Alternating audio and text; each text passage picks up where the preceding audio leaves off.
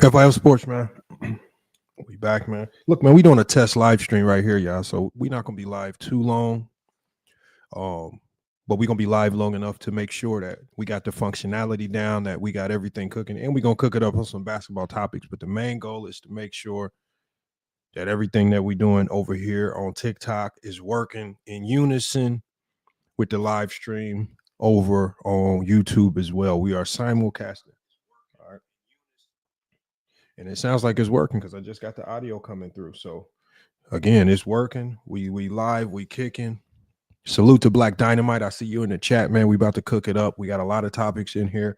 And so right now, y'all, we are live both on TikTok and YouTube. So again, if I mention you, if I mention a comment, if I say anything, and you don't see him in the chat, it's probably because you're in one of the other two chats that are live, man. He said, this is live Tank Dog. Yes, we are live, man. We are live simultaneously right now.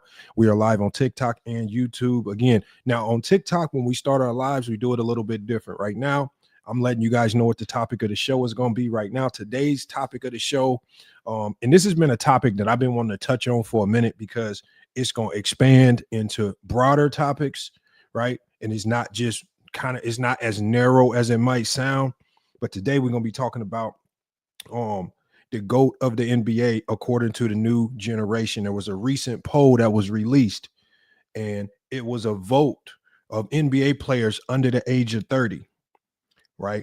And I'm going to let you guys know what these polls are saying when people start to ask the younger generation who their GOAT is, what these results are starting to look like. And why the GOAT conversation is generational, is not necessarily about basketball. We're gonna be cooking it up, y'all. Look, as we do on TikTok, y'all, we're gonna get through this live, man. We're gonna push the intro. We're gonna get through the intro. Make sure while we getting through the intro that you guys share the live, whether you're on TikTok, whether on YouTube. Make sure you share the live, man. We about to cook it up. We about to get started in 3 minutes here. Make sure y'all do that while we get through the intro. Y'all got the topic. Y'all know what we talking about. Come with y'all best takes, man. And look, man, if it calls for a head-to-head debate, when we going to set up the head-to-head debate. But right now, we're just doing an impromptu live. Unfortunately, no Go James Kingdom tonight. That's fine. So maybe some of you guys can have the balls to pull up because, Go James Kingdom seems to intimidate some of y'all, but he's not going to be with us today. But we going to be cooking it up. And the same with YouTube. If you're on YouTube and you want to pull up on the panel, all you have to do is come over to TikTok. Come over to TikTok, search FYF Sports on TikTok. You'll see that we live, and you can request to join from there if you want to pull up and cook.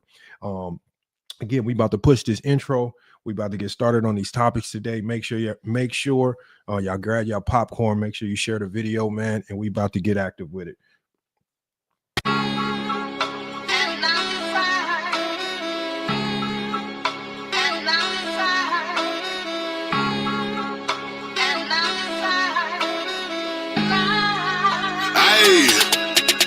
Look at my wrist, it's an ice tray. I'm smoking like Smokey on Friday. I just got hit in the parking lot. People saw it when they put up beside me. These niggas hating, they Joe Bud. Run up on me and I'm gon' bum. I'm selling gas out of 4Runner.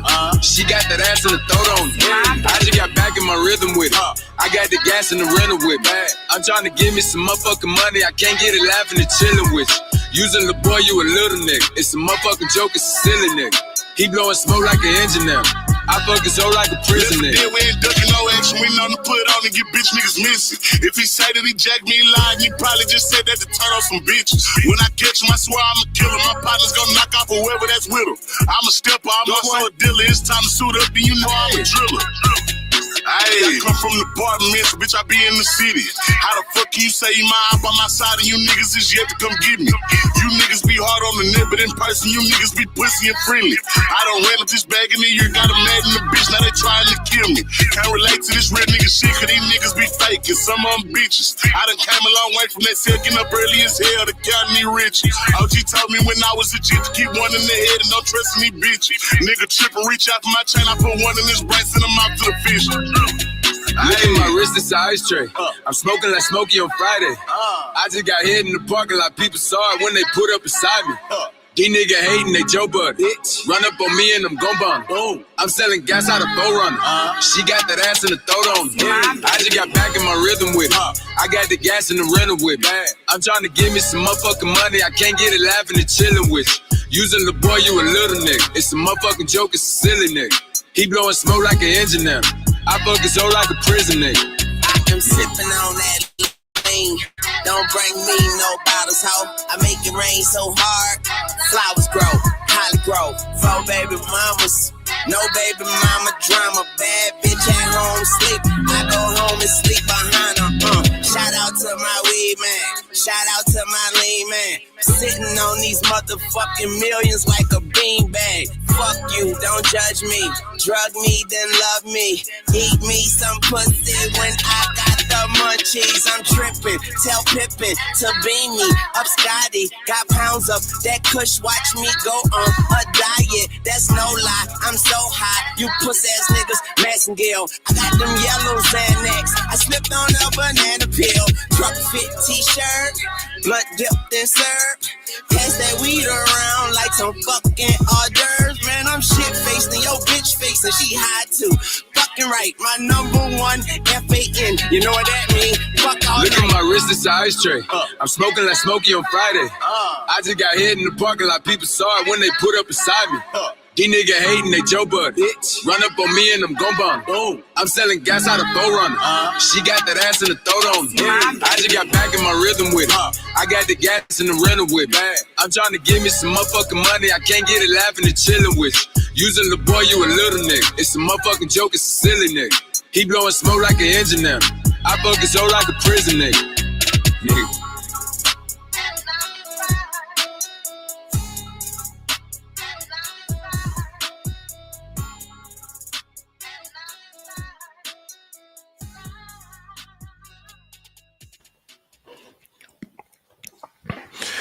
FYF Sports, man. Look, man, we got another topic for y'all, man. Look, man, I just got to run through it real quick. We're going to run through the topic. And again, if you're on TikTok, just to help me out, if you can just go double check. We are simulcasting the live. We are live right now on YouTube and we're live right now on TikTok. Again, I'm really kind of doing this live because I'm just making sure that we got the technology and the functionality down and everything's working properly.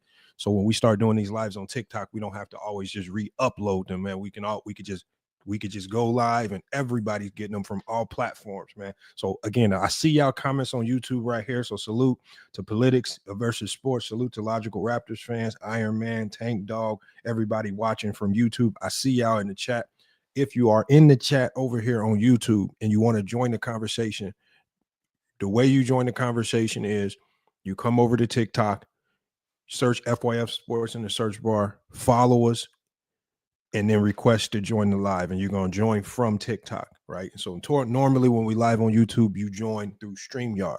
We're not doing that. Make sure you come over to TikTok, and that's where we're going to be doing everything from here on out. So again, if you're watching on YouTube, again, we are live. This is not a live premiere. We are live. And I think this is also going to help with the people that will ultimately try to steal the content. You know, sometimes if it's a live premiere, if some of the new content creators don't know the rules to the game, they get confused. They don't know what a live premiere is versus a live stream. And you got people trying to steal the content and running your live stream. So to avoid all that right now, when we go live on TikTok, we're going to be live on all platforms. So there's absolutely zero confusion, man. Right. And then ultimately, I want to get back to doing lives on YouTube. I don't want to just keep them all over here on TikTok. But I just thought tonight would be a good night to go ahead and get this content out for you guys. But he says, just start the show. No need for bad music. Adrian Knight, y'all, why do y'all always got to complain about everything? Why do we run intros, right? When we start these shows with music, that could be the music of somebody that paid promo. It could be a young artist trying to get their music out. It's a plethora of reasons why we run a 1, 2, 3 minute song before the live starts. Y'all that impatient? Right? Artists like Black Booby. When Black Booby had his song, we was running it. We done ran up some of his streams on Spotify because we put his music out there. Stop being so thirsty.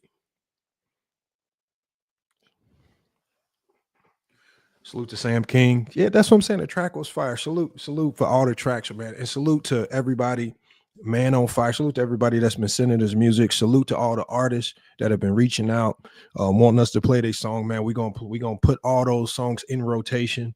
And you know, as we progress through this, man, hopefully we can get to all y'all songs, because I got a whole bunch of songs lined up that I have to play. That's what I'm saying. Bandwagon, it's all unnecessary. People like to cry. That Logical Raptor fan on YouTube, hey, thank you. It's just like, and I don't get it. People just want to jump to the topic, but the topic of today's show, I'm gonna go ahead and break it down, because I thought this was interesting. And you know, especially, it seems like there's a debate on this every day on TikTok. It's not really a debate on YouTube. On YouTube with this particular topic, you don't really have debates. You have clicks. So you have one click of people that are just adamant in their belief on this, not necessarily willing to be open to debate anything, versus people on TikTok, where at least the people on TikTok have platforms where they are willing to at least engage in the debate with people with opposing opinions. It might not always be the most fair debate, right? But they at least willing to engage, right? And it's more of a war-ready platform where people always actively ready to debate, whether it's disingenuous or not. So it's two different types of sports minds and sports fans that we're dealing with on each platform. So on YouTube, you're dealing with people that like to click up, right? Huddle up. They want validation. YouTube, you're going to be around a whole bunch of people that they need to hear from other people that you think the same way about basketball as they do. Right? They can't go on in life or basketball. They need that validation. On YouTube, on TikTok, not necessarily that. People just ready to go to war. This is why we can have people like the Zaba guy coming up here saying he has KD as the GOAT. You have people like MacDuff who says Steph Curry is the GOAT. The craziest things in the world get said. Salute to SB Talk Sports, man. Another content creator, not just on TikTok, but he's also a content creator on YouTube. Make sure I go follow him as well, man. We you know, look, we gonna be bringing y'all up. Let me get to. I found the article, y'all. I found the article on Fadeaway World. And salute to King Shai Solomon. King Shai Solomon, man, I got a very interesting DM about you today, man. Is you out here participating in nefarious activities, King Shai Solomon? Because people, it's something to be it'd be the weirdest. Somebody sent me a little clip of something on Instagram, and I'm like, man, what is going on, man? What is going on? You know, again, I don't want to really talk about it too much. I just thought it was funny. I'll get you up here in a second, man. We can cook on it, because all topics right now is up for conversation. Bandwagon says Lamont. He says the YouTube version is lagging on the video. The audio is fine though. As long as the audio is fine, I'm gonna rock with it, because on my end, at least on my end, all I can see is that the video is fine. So if it's lagging, I don't know what more I can do, because at least on my end, it looks like it's going perfectly fine. But if you can hear the audio, that's really all that matters. And at least if you're on YouTube, you know we live, and if it's lagging on YouTube, you can always come over to TikTok. Max Pinchat on TikTok says Dreamers Pro and Man Down Sports hate for LeBron needs to be studied, man. But you know, Max, I've just come to an understanding of hating on LeBron is not real hate. It's a business opportunity. Think about it. We found old videos of Dreamers Pro, right? Literally before he blew up on YouTube, calling LeBron James the best player he's ever seen, calling LeBron James the GOAT. It has now become a lucrative business model to say negative things about LeBron James, because it's a weird, because you even got some people on YouTube or some people on TikTok, they think it's now become, it makes you cool. It gives you cool points to say these negative things about players. I don't get it. I don't understand why people can't just have their own genuine opinions about the game and we just talk about it. Like Paul Pierce. A few months ago, Paul Pierce was saying they was having the same conversation about LeBron. They was saying Bron ain't got no bag like that. And everybody was all for it. Now, Paul Pierce moves the conversation saying Jordan ain't really got a bag like that. But now everybody up in oh, Paul Pierce, you must be getting paid. Paul Pierce, you don't really think that. And it's just like, what are you talking about, bro? Paul Pierce got some wild opinions. The good thing about it is he got wild opinions about everybody. He don't got just no, like he'll say some crazy stuff about Bron. He'll say some crazy stuff about himself. Like he said he was better than D Wade, but he'll say some crazy stuff about Jordan. And that's just what his makeup is as a content creator. The thing that bothers me the most is when people who only talk basketball on one side of the spectrum always are calling the other side of the spectrum paid, or you're signed with Clutch and all this stuff. Well, who's paying you to hate? And I think the only reason the Jordan sector, the Jordan fan or LeBron James hate sector thinks that way is because they get paid. They literally see more additional dollars and cents when they talk hate about LeBron James. So they're the ones incentivized to talk hate. Y'all do know that there is no real money in talking basketball. When we talk real basketball, X's and O's, nobody really wants to talk X's and O's. When I start pulling up the whiteboard, drawing up plays, when Johnny just did a stream on YouTube with pulling up plays, nobody wanting to pull up. None. So we know, I know for a fact, not a lot of y'all not really trying to engage and have no real conversation about real basketball. I've seen it. I got a plethora of videos, film breakdowns, X, Y, and Z. Y'all don't really care about that stuff. Y'all pretend that y'all do. And SB Talk Sports, you've been doing this long enough to know the same thing that I'm saying is true. Because really, there was only maybe a small sector of people that was interested when I was doing film study, film breakdowns, plays. That was people like Ace 30. Outside of that, it's not, they gonna pretend. And this is why the other day when I forgot whose panel I was on, but it was Mez and a couple guys up there, right, on TikTok. And I was talking to another guy. He said he played basketball. We start talking about defense. We start talking about defensive breakdowns. I'm like, he said he played college basketball. So I'm saying when you play college basketball, when the defense broke down, what was the principles? What did your coach tell you to do in rotation? Do you squeeze? Do you stun and recover? Do you X out the weak side on skip passes? What we doing? And then all of a sudden, when we start talking the actual game, trying to break down the game, brain cells start falling apart. He can't talk. No, we didn't do nothing. We just scrambled. We just found a body. Just all types of silliness. All of a sudden, when we really start talking and diving into the meat and bones of basketball, X's and O's, people's brain cells start falling apart. I've seen it time and time again. And in reality, and SB, you might understand this too. It's one of the reasons why a lot of people don't like talking basketball with me. Because if you think about it, right, and this is not even trying to boost myself up or say anything crazy, right? How many people, how many times, whether you've heard it, when you've heard people say it to me directly on this platform or say it about me on other platforms, they say FYF think he a know-it-all. Oh, FYF talk, he try to talk a good game. He try to talk with them big words. He's trying to sound like he's smart. And they take offense to me just being knowledgeable. They take offense to the fact that when you mention LeBron James was getting stopped by a 2-3 zone, they take offense to the fact that I can say, no, it was not a 2-3 zone. It was a 1-3-1 matchup zone, or it was a 2-3 matchup zone, which is significantly different from a 2-3 zone. They take offense to the real basketball talk. They take offense to the fact that I have knowledge. That's where we at in this game. Nobody willing to sit back and be like, damn. Because when I started coaching y'all, like, so a lot of y'all and people like SB and people who've been with me since like 2020, right? Some of y'all know I started coaching, right? And my coaching career started at Purdue University when I was coaching the Purdue University club basketball team. And in my second year there, we won the national championship.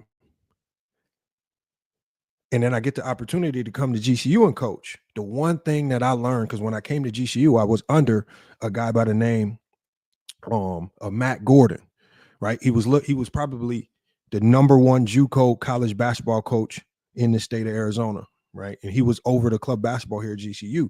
The one thing that I learned when I first started messing with him is I don't know nothing about basketball. I don't know nothing.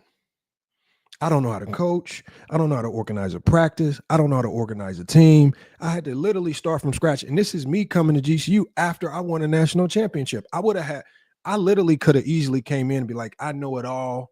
I won a championship. But I had to humble myself and be like, I see, when I talk to him, I know that I'm dealing with a greater basketball mind.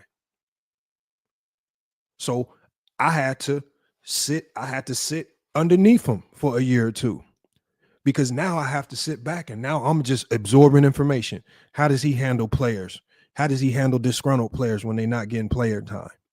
Right? How does he handle these scenarios? Right? I went to him talking about, man, I want to run your 1-3-1 matchups on like you was doing it at Phoenix College when you was winning all them championships.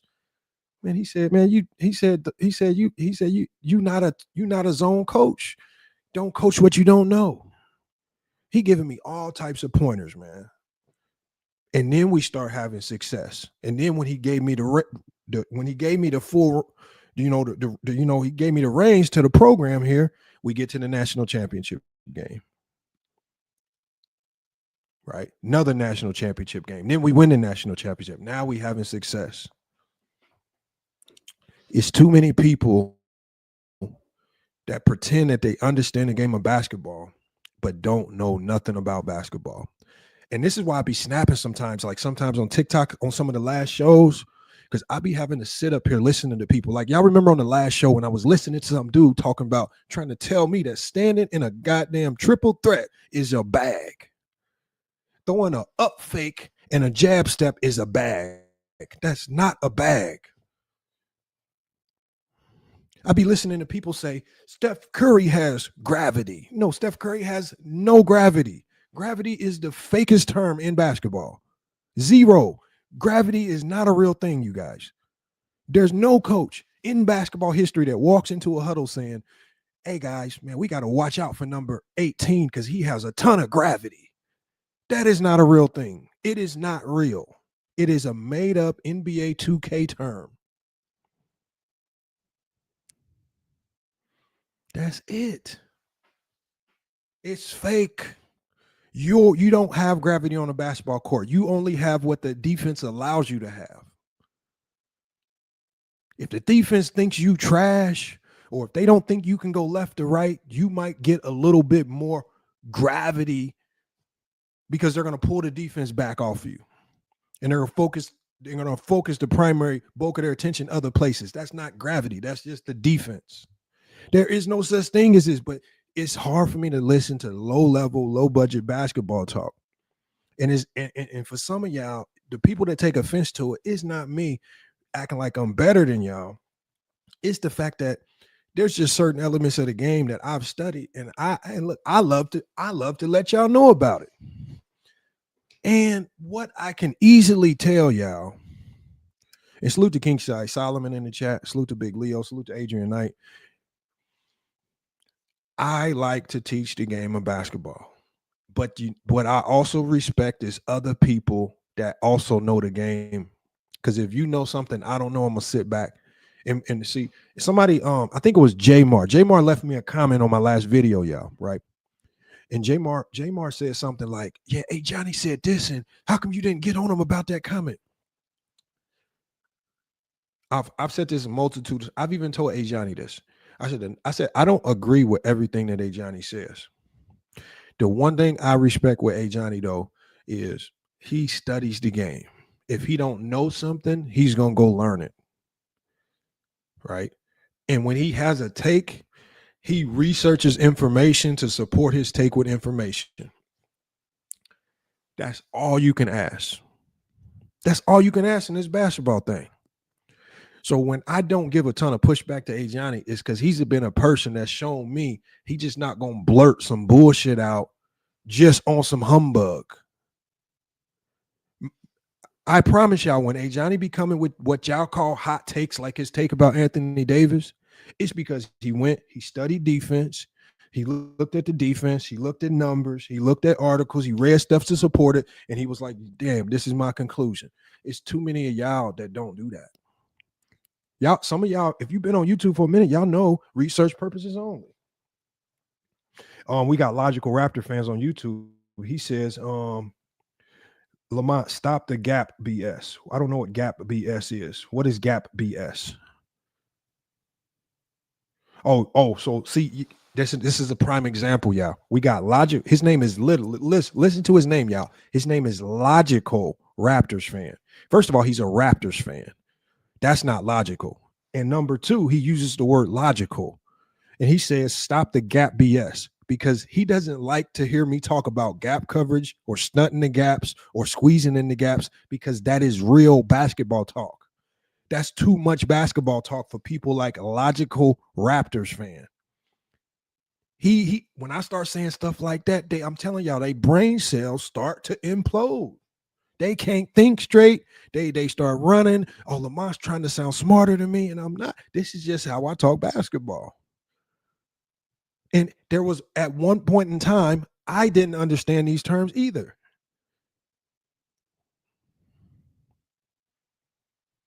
Salute to Leahy Heli. Duffman said, damn, L, that one hurt a bit. Look, all I'm saying, y'all, is, and look, Logical Raptors fan, if what I'm saying is cap, you can easily come over to TikTok right now. Just come over to TikTok, hit the request button, and we can hash it out live. We can see what you know about the game of basketball. Y'all get mad because I can see the BS. And the one thing that I've been able to pick up on the most is people that try to bullshit their way through basketball talk. When it's time for you, like, I don't mind someone coming up here saying, oh, I disagree with your take. But what does it mean for you to come up here and say, oh, I'm capping, or you disagree with my take, if you don't propose a counter take that's better? It'd be so many people that get mad. Like, for example, I went on, I think it was Vision's channel. They asked me my top 10. I told them my top 10 and my criteria. But what happened when I asked them for their top 10 and their criteria? Now all of a sudden there ain't no answers getting thrown out. Oh, we ain't got no criteria. Oh, I forgot to write it down. Or I have to go check my notes. Or we ain't here for all that. Or no, we just here to talk about that you lied. Like, it'd be so much ducking and dodging when it's time for especially the people that seem so confrontational in these basketball circles, the people that be trying to pretend they know the game the most. How can you fact check them? I guarantee you, take somebody like Chilltown. How do you know Chilltown is just not out here babbling and crying? Because when you ask Chilltown a question, he never will run from it. If you ask Chilltown, what's your top 5 and why? What's your criteria and why? Why is this guy ranked here and why? Chilltown will answer it. You can only respect people like that, whether you agree or disagree. Like, even with the Zabalicious dude, when Zabalicious said KD was his GOAT, and he, albeit very stupid, he said why KD was his GOAT, I didn't argue with him. And to a certain degree, as crazy as the Zabalicious dude is, I got to respect him. I got to. Zabalicious was welcome to FYF Sports at any time, because he did what most LeBron James haters can't do. He answered a question and didn't run from his take. He stood on the fact that KD was the GOAT, and he stood on his logic, no matter how stupid the logic was. You got to respect it. What's your top 5? This is not a top 5 conversation today. And if you really want my top 5, you hit that request button, because then I can give you my top 5 and then you can give me yours. And then now we can talk about the criteria that landed us there. If you're not trying to do that, I'm not trying to have that conversation with you. Why do you even care what my top 5 is? What does that matter? My criteria should matter more than anything. Y'all run around, y'all care about what other grown men do with their rankings. That's why we talking about this topic right now. The topic on the docket right now today is the GOAT of the NBA according to the new generation revealed. And it says players under 30 overwhelmingly choose LeBron over Jordan and Kobe, shaping the league's generational GOAT debate. Let me get through some of this article. I'm going to get through some of this article. I want to get y'all thoughts on this, and we're going to progress through it. And then we're going to start bringing people up who hit the request button. We're going to cook on this topic right here. Make sure while y'all listening on TikTok, make sure you smash that like button. We're trying to get to this. We're trying to get to TikTok to 10,000 likes today with ease. Get to 10,000 likes. Make sure you support FYF. Agree or disagree. Make sure you share the live and make sure you smash that like button. Man, let's run the numbers up, man. We're going to be cooking today. And I'm going to give everybody opportunity to cook on this topic. According to this article, it says the debate over the NBA's greatest of all time has raged for decades, but when the youngest stars in today's league were asked for their pick, the results revealed a clear generational lean, and it's one that tilts heavily towards LeBron James. It says when it comes to the current generation of players under 30, LeBron James is pulled ahead as the clear favorite. It says the majority of the league's brightest stars, including Ja Morant, Cade Cunningham, Trae Young, Jaren Jackson Jr., Karl-Anthony Towns, De'Aaron Fox, Paolo Banchero, have declared him the greatest of all time. It says Michael Jordan still holds firm with some players like Luka Dončić, Victor Wembanyama, Cooper Flagg, Jaylen Brown, and Zion Williamson. It says Kobe secured third with nods from players like Jason Tatum, SGA, Jalen Williams, Brandon Miller. And it says while Brandon Miller went entirely against the grain, picking Paul George as his GOAT.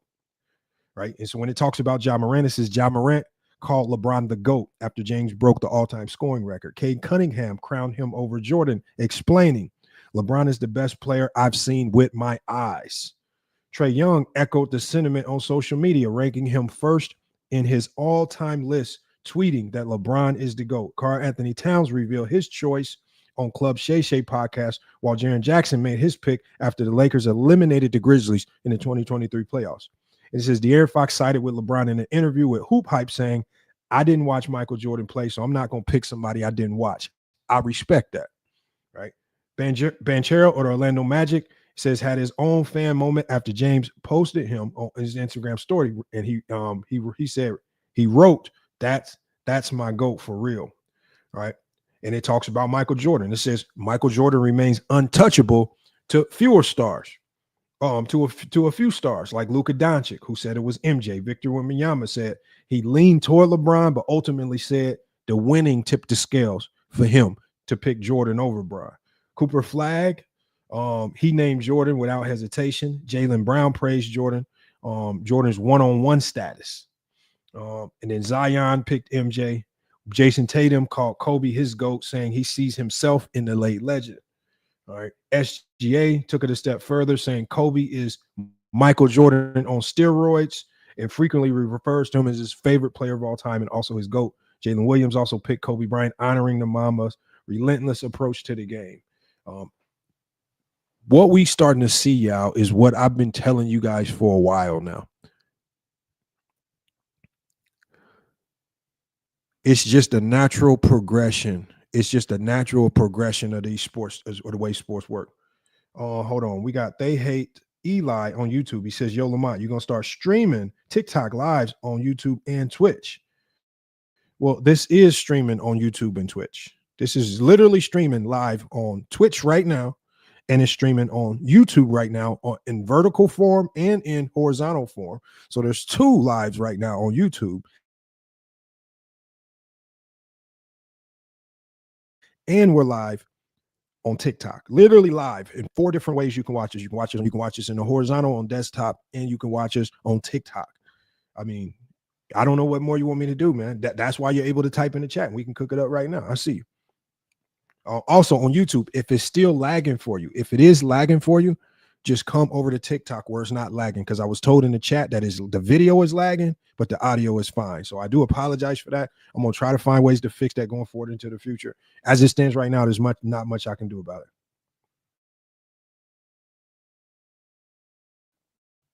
LeBron, Oscar Robinson talked about LeBron James is the best player that has ever graced the planet Earth. I don't know what you want me to do.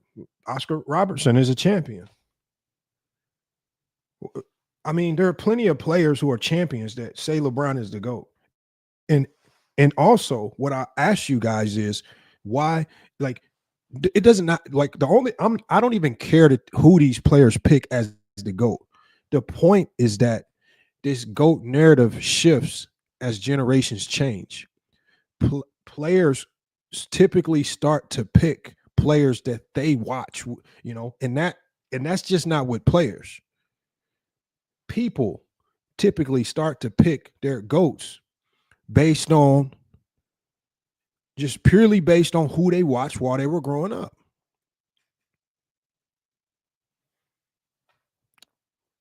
We got to respect that. And what I don't like in these conversations is people who shy away from the fact that their GOAT selection is biased towards who they just watched growing up. Just admit that it is, because some of y'all logic behind why y'all put certain players as the GOAT, it don't make no sense. It don't make no sense.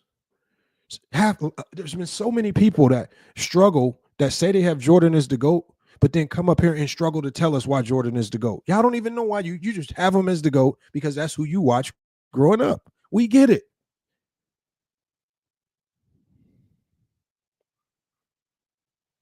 And that's what I'm saying.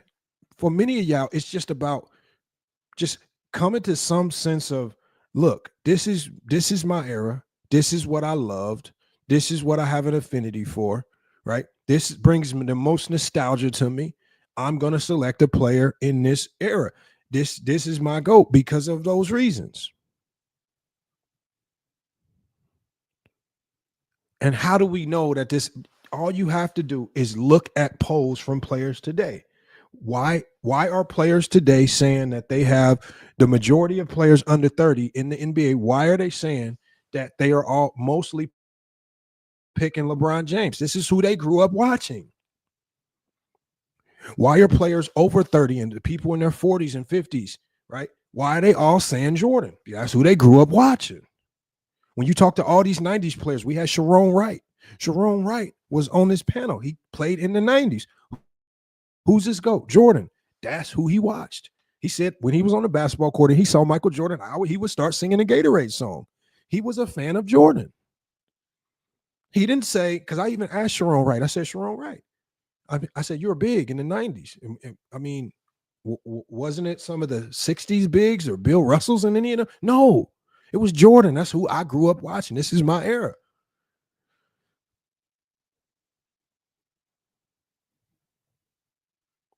So when we had this GOAT conversation, one of the reasons why I don't care about where you rank players, I don't care what you think about where I rank players. I only care about criteria. It's because I understand that there are biases that make logic fall into the garbage can.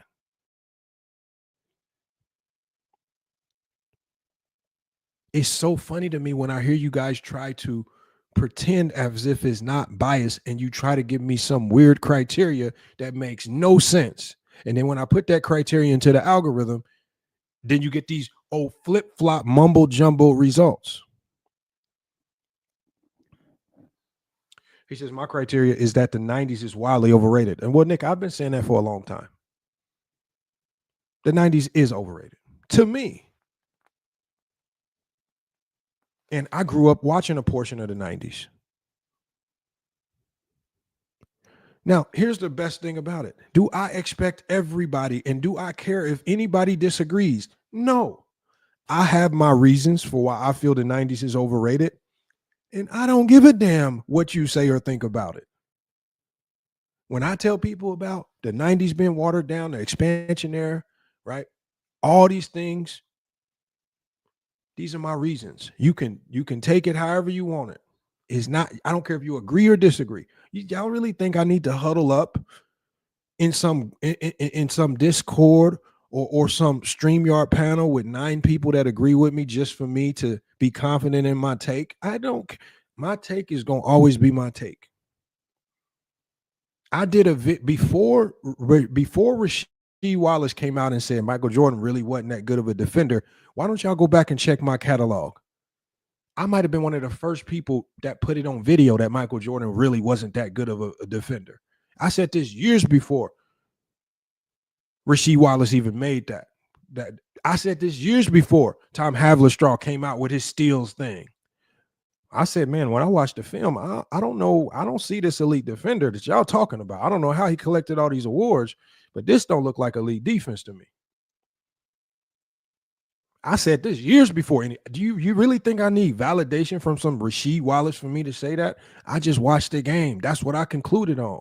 Rasheed Wallace could have said Jordan was how many people come into these platforms and say Jordan is one of the greatest defenders of all time? Do you think I give a damn? My opinion on Jordan's defense is not going to change.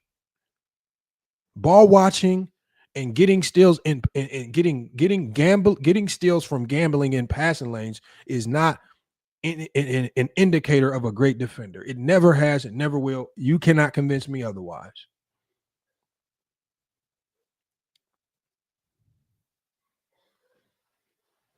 I don't know who Q Ross. I don't know if you're asking me that question or if you're asking somebody else that question. I don't know. You got to clarify because that's a silly question. We got Frank. We got Brandon Frank says I watched Michael Jordan and LeBron playing in their prime, and I got LeBron as a better player. I get that. You know, look, and you know, Brandon, my only question would be your reasons. I don't care. Like I try to tell people time and time again, I don't care where you guys rank anybody. I care about the logic behind your rankings because I love to identify if you're going to hold consistency throughout your top 10. Like when I was talking to Mez, when I asked Mez for his criteria, he said, my criteria is heavily embedded in analytics, defensively and offensively. I said, who's in your top 10? I said, is Kobe in your top 10? He said, yeah. How is Kobe in your top 10 if your criteria is heavily embedded around analytics? He's not. Analytics do not like Kobe Bryant's game. He can't be in your top 10 if that's your supposed criteria.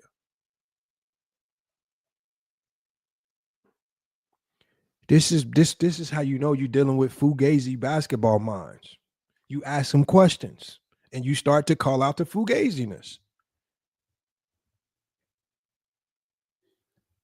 Look, Gold James Kingdom is not going to be here tonight. For all the people that don't like pulling up when he's here, like the Mezes, you can pull up tonight.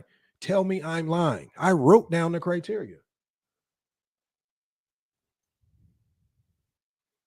Right? When I say Scottie Pippen was a top 5 player of the 90s, it's because if not only do I like great defenders, I'm a defensive coach. You can pull up my record. We can pull up year by year record. We are a defensive team. We just beat a team just the other day, 112-52. You're not scoring. I like guys who can shape the game of basketball with defense. I think guys who can impact the game of basketball with defense are just as important as guys that can impact the game of basketball on the offensive side. I have my reasons for that. Why? Because I've seen that work in basketball in real life. Blame F. Thank you. You answered it right there. That's my particular bias. See, Blame, and I explain this to people all the time. Blame on I'm talking to Blame on TikTok. For everybody on YouTube, I'm talking when like I say, some of the names I mentioned.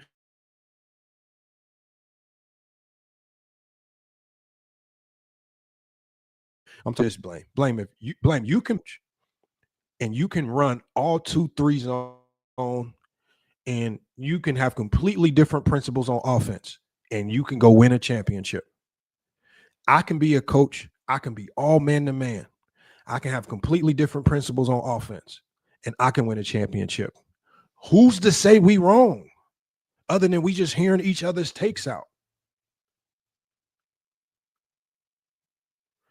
I understand that some of my opinions are from my bias. Why do you guys run from that? How I see the game, how most of you guys see the game is should be shaped on if you played the game, it should be shaped on your experiences playing, your experiences coaching, things like that, your experiences watching.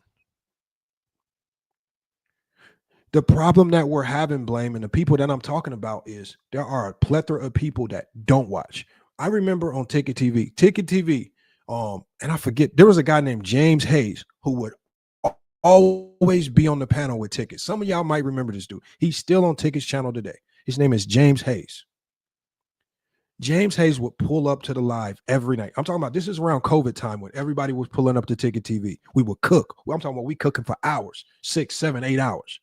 James Hayes would pull up every single night after the game was played, especially LeBron James Laker games. And he would be talking.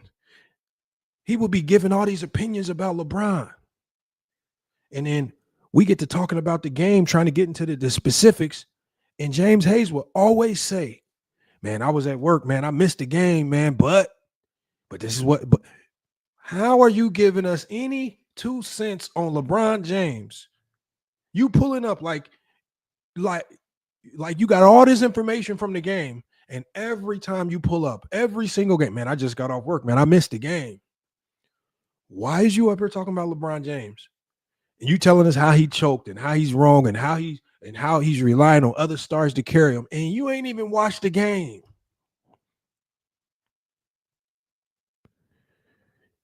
This is why look, y'all, when we play these games live, right? When we be playing these games live, why do they get so mad when we play the games live? Because they now have to watch the game. They now have to, as the game is playing in real time. Like, for example, when we have those idiots that come up here saying, yeah, they was sagging off LeBron in 2007. They was just leaving him wide open. Okay, well, let's just watch the game. And then when we pull up game 2, game 1, game 3, game 4, and all we see is max ball pressure, hard hedges on LeBron James. Max ball pressure, hard hedge. Max ball pressure, hard hedge. Well, what was you watching where you walked away from the game where you saw the San Antonio Spurs defense sagging off LeBron like he's some scrub? Then we watch the game, then we see no middle defense. If LeBron James gets middle, hard hedge to keep him high, and then the guard switches back. And then you get mad when we like, well, you just lied. You said they were sagging. We watched the film. They're not sagging. What's your excuse now? This is what happens. People get this, and it's all connects with this conversation. People get mad because we watch the game. Thank you, Mar. You can't push them narratives because, again, if you telling me that one of the greatest defensive minds in NBA history, Greg Popovich, went with a game plan of sagging off LeBron James, I want y'all to think about this. You could say what you want about LeBron as a scorer, but LeBron is a great playmaker as well. What great playmaker gets sagged off? Were they sagging off Jason Kidd in the 90s when his 3-point shot wasn't that great? Were they just sagging off Jason Kidd? Were they sagging off Vlade Divac? He was one of the best playmaking centers in the league. Were they just sagging off Vlade Divac because he wasn't a great shooter?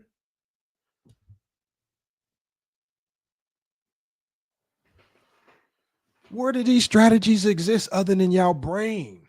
Or y'all just lie with intention because you don't like LeBron?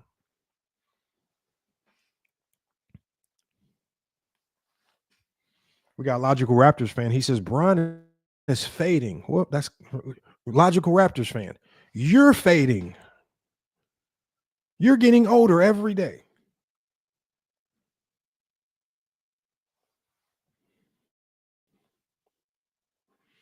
So we got Deal Devoted in the chat. He says, so you're biased. Yes, I'm biased.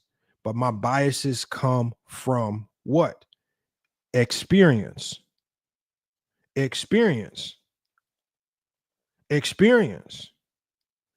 got Logical Raptors fan in the chat. He says, your channel died. I can't tell. The Google pays and the TikTok pays that come in every month still look good. Logical Raptors fan. I don't know. He says, why did JJ Barea do to LeBron? What did JJ Barea do to LeBron in the super team? Sports, baby.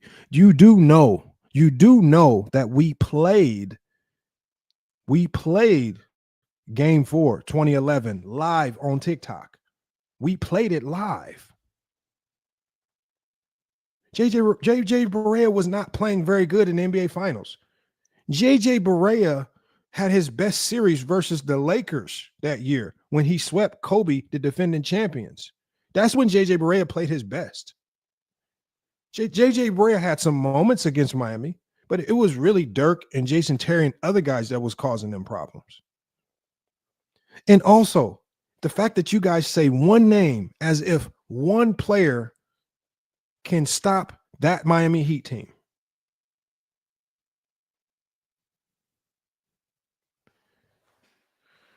Oh, man. Come on, man. Why do y'all do this stuff, man?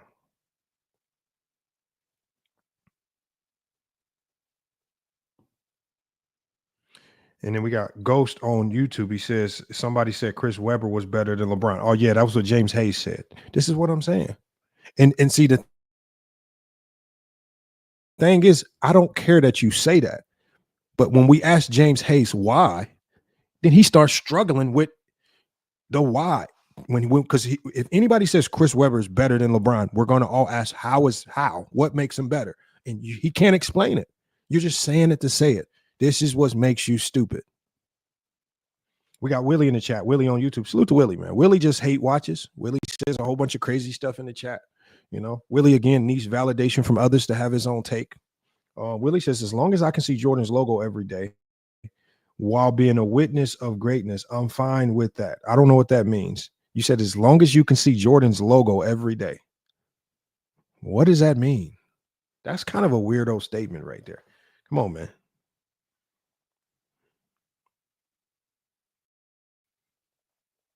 We got one Black Panther on YouTube. He says, when the Bulls were winning, they had the best team. So, of course, MJ had a better chance to win. Yeah, I agree. That's what happens when you had the best team. And I don't knock having the best team. As I've always told y'all, I've been very consistent with this. I do not knock players for playing on the best team. That is how basketball is on every single level. When you in high school, right? And some of you guys know this when you, especially if you knew some of the best high schoolers in your state. If the best high schooler was on a trash team, a lot of times he would find a way to transfer to a better team. In college, if you're a 5-star recruit, do you go to trash teams? If you're a 5-star recruit, are you going to say, yeah, I'm gonna take my talents to Wright State because I wanna help them get it out the mud? Or do you take your ass over to Kansas or Duke or North Carolina with all the other 5-stars so you can shit on everybody?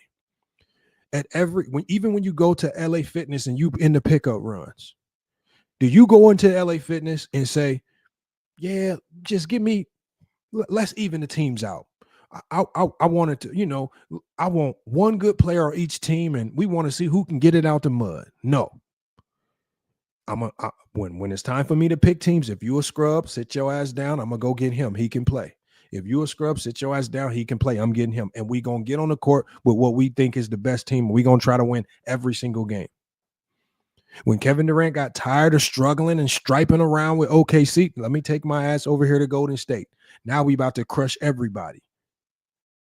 This is what basketball has always been, because what happens is when that juggernaut team gets created, the only thing that it does is it makes every team that competes against them better. Every single team. Now, everybody has to level their game up.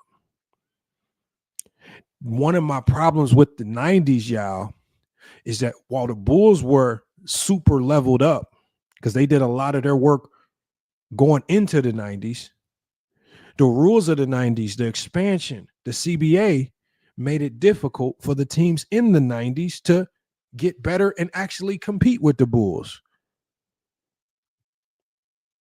Patrick Ewing couldn't leave the Knicks because of the CBA restrictions. Reggie Miller couldn't leave the Pacers because of the CBA restrictions. Players who were underpaid, like Hakeem Olajuwon, faked injuries, demanded trades, faked injuries some more, demanded trades, trying to get out of Houston. Couldn't. Scottie Pippen went criminally underpaid, handcuffed and clamped and locked down by the Chicago Bulls because he signed a bad contract. And I've always told y'all, when I say the 90s is a crippled era, it has nothing to do with the players. It's the infrastructure of the 90s that hurt the 90s. Sean Joyner says, Lamont, just say you hate basketball. I know Sean Joyner. That's why I coach. That's why I've been in basketball my entire life. That's why I do all this. That's why I win championships. That's why we crush teams. That's why we do all of that, because I hate basketball. Sean Joyner, what do you do in basketball? What is your talking points on basketball? If you disagree with anything I say, why are you not hitting the request button to join and pit your arguments versus mine? Sean Joyner, just say that I know more basketball than you. Just say I understand the game better than you. Have y'all noticed something, y'all? And I want y'all to be wary of this, y'all. This is for everybody on YouTube, and this is for everybody watching on TikTok. There's a lot of people that cannot fight me with basketball talk. I want y'all to keep this in mind. There's a lot of people that cannot, because they can't go toe-to-toe with the basketball acumen, they try to go to other places. I want y'all to take a keen note of that. Imagine running into somebody that has such a superior basketball mind that you try to run to everything else to diminish their basketball take other than basketball. Hey, that's nasty work. My everything I've done, my basketball resume is very public. Talk about that. Because if we talk in basketball, right, it would make sense that if I didn't know what I was talking about, my team would be 1-29 and we would be getting crushed by everybody. There would be no championship history. There wouldn't be no, and this is everywhere I touch now.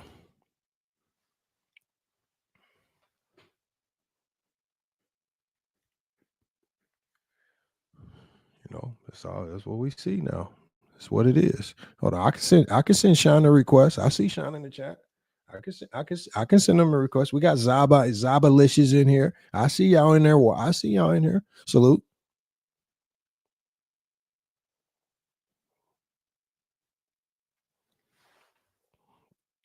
We got Logical Raptors fan. He says 4-17, but makes the winning pass. Yes, LeBron had a bad shooting night. Do y'all see what we mean? Y'all see what we mean now? They don't know how to talk basketball. Because the last time I checked, when Kobe had a whole bunch of bad shooting nights with the Los Angeles Lakers and they got the win, all I heard was people giving Kobe praise. Like when Kobe had bad shooting nights versus the Indiana Pacers in the NBA Finals. But people praised his ability to rebound and defend. You can have a bad shooting night. You can't guarantee that the basketball goes through the hoop. You can guarantee consistent effort in trying to find ways to impact the game. Do y'all remember when Jason Tatum and the Boston Celtics won the NBA championship?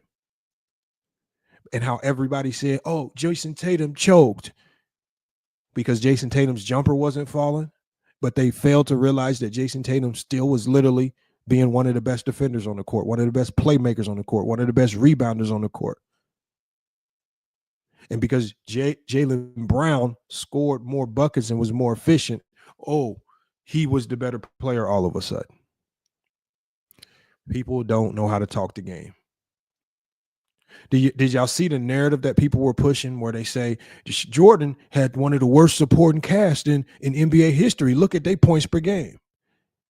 What logic? How does that logic make any sense in an era where all it took was 85 points to win a finals game? If it only takes me 85 points to win an NBA finals game, how many points does my supporting cast need to score? If Jordan is taking 25 to 30 shots a game and averaging 30 a game, my supporting cast really don't need to score that much. They need to be doing some other stuff.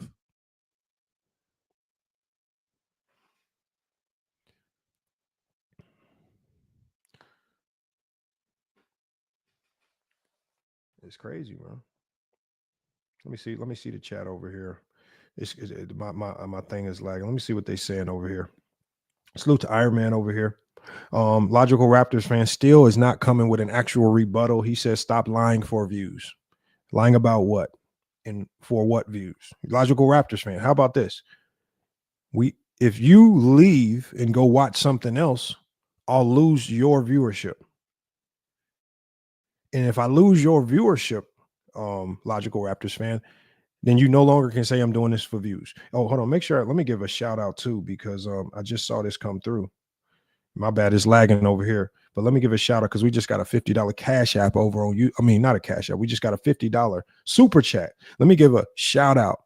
And let me put this on the screen over here. Let me give a shout out to Man of Faith, man. Man of Faith, who actually came with one of the songs that we played the other day. Man of Faith says, Man of Faith, who came with the $50 super chat, says, Lamont, showing love with this super chat. Told you in the DM, you a real one. Best sports debater and commentator on YouTube and TikTok. He says, nobody does the research and breaks down the facts like you or cooks the haters the way you do. That's why I rock with you. And salute to Man of Faith. Man of Faith reached out to me, y'all. He asked me to play a song.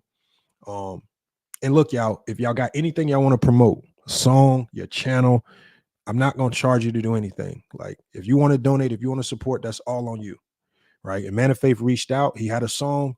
All we can do is share that song with the people and give them whatever feedback.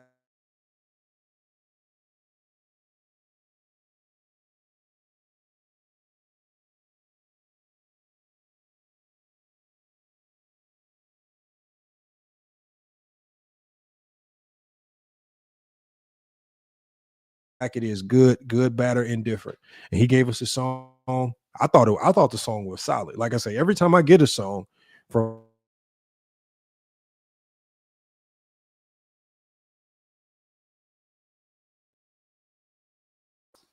I think it might be this right here. Let me shut this window down.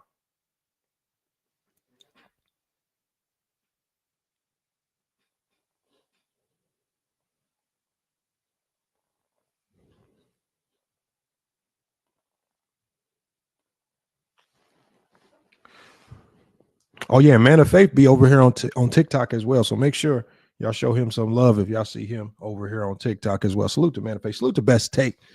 Best Take. Where is he at, man? I just saw your name in here. Where'd your name go? I thought you put a comment on here. Oh, there he is. He says Best Take. He said, what's the topic? Oh, the topic is the topic for the day is about how a recent poll just came out. The NBA just did a poll for NBA players under 30. And that poll basically said that overwhelmingly players under 30 said that LeBron James is the GOAT. And so my whole take on this Best Take is this has nothing to do with, because there's a lot of people like when Jordan fans get a poll that says Jordan is the GOAT, they'll come back and say, oh, look, we were right this whole time. Look at this poll. Jordan is the GOAT. I don't need validation from a poll to dictate who my GOAT is. I don't care. I don't care what these players, who they have as the GOAT per se. The conversation is, and what I'm trying to show you guys is the GOAT will move based on, it's a generational conversation, because most people are going to pick GOATs based on who they saw play, right? How many times in these debates do we run into people that say, yeah, I can't pick Bill Russell because that was the Stone Age, or I can't pick them. They wasn't playing nobody back then, or I can't pick them in the 60s and 70s. I didn't see them play. Just be honest. A lot of y'all pick Jordan as the GOAT because that's what y'all grew up watching. There is no real logic behind it because when I ask y'all for criteria, y'all don't have logical criteria. The saddest thing to me, and Best Take was in here. The saddest thing to me was that when the last stream that me and Ajani did, we were asking Jordan fans, can you please give us Michael Jordan's greatest game ever? Right?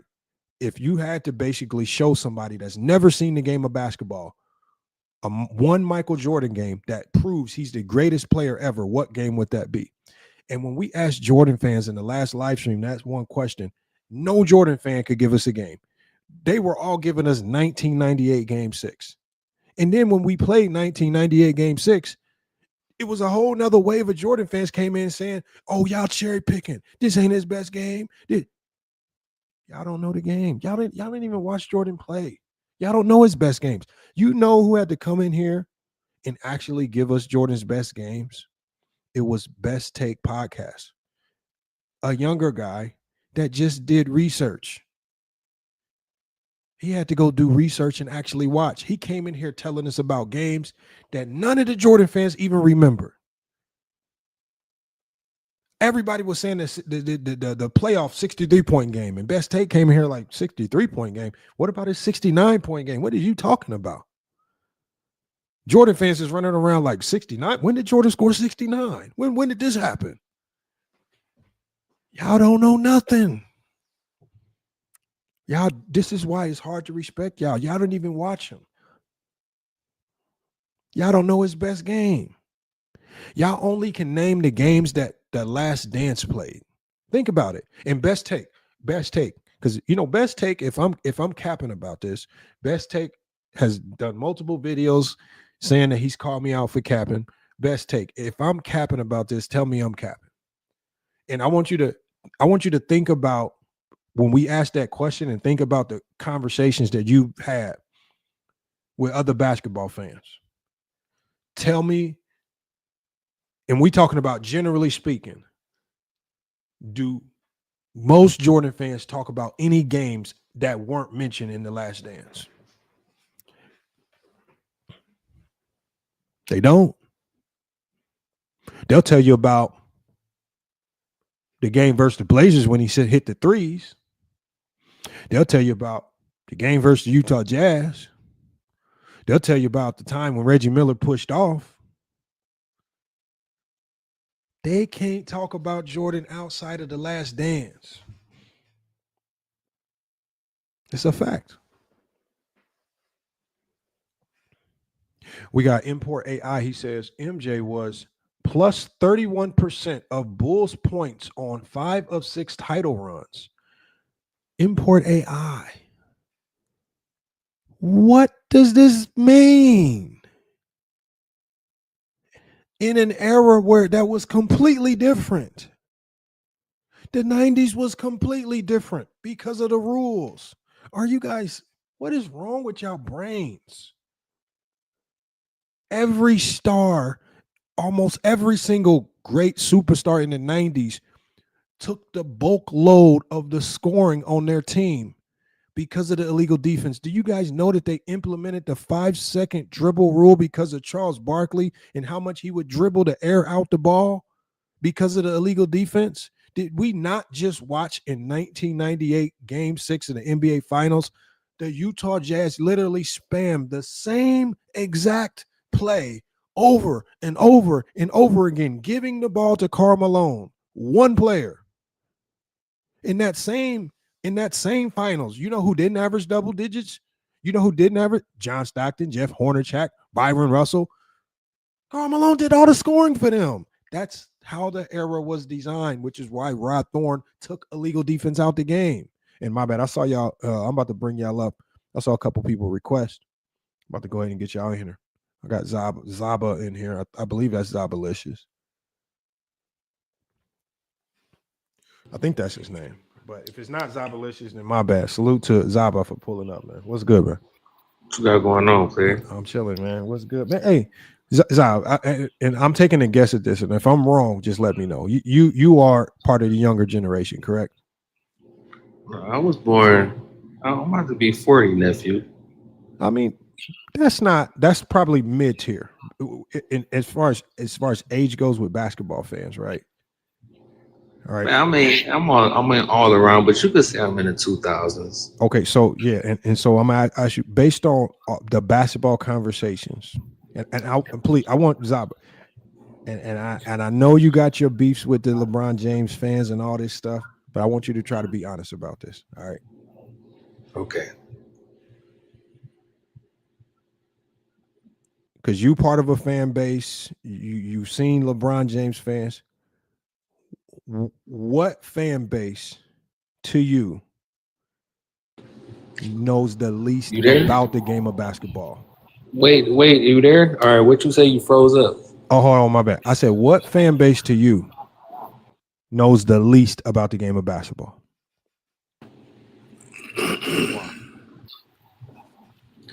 The fan base that knows the least about Be honest, it's the people. The people that don't know nothing about basketball is the Draymond Green. No.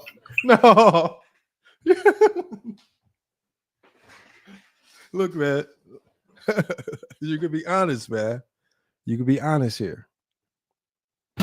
Be honest. I'm talking about the lead. Like I'm talking about just like we had a comment in here where we had a Jordan fan talking about. He said some silly. I don't know where he found it. I've seen this.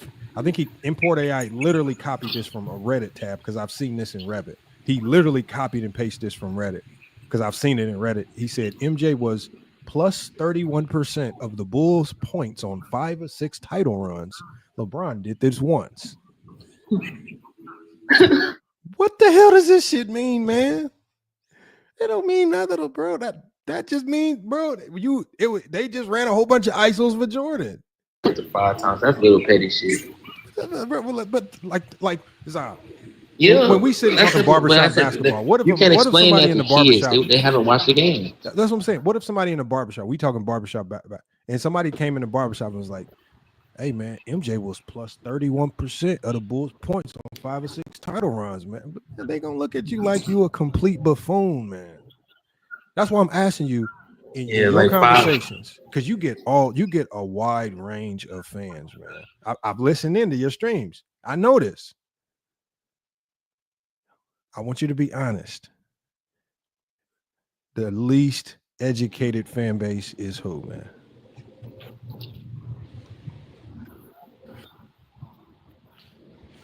I said, man, you talking about out of the greats or?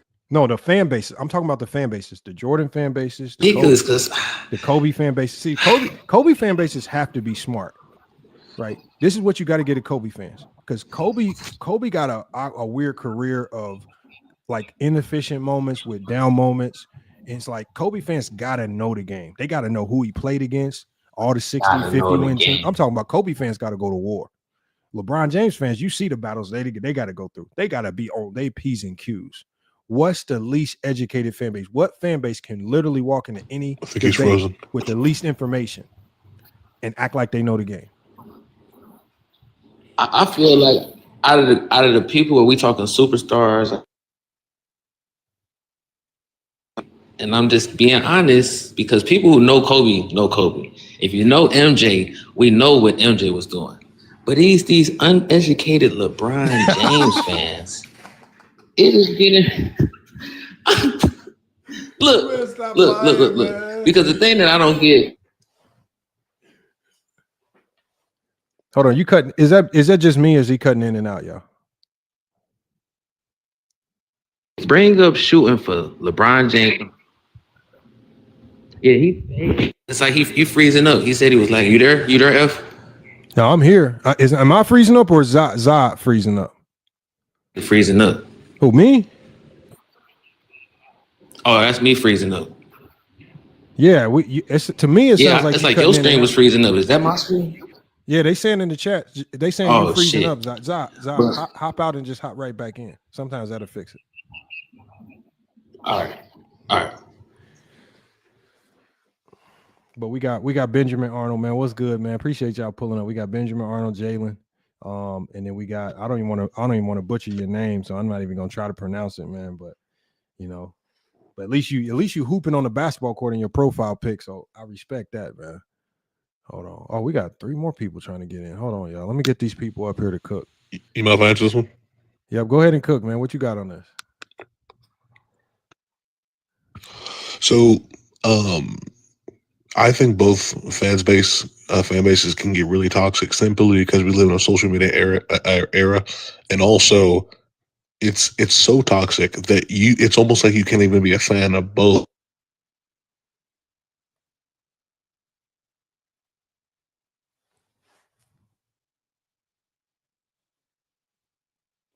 Fun coming to a Jordan live and you start talking about it, they'll roast you. So it's like you can't even be a fan of greatness anymore. Imagine that. We've literally come to a point to where we can't be a fan of just simple greatness.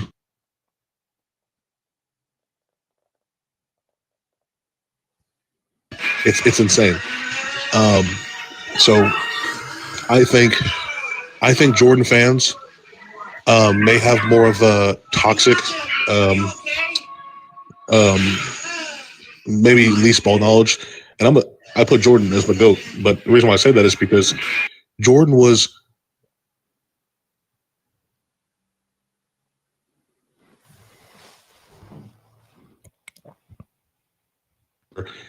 when you look at people like Michael Jackson, Bo Jackson, Mike Tyson, who was lifted up above the actual sport itself, we tend to smooth over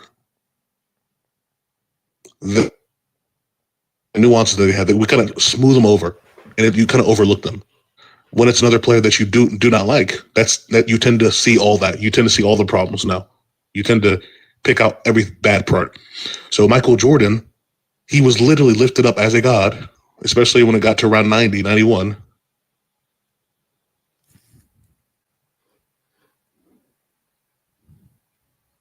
That did it even more. And these are all great feats. But if he were to do something wrong, they kind of overlook it.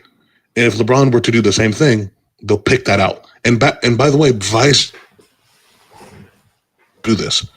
But I think it's more so for Jordan fans because he was lifted up as a god. LeBron was not lifted up as a god. Maybe you could make an argument for that. But as far as Jordan, he was literally lifted up as a superhero. So there we go. Yeah, no, hey, somebody in the chat said, I don't think it's Jalen's Wi-Fi, y'all. I don't know. I think it's with TikTok, y'all, because Zai usually don't be his signal usually pretty strong, even because he go live a lot, and then Jalen's having trouble as well. So I think it might be a TikTok thing. I don't know, but Jalen was cooking. He actually was making some good points, and I like the fact that he called out both sides of the coin. It does happen on both sides of it. I've heard some disingenuous LeBron James arguments. I've heard a lot of disingenuous Jordan arguments. And you know what? I say this a lot. Y'all can disagree with me. And this might be the most harsh way to say it. But this basketball talk has started to turn into like Crips versus the Bloods, man. You pick a side and you can't talk nothing. You can't. If once you pick the Jordan side, you can't never say nothing good about LeBron. Once you pick the LeBron side, it's like, because you know the funniest thing about it, y'all. I had Willie. Y'all know Willie in the chat, right? You know, some of y'all know who Willie is. Willie's crazy. Willie is all Jordan, all Jordan, all Jordan.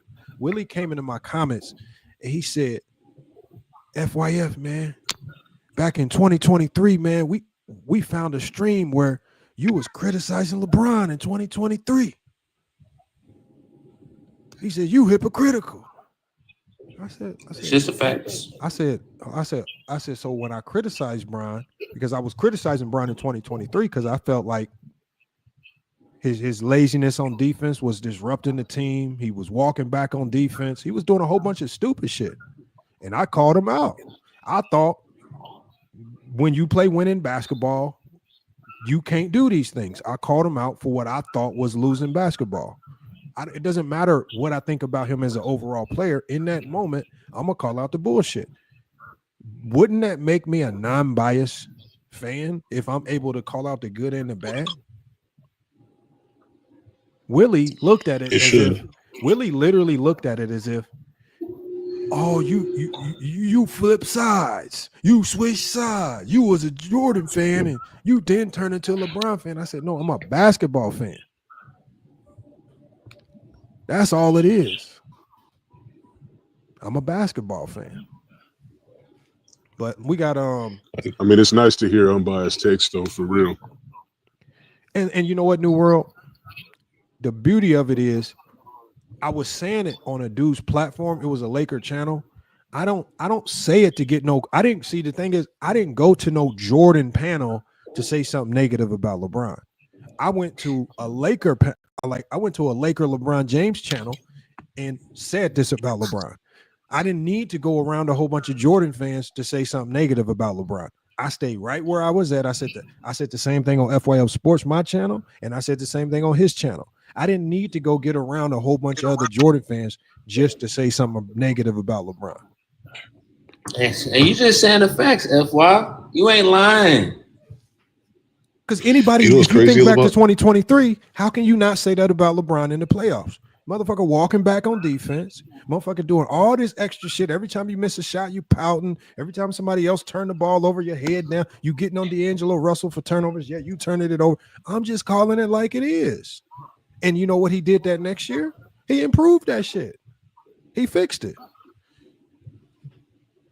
You know what's crazy, Lamont? People tend to do the same thing with Michael Jackson as well. Michael Jackson is my favorite performer of all time. Mm-hmm. But if you were to say something like, hey, I don't think Michael Jackson's a top 15 vocalist of all time or top 10 vocalist, there's people that will literally throw things at you. And I'm like, bro, just think about this. Think about this. If Michael Jackson didn't exist, no moonwalk existed, Michael doesn't exist, you've never heard the name, you've never seen the person. Mm-hmm. But you still have a sliver of his voice. And I bring that voice to you and I say, hey, man, is this the greatest voice you ever heard? You'd be like, no, it's all right. It's pretty good. You'd be like, no, it's pretty decent. But when you add the moonwalk, when you add Billie Jean Beat It, when you add Thriller, when you add all these things, oh, it's the greatest voice. That's how, in my opinion, Michael Jordan kind of viewed. Wait a minute. No, I agree. I agree with that. Like because I run into this all the time. I'll say something negative about Jordan, like when I talk about his defense, and then somebody will say, well, how do you have him as the GOAT? Because even the best players can have flaws. Like, it don't matter. Like if just because I point out a flaw in anybody's game, it doesn't mean they're less of a player. It just means that's a flaw that I saw. Oh, yep. And outside of that, I agree with Jaylen. He is saying, but to a certain extent, it's not like you got to choose the right side. But a lot of people, when they start off the conversation, they say, oh, he's the best player. You got to have facts behind that. We talking basketball. No, but Ziza, that's the thing. You don't have to have facts, because in basketball, there truly really are no facts. And I'm gonna tell you why. There's too many possessions and intangibles. Hold on, I'm coming to you next, Red. I'm gonna come to you next. Let me explain this, and I'm gonna tell you why there's no facts. If you go off facts and what typically happens, the Pistons should have never beat the Lakers in 2004.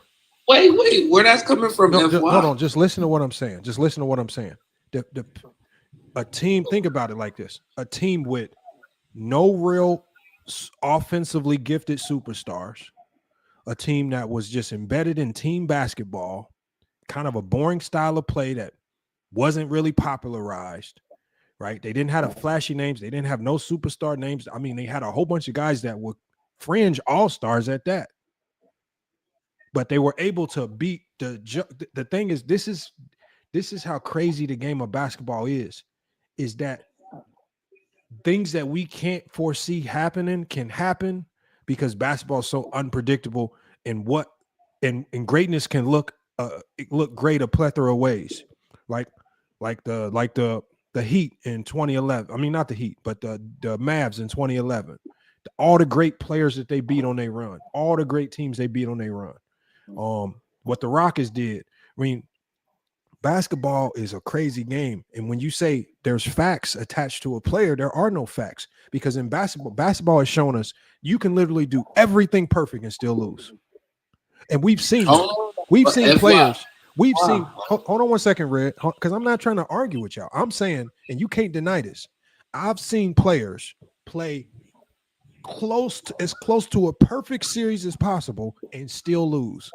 how do we blame them? Like, what are we supposed to do with that? But that's where I'm saying we're not blaming them off of one series. FY, that's because you're only focused on LeBron, and that's where you think I'm talking. No, I ain't focused on LeBron. I'm just saying, even when you talk about 2000 focus, you said they wasn't supposed to win.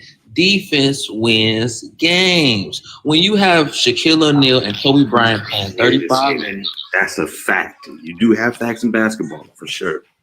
Yeah, for sure. You got them facts. No, but the facts is Kobe Bryant. Red. Well, all I'm saying is, I know why Detroit won. No, this is Zaba. My bad. I'm saying my bad. I know why Detroit won. What I'm saying is, we've seen teams win a plethora of ways that go against, and when I say go against what should have happened, it means massive upsets. Like when an 8 seed Denver Nuggets beats a number 1 seed Seattle Supersonics in the 90s. That goes against all logic. That's not supposed to happen. But in basketball, we see this. I guarantee you, if you go back to look at that series, the Denver Nuggets had a better team defense. No, if you pay attention to when those anomalies happen, we can go team to defense matters. Detroit think about won it like this. because they were the best defensive team in the league. Hold on, man. Hold on. Think about it like this. We've seen the best defense lose more times than win the championship. Like whatever team we feel like has the number 1 defense in basketball, that defense, like for example, when the Lakers were winning their 3-peats with Kobe and Shaq, they were never looked at as the best defense in basketball. Yet they were the most dominant team in the game, right? But as you just said, defense wins. But defense don't beat Kobe and Shaq in the 2000s. They never had the best defense. Now hold on. You got to remember that team had Shaq, leading shot blocker, Kobe, defense. They had 2 defensive players on that team. Tell me when they were the best defense in basketball. Maybe not the best, top 5 for sure. No, that's what I'm saying. No, they were not top 5. They were struggling to be top 5 at times. No, even if, but you're talking about offensive. D. Fisher on that team playing D. You got a Kobe Bryant on that team playing D. That's 2 guards. Then you got a center in that team on that team that you cannot go to. But what you're doing, look, I'm not saying like this is what you're missing. What I'm saying is, I'm not saying that they were not playing elite defense. I know they were playing elite defense. But what I'm saying is, on paper and even by eye test, there was no point in time where we looked at them and said that's the best defense in basketball. Right. I mean, hold on. Can I?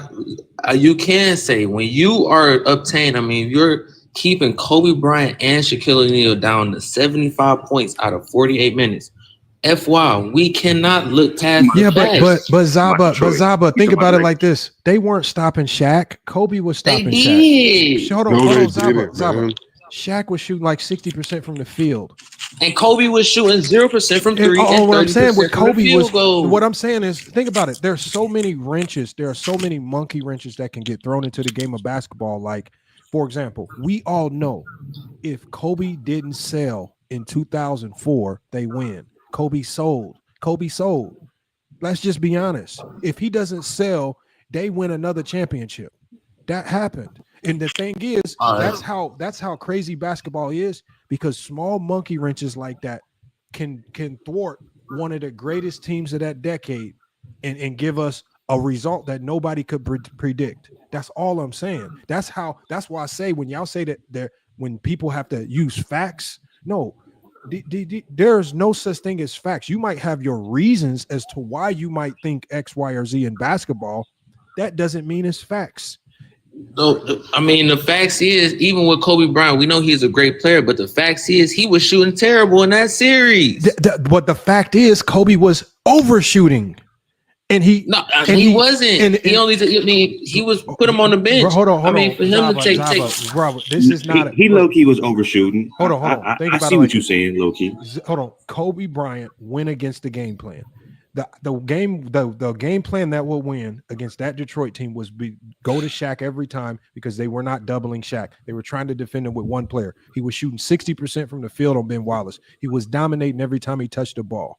The only thing he was dominating Ben Wallace. Hold on. Listen to what I'm saying, because we watched the game. Kobe Bryant shot them out of that series.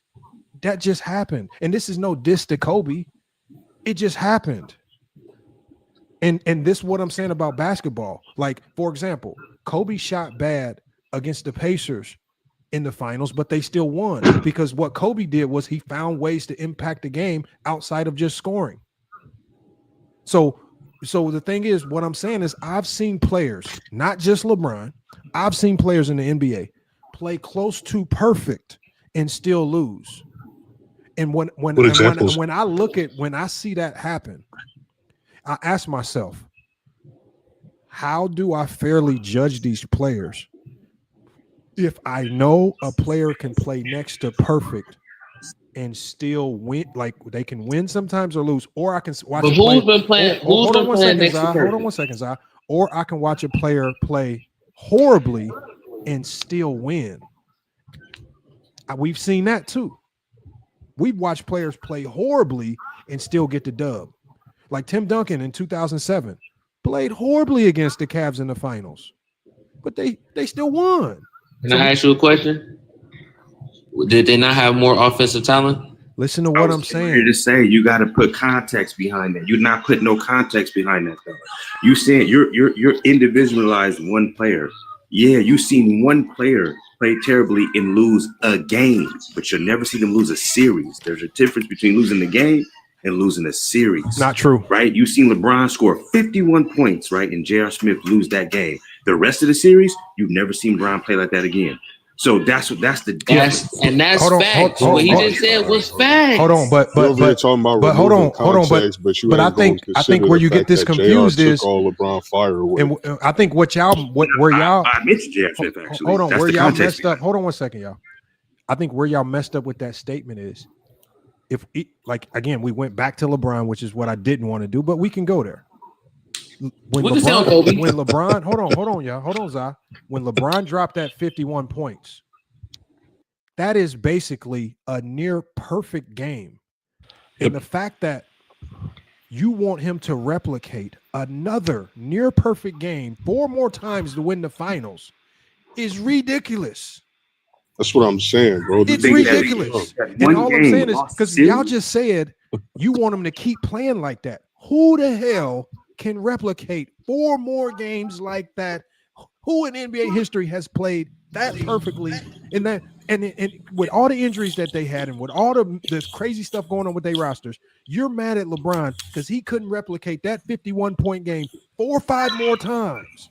No, that's what I'm saying. They want LeBron to average. They want LeBron to average 50 points a game. Let him tell you the facts. That's not what I'm saying.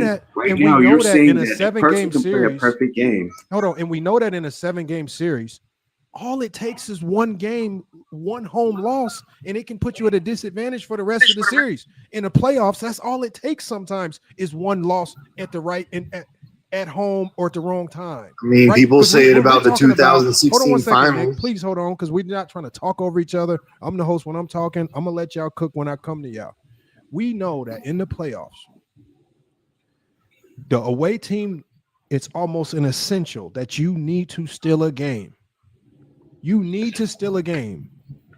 And that one game, them not stealing that game completely changes the potential direction of that series. That's why they always show you the odds. Well, if you go down 2-0 in the NBA Finals, the odds of you winning this series literally go into the garbage can. All right. You know, if you go down 3-0 in the finals, if you go down 3-1 in the finals, the odds of you winning potentially is over with. It's too detrimental odds. So when you aren't able to steal one game on the road, it shifts odds. It makes things so that one game can mean the series. Yes, it can.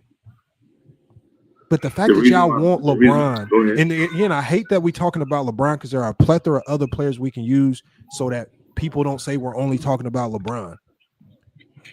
There are other situations we can use. But again, when I say I've watched players play near perfect and still lose, that's probably one of the games I can allude to. But I don't care. I didn't expect Jordan to play perfect every time he touched the basketball. I don't expect LeBron to play perfect every time he touched the basketball. Maybe because LeBron gave up, FY. Bro, man, come on, God, man. What? Like, can you FY? Okay, we don't say the finals. Give me 10 seconds.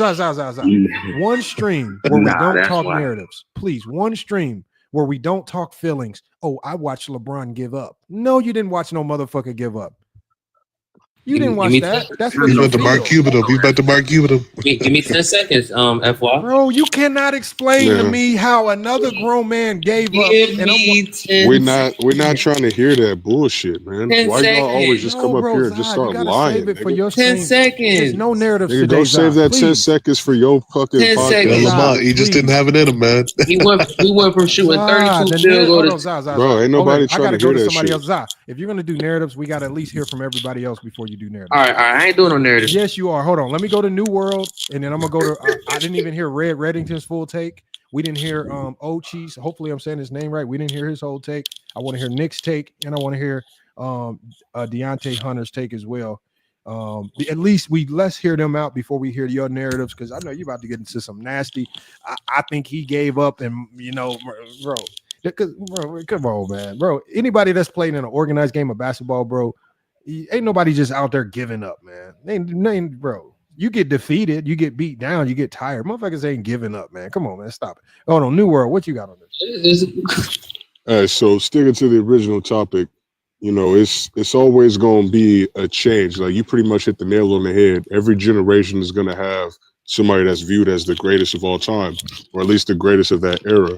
And LeBron's more than earned that. I don't know why these dudes be getting on here trying to pretend like LeBron doesn't have a case, or that we even have to make a case for LeBron to be in the top two, potentially the GOAT. So, those kids, who grew up watching LeBron, they're going to have him as the GOAT. They're going to be the next talking heads in the media and in the sports world over the next 20 years. And then we're going to see who up next after that. But one thing I'm not going to do is try to gatekeep who the GOAT is and say that this person can't do this or this person can't be better than that because of something that they had detrimental happen to them earlier in their career.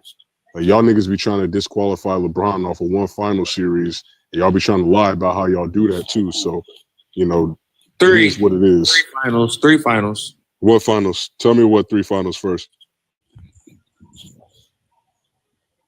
He's going to say 07. Watch. He's going to say 07, 11, and 15. Hold on. I'm just going to say this. 2011 and 2007 and 2018 shouldn't even be viewed as losses. New World. Zai is trying to. Hold on. I got one question for you. Hold on. Zai is trying to turn this into a LeBron James conversation, y'all. I am not trying to get into LeBron James. F1, I got one question. All I'm saying is, oh my God. It's super hard to really talk basketball when the only thing we can do is run back to LeBron in the finals. Like, bro. Yeah, all y'all want to do no. Every time we have a basketball. No, we're not talking about the finals. We're talking about greatness. No, we're talking. No, and Zai, let me ask my next question. This is gonna be to everybody. Let me go to Red, and I want everybody to answer this question. How do we judge players, right? If winning means so much, then how do we judge players who win but their performance is subpar or far below what they typically do in most metrics? That's for me. I mean, that's for you. Want me to answer that? Because I'm gonna go to Zai with that question too, because this is this question is kind of like a conundrum, especially for people. If you judge players on winning and losing, how do we judge player who clearly underperforms, but the team somehow still wins? How do we value that? Well, I think the first thing is you said it earlier. If you play basketball, like you can be trash for 2 quarters, 3 quarters, and in the fourth quarter go for 17 in a row and have 2-3 steals at the right time and figure out a way to win a game.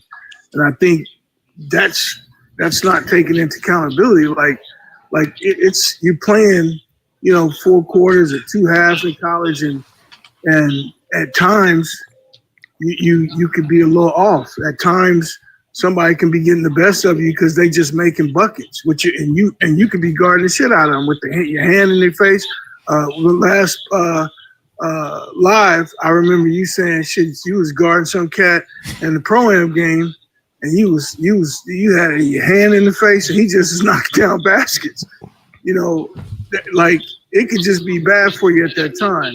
I think the difference is these cats like Jordan and Kobe and LeBrons and Kareems and Magic and Birds, these dudes, when the shit's on the line, they figure out how to get the steal and the right pass. They figure out how to do the right pass and the right layup, or they get a block, a help block, or Jordan rally back and take the ball from Karl Malone and go down and make a basket. I think they just, in those times, they just figure out, no matter how bad it's going or how good it's going, they just figure out how to make the right play when it's time. Mm-hmm. And I think that's the difference that we not, people don't take accountability for it. I mean, when they don't account for is these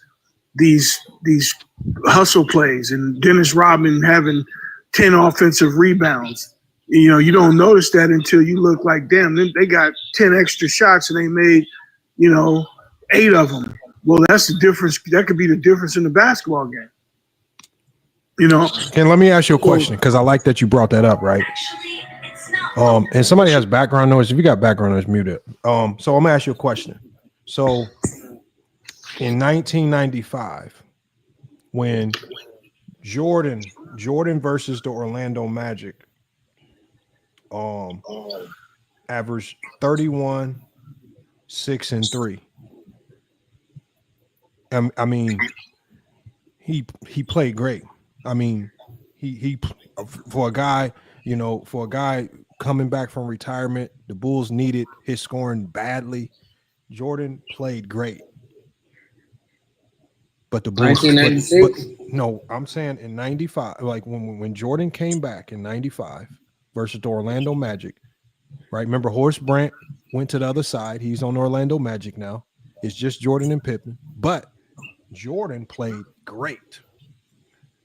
Do we hold it against Jordan in 95? Like, for example, like if you're going to hold winning and losing on a player's head, is it fair to look at that Bulls team minus Horace Grant and put that loss on Michael Jordan's head and say, Jordan, you choked? Even though he had a few moments in that game where he goofed up, when you look at his overall performance, he was still Jordan.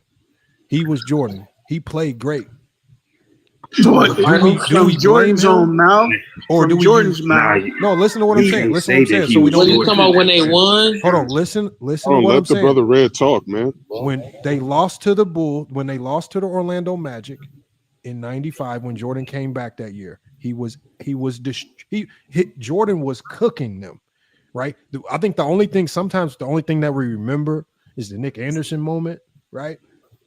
But Jordan, outside of one moment that was barbecuing, he was Jordan. He was cooking their ass. But the Bulls lost because without Horace Grant filling that power forward role, the Orlando Magic just had too much firepower. Shaquille O'Neal, Penny Hardaway, Nick Anderson, firepower all over the goddamn place. Yeah, it was good. How is it like, for example, people say I'm a LeBron James fan. Would it be fair for me to say Jordan choked in that series when I know they were at a significant disadvantage because Horace Grant was gone, right? They had a huge hole to fill, and there was no way they could match the firepower to Orlando Magic, no matter what Jordan did. Is it fair for me to say, yeah, Jordan choked and he did it? Or do I call it fair and say, them motherfuckers just ran into a buzzsaw? Orlando Magic just had way too much goddamn firepower. We just say Jordan had a bad shooting series. No. I think Jordan's mind, they choked. In his voice, out of his words, he choked. They choked. The buzz saw. It was the whole thing. But Red, and you haven't heard me say this before. I don't. This narrative of choking. I don't rock with that. I don't believe that in basketball, especially at the pro level, we don't see choking as much as people would like to think we do. I don't believe in that. So I believe in the other team having a huge impact in you playing good or bad. And just because the defense does a good job defending you, I don't think that's choking. That's just the defense doing a hell of a job. And players don't just wake up and just say, I'm gonna play. They don't just so when I look at that 95 series, you will never hear me just wake up and say, yeah, Jordan choked, man, because it don't make sense to say that when I know the Bulls were significantly shorthanded without Horace Grant filling that power forward role. That was an integral piece to making that triangle offense work. and their defense functioned properly. But And without that overstepping piece, one thing, I cannot run around trying to blame Jordan for that loss to the Orlando Magic and run around saying, "Oh, he choked," because it makes no sense. Because I'll use logic and context. Because Jordan played great that series. So, but one context that you're missing is he wasn't efficient. So That's he wasn't facts. That's Jordan facts. per se. So that's what you're not. So what you're saying is we're going by just numbers. Okay, so right? let me ask But you a question. We're not then. going On off the- shot count. We're not Deontay. going off efficiency. We're not going off field No, goal percentage. Deontay Hunter. He wasn't sharp. He wasn't in the Deontay. shape that he usually is. Remember, Okay. he only played 15 So games. explain this to me then. How do you hold Jordan's feet to the fire in the series where he was inefficient, but the Bulls still won? Like, for example, sometimes versus the Knicks, Jordan was supremely inefficient, but somehow the Bulls team still won. Do you hold Jordan's feet to the fire for choking and being inefficient and the others having to carry him? We just had a team that saved them. No, time out. No, not how time out. basketball Let me answer works, that. man. Yeah, I wouldn't call it. No, I exactly. wouldn't call it that. Because we're talking about what you're talking about is a game by game basis. Yeah. Jordan was Man, inefficient for the possession. entire Magic series. So we're talking about, oh yeah, he had a bad game here and his team uplifted him. Cool. But for that Magic series, he was inefficient. He wasn't sharp on D. He was not in the shape he was in. I don't go game by game. I hold it against Jordan because of his lack of efficiency. Did he for choke? the entire Did he choke? series? Yeah, It's but not about he had to choke- it's come not back. about Are you him- saying, hold on, it's are you not saying, about hold him on. choking. So what you're saying? No. I didn't say no. You Hold on, asked it, no, what I Deontay. hold So it against what you're him. telling me, Deontay Hunter, is that you think that Chicago Bulls team without Horace Grant had enough firepower to beat the Orlando Magic, correct? Did they have Horace Grant the following year? No, they had Dennis Rodman. But Dennis Rodman gave you nothing on offense. Wait, bro. Look, I just Dennis told you. Rodman, look, bro, it's Yeah, the rebounds, yeah, my nigga. yeah. It's the rebounds. Horace Grant, it wasn't just the score. hustle plays. Exactly. But That's literally a FY, whole FY, other can side you of give the me ball. 10 seconds, FY? Man. All right, so Allen Iverson, he stole the game from Kobe Bryant and Shaquille O'Neal. Michael Jordan, when he scored 38 points, did he win? Because he was efficient that game. He shot 17 for 30. But when Michael Jordan was shooting 8 for 22, they lost. And they lost by 4 points. So I don't understand it. Like you can see this. No, Zod, my question is this, because y'all keep thinking this is about games. What I'm saying is this. Okay. How do you judge, because he brought up efficiency. He said Jordan was inefficient versus Orlando, which makes his statistical output and his production null and void. The 31 points per game don't mean nothing because he was inefficient. So then how do you grade Jordan the times that he won but was inefficient? So how do you judge him then? If he didn't give you that efficiency, but somehow they still won. I've never heard anybody say, I promise you guys, and I'm a huge Pippen advocate. I've never heard anybody say, other than GOAT James Kingdom, and y'all hate that motherfucker. I've never heard any Jordan fan say any series where Pippen and the others carried Jordan. Because I mean, but when you got a team that's everybody shooting 50% from the field goal, and Michael Jordan, he's just 0 for 3 from the three. He's shooting bad. But Scottie Pippen is 3 for 7 from the three. What do you mean 0 from 3? Jordan played. He played Come on, bro. Like, let's not box score watch shit. How long? I'm I'm just saying, moving on. Jordan didn't even take threes All I'm like that. saying is He didn't even take threes like that. he won when he was shooting above 50%. No, when hold he's on, shooting low 34, Zod, when he's shooting 34%, Zod, you're on the wrong point. The point is this right here. If I'll give you if your logic is, and I don't believe this was your logic because the other guy said this. If your logic is versus the Orlando Magic, if you're going to agree with the notion that Jordan choked because he was inefficient, then how do you judge Michael Jordan when he's inefficient but his team wins? Do you still say he was carried and he choked even though the team won? No, hell no. I would never in my life say that Michael Jordan was carried. In the playoffs, he's taking 10 more field goals. But what if I show you series where he was inefficient but this team won? Would you say he choked? No, that doesn't make sense because a choke to me is someone who can't make 10 field goal attempts. Like you got a regular player who can make 15 field goal attempts. You go hold on, FY. You go a whole playoff series, 6 games, and you ain't made 10 field goals. Who are you talking about, Zaba? Who are you talking about? No. I'm saying that's choking. With Jordan, this is he just had 2 bad games. No, out of the whole Jordan's series. had more bad games. Jordan's had bad. No, I'm talking about against the Magic. Jordan's had games where he's got 4 points going into halftime. Jordan's got games where he's hit 17 Jordan in a has row had inefficient series. So Yeah, what I'm you saying is, can't play if 82 Jordan's games efficiency, and this takes us back to the root of this conversation, if Jordan's efficiency is the reason why you would say he choked versus the Magic in 95, even though he was giving you 31 a game, then how do you grade Jordan when he's inefficient but the team wins? What do you because again, other players you would say they got carried. I've never heard anybody say Pippen and Horace Grant had to carry Jordan to this win. Yeah, I mean, because if you, like I said, you're going to find probably not even 5 fingers where Michael Jordan is being carried by Scottie. So if he's having under 20 points and his team is still getting the win, I mean, he's shooting under 30%, 35% from the field goal. But hold on. Jordan wasn't shooting under. The man said Jordan was inefficient versus Orlando. Jordan wasn't shooting under 30% or under 20%. That's why I say he didn't choke. He just had 1 or 2 bad games. No, Jordan was. Hold on. Jordan was. Hold on.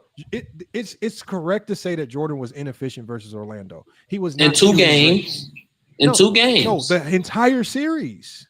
I can't say that. Shooting 43% when you telling me. Like it's just him and Scottie Pippen. He's playing against motherfucking Hardaway and fucking Shaquille O'Neal. You talking about 6 games? He shot bad for 2 games. But Lamont, I heard what you said about choking earlier. I just have a quick question. Do you think LeBron choked in the 2011 finals under your definition? Now that's choking. No. Because I just looked at what choking. I'm gonna tell you why. Okay. And I say this why I'll give you examples of what I call choking. Choking to me, and again. This is just my definition. I don't expect everybody to agree with it. Choking to me for pro athletes in the NBA happens in moments. It's not a game. It's not like that. So, for example, the Tragic Johnson moment where Magic Johnson dribbled out the clock, not looking at time and score. This is something that a point guard is always supposed to be aware of. You dribble out the clock, you cost your team. J.R. Smith. The same situation, not understanding time and score, not taking the shot, kind of blowing that play. That's choking, but it happened in a moment. So when I look at moments like those types of moments, or like Chris Webber in the timeout gaff in the Final Four, that was a moment. So when I Isaiah Thomas throwing the ball I'm over. only talking about quick moments in times where you have such a mental lapse. That might have. Hold on one second. That makes sense. Hold on. So what I'm saying is the way y'all define choking, I, on the other hand, especially as I've broken down that series, I'm more prone to look at what the other team is doing defensively to slow you down and then give credit to the defense. So when I look to that Dallas Maverick team, when I looked at the schemes that they were deploying, when I looked at their defensive discipline, right? Even when it started to look like at times that zone wasn't working, the fact that they stayed disciplined, they stuck to it, they didn't panic, they didn't let it impact how they their effectiveness on the offensive end. That's discipline. I believe that defense had more was the reason why they succeeded, and it had more so to do with Dallas than Miami. So instead of just saying the Miami Heat choked or LeBron choked, I'm just going to give credit to where credit is due, which is give it to the Dallas Mavericks for not just a hell of a finals, but for a hell of a playoff run, because they didn't do this. They didn't do this just versus LeBron and D Wade. They did the same thing to the defending champs and Kobe. They did the same thing to Kevin Durant. They did the same thing to, hold on one second, y'all. They did the same thing to my Blazers. And when I watched them literally pick apart great player after great player after great player, I've started to see this is not an accident. This was a great team. And when you start to say that LeBron choked, the only thing that you're doing is you're taking away from the greatness of that performance. And you're basically saying, LeBron, they are trash. You should have beat them because they're trash. I don't look at basketball like that. I'm just going to give the defense credit for a hell of a job. So question on that, Lamont. I just looked up what choking means. It says choking means when a player or team fails to perform at their normal level, especially under pressure. Now, in the 2011 finals, LeBron was specifically asked, what was that about, blah, blah, blah. And he talked about the pressure from the crowd, things like that, and just the weight that was on him kind of caused him to do that. Because you are absolutely correct about how Dallas played him. But let me ask you a question. Would it be fair to say that in no way, shape, or form, even the greatest defense that's ever lived, if that's all happened to be the case, should hold LeBron to 8 points in a game? Ooh. Hold on one second. So, again, you went with a textbook. I don't even know where you got that definition from. I'm assuming you got it from Google. Yeah. My definition of choking stems from my experiences playing basketball, from coaching to playing to seeing the game at a multitude of levels, from talking with people. I don't define it the way some nerd describes it in a textbook when I don't even know who defined it that way. I define choking based on how I see the game. And when the way I've seen the game, and I've seen a whole bunch of great players on basketball courts, like, for example, you know, when I'm on the basketball court and I see Mike Conley Jr. and Greg Oden on the other side, well, I'm going to tell you right now, there's no, like, if you have a defense that's able to slow those two motherfuckers down in high school, I'm never going to run around saying that those two choked. I'm going to go run to that defense to say, I don't know what the fuck y'all was doing that night, but shit, I'm gonna shake y'all hand because that was a hell of a defensive job, right? When I watched Matt Painter and Purdue University, when Davidson and Steph Curry walked into Purdue, and this was at the height of Steph Curry's powers in college, and Matt Painter and Purdue University held Steph Curry to like 8 points or some ridiculous shit, and my homie Chris Kramer, right? They put on a defensive showcase against Steph that college basketball had not seen. Do we say that Steph choked that game, or do I go to Matt Painter and Chris Kramer and them guys and say that was a hell of a defensive performance? That nigga underperformed the choke. See, that's like, so y'all, look, y'all, this is what I'm saying. When we talk basketball, like, because he asked a good question and we can dialogue. And when you blurt and you do all this silly stuff like y'all 4 and 5 years old, it be killing the conversation. You cool with me going on that Mavs subject? I'm gonna take it back to him because he asked a good question.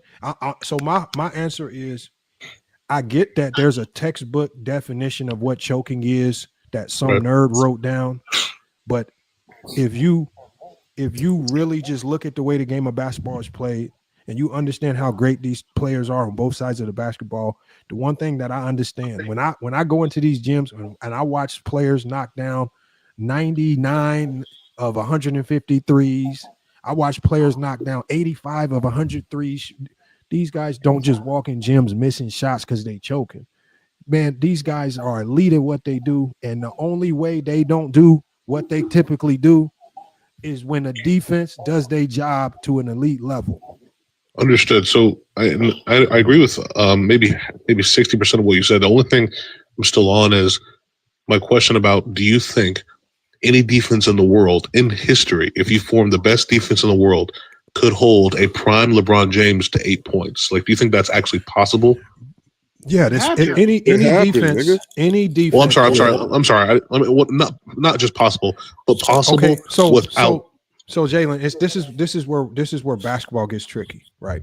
Yeah. Because, so for example, in the 80s, we saw elite defenses like the Celtics basically say, "Hey Jordan, get yours, but ain't nobody else getting theirs. That's how we gonna beat you." We've seen great defenses key in on stars and say, "Star, you ain't getting yours because we don't think these other dudes can get theirs." Like so Kevin again, Durant. hold on. So there are a multitude of defensive strategies. There are defensive strategies that will allow you to get yours, but nobody else can get theirs, and you lose. And there are defensive strategies that key in on you so you can't get yours.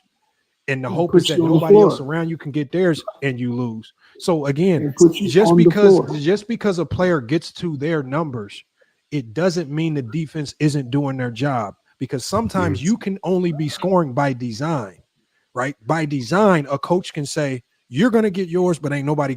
Greg Popovich was the master of this. He was the master of saying, "You know what? You can go off, but we're going to shut all these other guys down. They ain't doing nothing."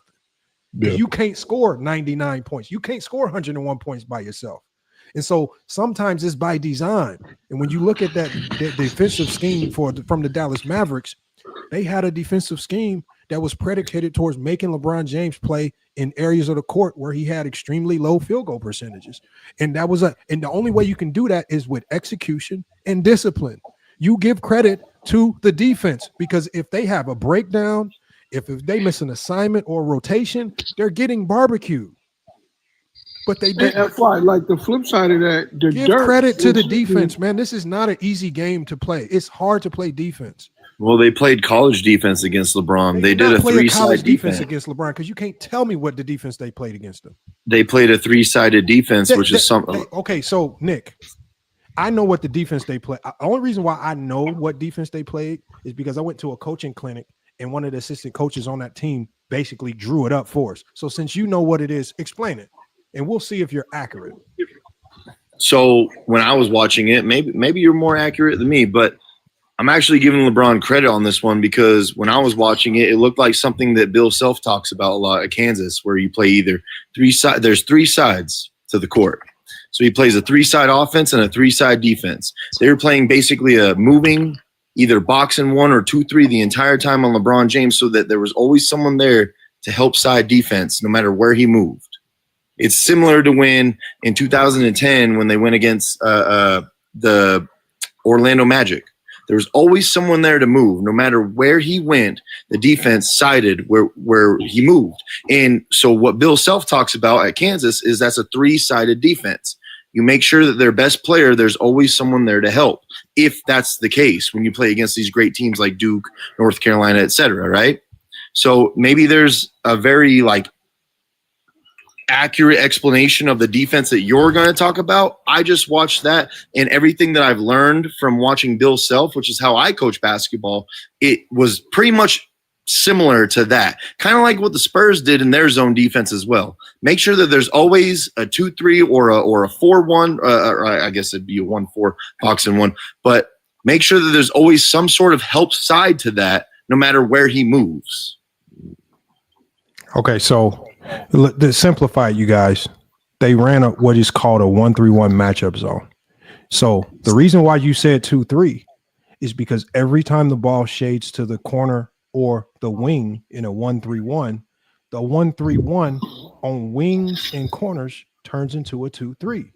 The 1-3-1 on the perimeter in the slots and at the top of the key, this is why you can potentially say it looks like a box and 1, because you have max ball pressure on the ball and you have one guy up there literally trying to push LeBron laterally. In the case of the Dallas Mavericks, they were trying to shade him to sides of the court where he statistically performed the worst at.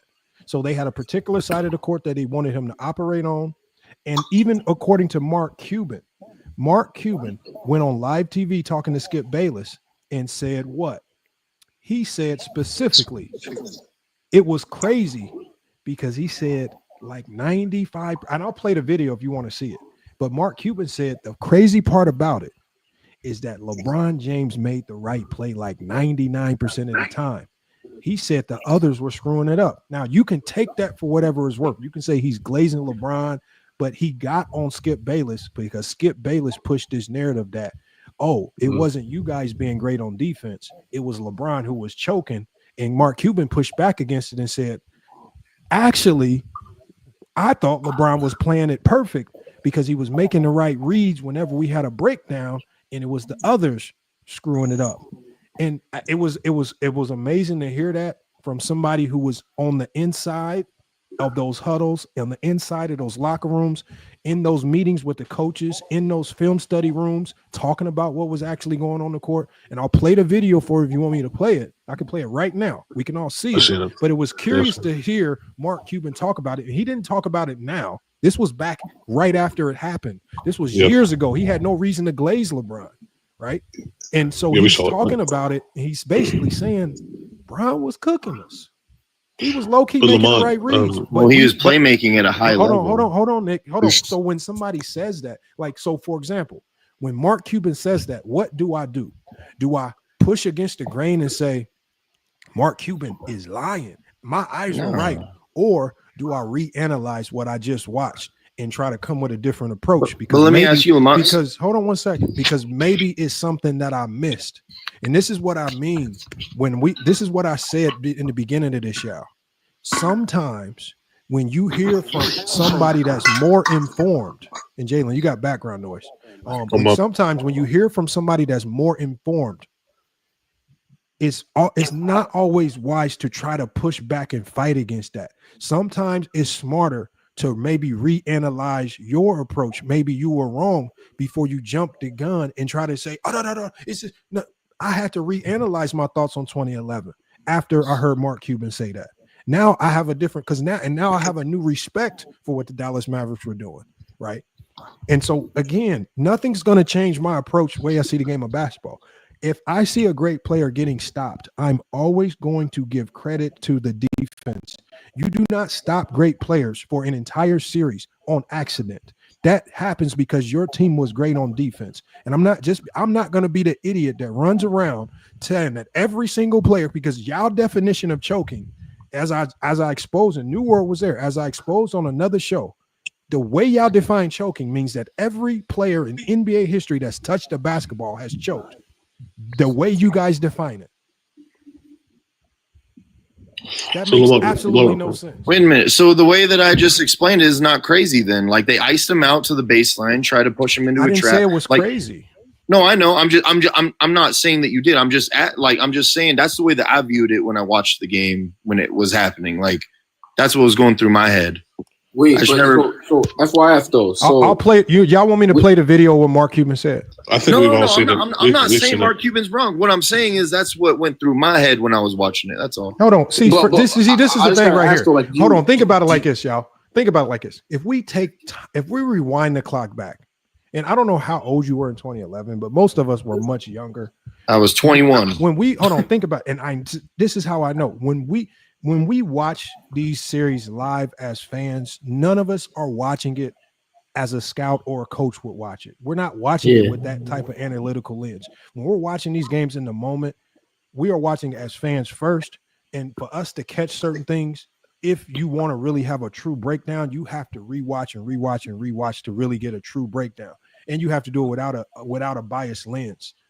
There's too many people that do not know how to watch these games without being biased. They just want to come to the conclusion that they've already popularized in their brain. I think LeBron choked. So they want to try to find something in the video to confirm it. And then so you find one or two moments in that game. Oh, I confirmed it. He choked. I don't see the game like that. At the same time, when we're coaching, because if you go off the definition that he read in that dictionary, if you go off that definition, literally every single player that's touched a basketball ever in history has choked. Yes, but Lamont, like even when we're coaching, right? We see the game as how we're seeing it. We have to watch the game over and over again to analyze it, right? And have to dissect it. That's how it goes. Okay, so based on what you watched, why do you say LeBron choked and Dallas I wasn't never playing said that. I don't think LeBron choked. Okay, so it was more so me, LeBron. Like if LeBron, let me ask you a question. If LeBron scored zero, Jaylen, based on what you saw, why do you feel LeBron choked and Dallas wasn't playing that good a defense? Because you cannot have great question. So I actually think you were right in everything you said. I saw the interview with Mark and Skip Bayless. Skip Bayless trading this crazy narrative. But anyways, I think both can be true because Dallas was playing exceptionally great defense predicated on LeBron alone, especially just stopping him. But I also think under the definition I gave you, I think it's also possible to choke because I was just going to ask you this question. Let me ask you this. If Dallas played that same way and let's say LeBron had 0 points, would you say LeBron choked or would you be like, no? I just need to ask you this. No. So you consider choking just scoring points? No. Did LeBron choke on defense? Did he choke on his playmaking? I'll give you the definition. Like, this is like just a really when you use that dictionary definition of underperforming, LeBron didn't underperform across the board in that 2011 series. Only his points went down, but even then, his shot attempts also went down. So you're talking about a nigga that's underperforming just points wise. Like I'm trying to understand like where your head is at with this. And we so he's a scoring choker. Choked. He's still doing everything else on the basketball court. Yeah, so it's like he's not underperforming. Can LeBron be an assist choker if he doesn't get to his assist numbers as usual? That's what I'm saying. Is LeBron like, what a are we rebound talking choker about if here? for one series he averages 3 rebounds a game instead of 6? Is LeBron a turnover choker if he averages 6 turnovers in a series instead of his usual 4? Like, all great questions, Lamont. So let me ask you this: if he scored, this is hypothetical. I just want to understand your point. I'm establishing a baseline here. If LeBron scored 0 points and he played the entire game, would you call him? Even if Dallas played great, would you say that LeBron choked? I would first look to why he scored 0 points before I said anything. Okay. Yeah. Let's say he played really good basketball. Just to help me get a baseline, Jaylen. Yeah. This will give everybody on the panel the greatest baseline. By your dictionary definition of choking, give me a player in NBA history that hasn't choked so we can compare it to LeBron. Oh no, I think most of the players in the top 10 have. Okay, no, all not of just them. Top 10. What I need, you've choked. No, what I need is by your dictionary definition, just so I can have a baseline to measure LeBron to, because I need to see this level of perfection. Who has never choked in NBA history based on that dictionary definition? That I can in the NBA Finals or history? In the NBA Finals or history? I just need perfection. Like who? Okay, first of all, who is the greatest non-choker in NBA history? Jordan. So Lamont, it's important that we because I agree that literally every basketball player that has graced this world has choked. But it's also important to notice that because we say that, it doesn't mean that we can't say an individual player didn't choke either. So you can't erase what I just said just because everybody's choked. No, I'm not erasing. Not even taking account what I'm saying is for the plays that Dirk made. Like Dirk hit shots that's like that was unreal. That's why I was explaining the defense, because you got everybody acts like LeBron was one-on-one with JJ Barea and shit. That's why I was like, Lamont, I think you got me pinned wrong. I was explaining the defense because it's really like a 5-on-1 damn near at the time, or at least a 3-on-1 no matter where he goes defense. Like, you guys act like this JJ Barea shit is like, bro, it's not one-on-one. LeBron was never one-on-one with anybody that series. It's all – the focus is on him. If LeBron didn't choke, then James Harden didn't choke. And Nick, as a coach, and with you coaching as well, this is what I try to tell people, and this is, and I know this is slightly off topic. It's one of the reasons why I say I don't believe in this gravity BS, because the Dallas Mavericks basically chose. They said we're going to build our defense around. Come on. Picking and choosing what LeBron's gravity can and cannot be. LeBron, whatever he was in the regular season, they didn't care. They made sure that their defense dictated what his gravity was, what they would give him and what they wouldn't give him. And that's what that defense did. And what they gave him was playmaking. He had elite playmaking in that series. What they did is told everybody else, you need to do what you got to do. Wade had a great series. Bosh was pretty decent, but you can't put 3 superstar. There was only 2 superstars with Chris Bosh together and just be like, hey, here's just a random roster and you're just gonna win. Like it takes a lot more than that. You have to have a cohesive unit, and it wasn't that yet. My problem is I feel like we're doing all this like LeBron can still be the greatest player of all time, and you can still say, yeah, he choked. You can still say that. You can say the Mavericks played well. Okay, so Dream, hold on, but Dream, we weren't talking about if LeBron actually choked per se, because my goal in this was to not talk about LeBron. Everybody keeps making it about LeBron. What I'm saying is, there's this odd definition of choking that goes around, and it's so wide ranging of what choking can be. That literally you put every player that has ever touched a basketball in their life, they are all now chokers. And so now like I say, it's anything like that's why I was kept asking Zabalicious the question. Is it like somebody up here has said that Jordan in 95 versus Orlando, even though he scored a whole bunch of points per game, had low efficiency, so he choked. But I said, well, what do you call it when Jordan has low efficiency? I said, what do you call it if Jordan has low efficiency and wins? Is it still a choke job? Like, can you choke and win still? Like, if your numbers are all far below your averages, but you somehow still win, is that choking? But LeBron also said, he literally said his play was unacceptable. He also said he was lost in his mind. I get So that. so with that being said, yes, Mark Cuban talked about LeBron playing great, but even LeBron himself said he played unacceptable basketball. Yeah. So that's the reason why I say LeBron's gonna say that. Hold on, but Jalen, what Hooper do you know? That's LeBron's standard, though. Hold on, but what Hooper? LeBron's just gonna say that because he holds himself to that standard. Is not gonna say that. Like anybody that can hoop is going. Nobody's gonna accept the fact that the other team. Well, I think that's a little bit disingenuous because we can. LeBron, hold on. Michael Jordan said that too. LeBron has said he's played bad before, and he's also said don't blame it on Kyrie, blame it on me. But this is one of the times where he accepts what the majority of the consensus said, and he literally says, "I played unacceptable basketball." He could have said he's not going to go against that narrative. Yes, his performance, his production. Well, let's say his production was unacceptable. I'll take that. But if y'all are asking me to call his production choking, I'm not. My definition of choking isn't that wide ranging, because his production was down because the Dallas Mavericks defense made his production go down. Exactly. Defense and Still scheme. shot like 50%, didn't he? So Y'all, at the end of the day, LeBron do was y'all still know how efficient. hard defense is? Like, have you ever, and Nick is a coach, have you ever had to scheme against a guy that can average 30, 40 a game without Not blinking easy. an eye? That's exactly. So Lamont. With that being said, their defense were amazing. I agree, totally agree. Like fantastic. But can it also be true that LeBron could have played way better, or could he have not played way better? Hold on. But see, He played. What happened? No, hold on. Here's the thing right here. You don't understand my question. No, hold on. Here's Go the thing right here. So the only way LeBron, it's like let's say we have a balance right here. Okay. Yep. Dallas's defense was way up. So LeBron's production was way down. The only way LeBron James plays way better is if the defense goes down and he's back up.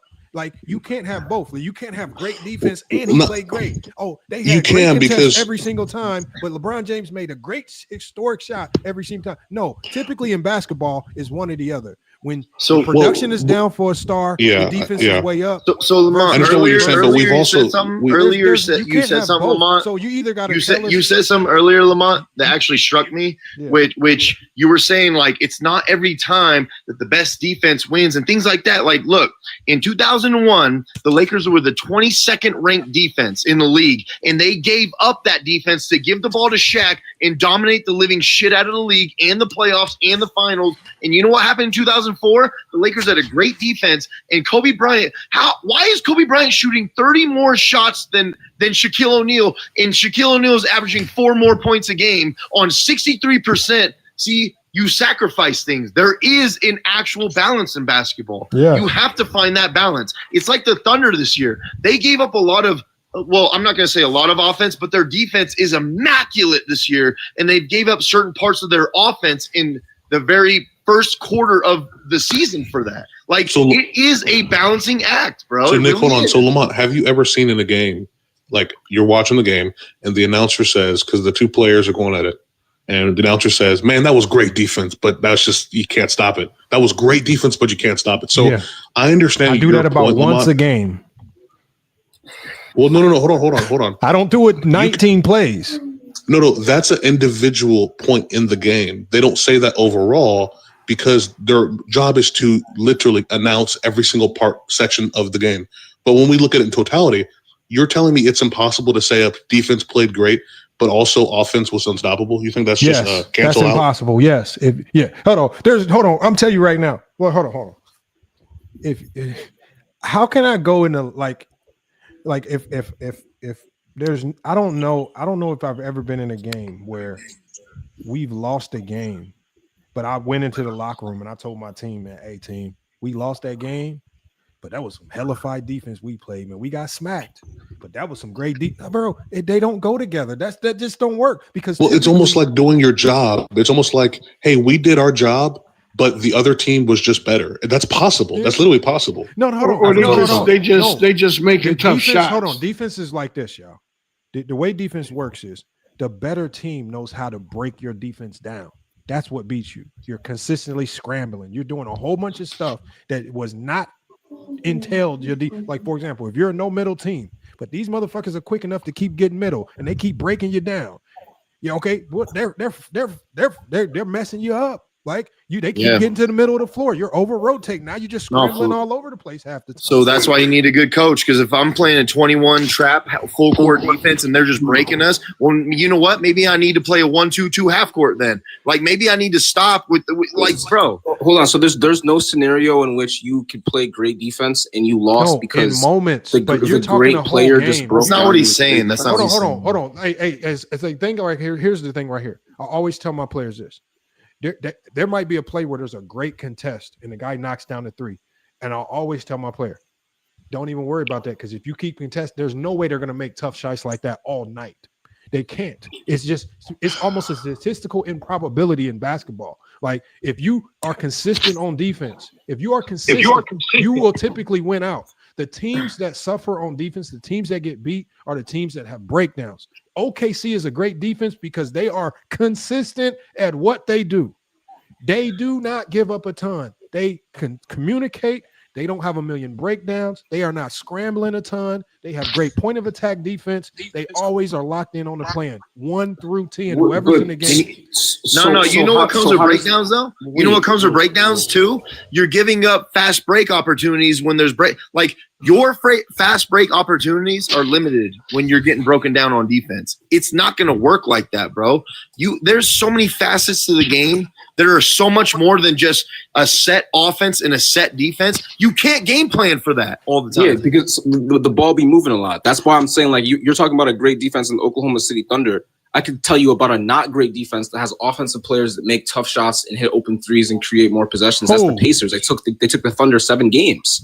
But the Pacers they were also fast breaking that. A great defense. But the Pacers had a good defense. But hold on. The point I'm trying to make to you is like you can have a great defense that loses games because the offense just was better that night, despite the fact that you played great defense. It wasn't better then. I think the Thunder just overall had a better offense than the Pacers did. Like, yes, they had a great defense. Thunder, think about it. Think about it. When the Thunder kept getting advantages on the Pacers, is because they broke down the Pacer defense more so than the Pacers broke them down. When again, when Tyrese before he had that unfortunate injury, it looked like it was going to be reversed because he was the only wild card that was consistently breaking down OKC's defense. He was consistently doing it. He was consistently giving them problems. When they lost that wild card player that was consistently breaking them down, the entire game changed. I think the Pacers took him 7 games. Tyrese Halliburton wasn't having great, like he didn't have great games every game. Like every game, because you're looking at his scoring. That's because you're looking at his scoring. Tyrese Halliburton. They have 5 guys on the court. Okay, but what I'm saying is, dream. You guys think good and bad games are embedded in scoring.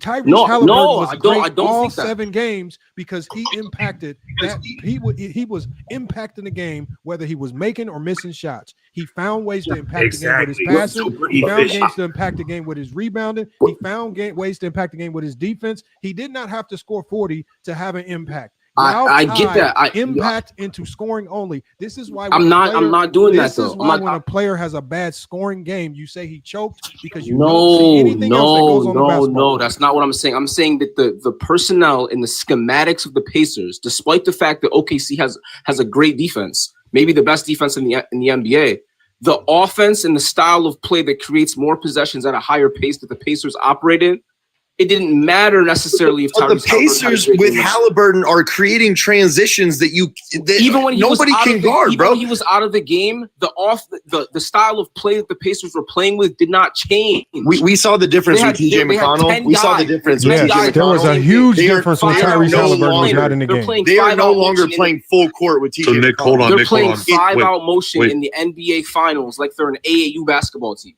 breaking down defenses. Regardless of personnel. 10 guys. Hold on, what was the question, Jaylen? Can a defense play great and still lose a game? Yes or no? I just look. I don't think those two things go together. Okay, so what's the answer? I know what I'm saying. The answer is the Warriors. The answer is this right here. That's the only answer. The answer is this right here. I just told y'all there's a scale. right? It's the scale. Like when one team wins, it's always something that I can find in the defense that gave that winning team some advantage, right? When one team loses, I can always point to possessions in the first quarter, second quarter, third quarter, fourth quarter that put them at a disadvantage as to why they lost. That's why when you want some of you guys say that, you know, people choked away the end of the game. I said sometimes games can be lost in the first quarter when you give up too many. If you give up, for example, let's say you give up 15 second chance points in the first quarter. You're probably going to lose that game because if you gave it up in the first, you can play perfect defense for the rest of the game, but because you gave up 15 second chance points in the first quarter, you're gonna lose. I can always point to a moment in the game where the other team gained an advantage because their defense, because your defense started to break down a bit more. So you think it's a false question? It's a question because basketball is a scale. You cannot. There is no such thing as this team played Hall of Fame defense, but this team played Hall of Fame offense, and the Hall of Fame offense won. It don't work like that. Basketball's on a scale. Y'all want to, because what y'all trying to do is y'all trying to have it both ways. You want to try to give the Dallas Mavericks their credit for great defense, but you also want to say LeBron choked. They don't go together. You either have to say almost LeBron like this, choked. You either have to say LeBron choked, and that Dallas Maverick defense was piss poor, shitty, and LeBron was just selling, or you have to give Dallas defense all their credit and say they didn't motherfuckers made LeBron James production go in the garbage. Or could you say this? Or could you say this? As a coach, this dude just said you can't win in the first half. As a coach, I disagree with that because I know Lamont. No, I said you can lose a game in the first half. Yeah. So as a coach, I've been through games where if we didn't lose that first half the way and we came back and lost by 1, we wouldn't have lost the game if we didn't lose the first half. Exactly. So it's just not true. No, that's the point I was making. So Lamont, can you play I guess a different question would be: Can a team play great defense, but the offense? Hold on. Hey, Jaylen, they keep saying, don't call you Jaylen when it literally says on the screen Jaylen. They saying that's my name.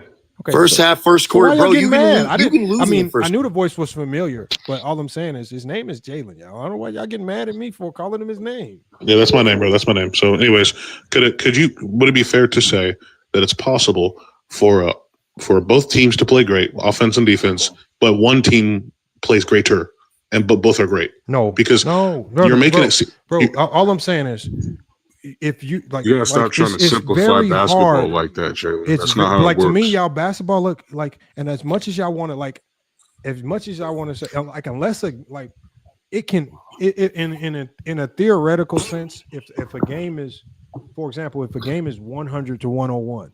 It's going to be hard for me to say that both teams play great defense. I mean, because if you're, let's say both teams average 95 points per game. They give up 95 points per game. That's their typical average.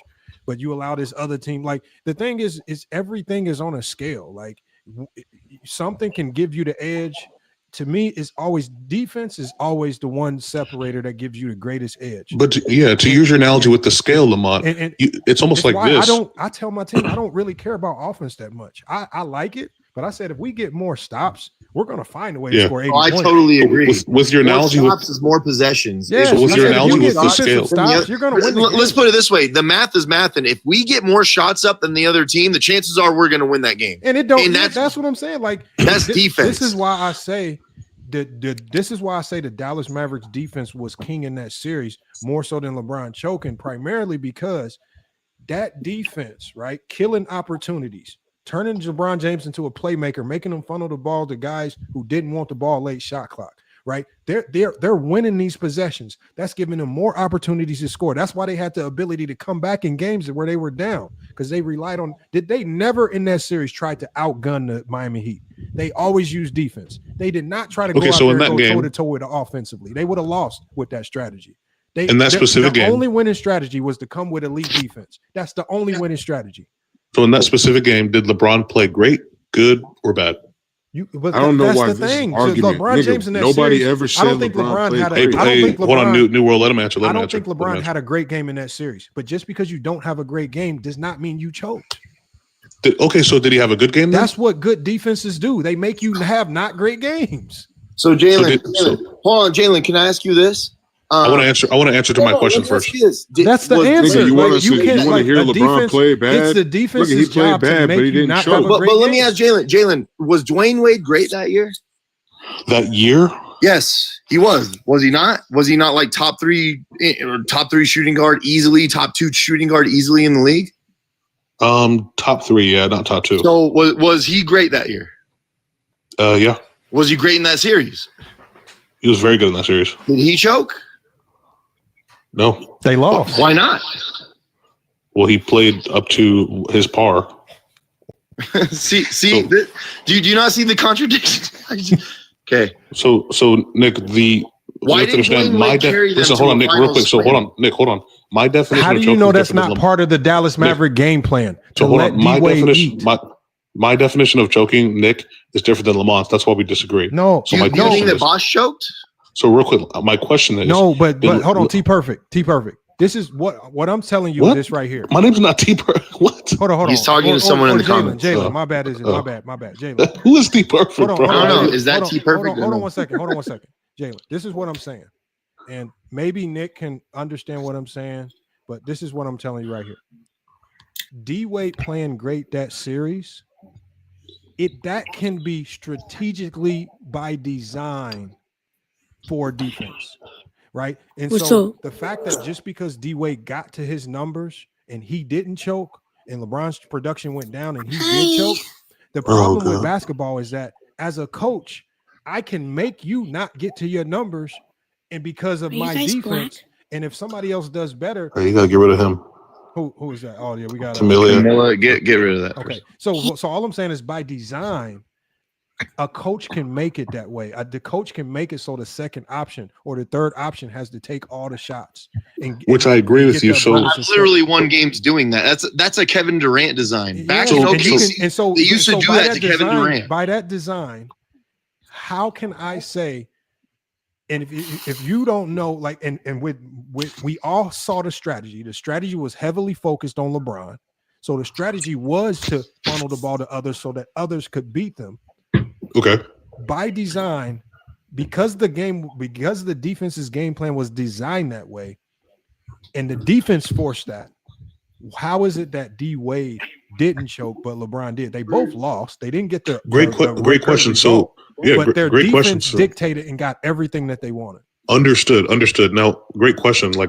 And that's what I'm trying to understand. So that's why I'm not asking questions to be facetious. I'm just asking them to understand what your point. So, in your opinion, when you look at overall series, did LeBron play good to you? Their defense made him play bad.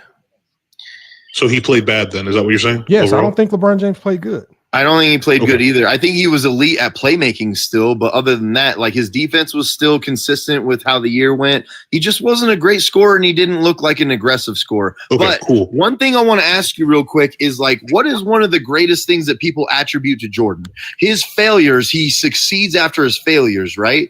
Well, look at LeBron James the next year. He completely succeeded that very next year when Dwayne Wade went to him and said, "Hey, bro, you got to be the guy or else we can't win." That's a succession after failure. And that's what people preach about Jordan, right?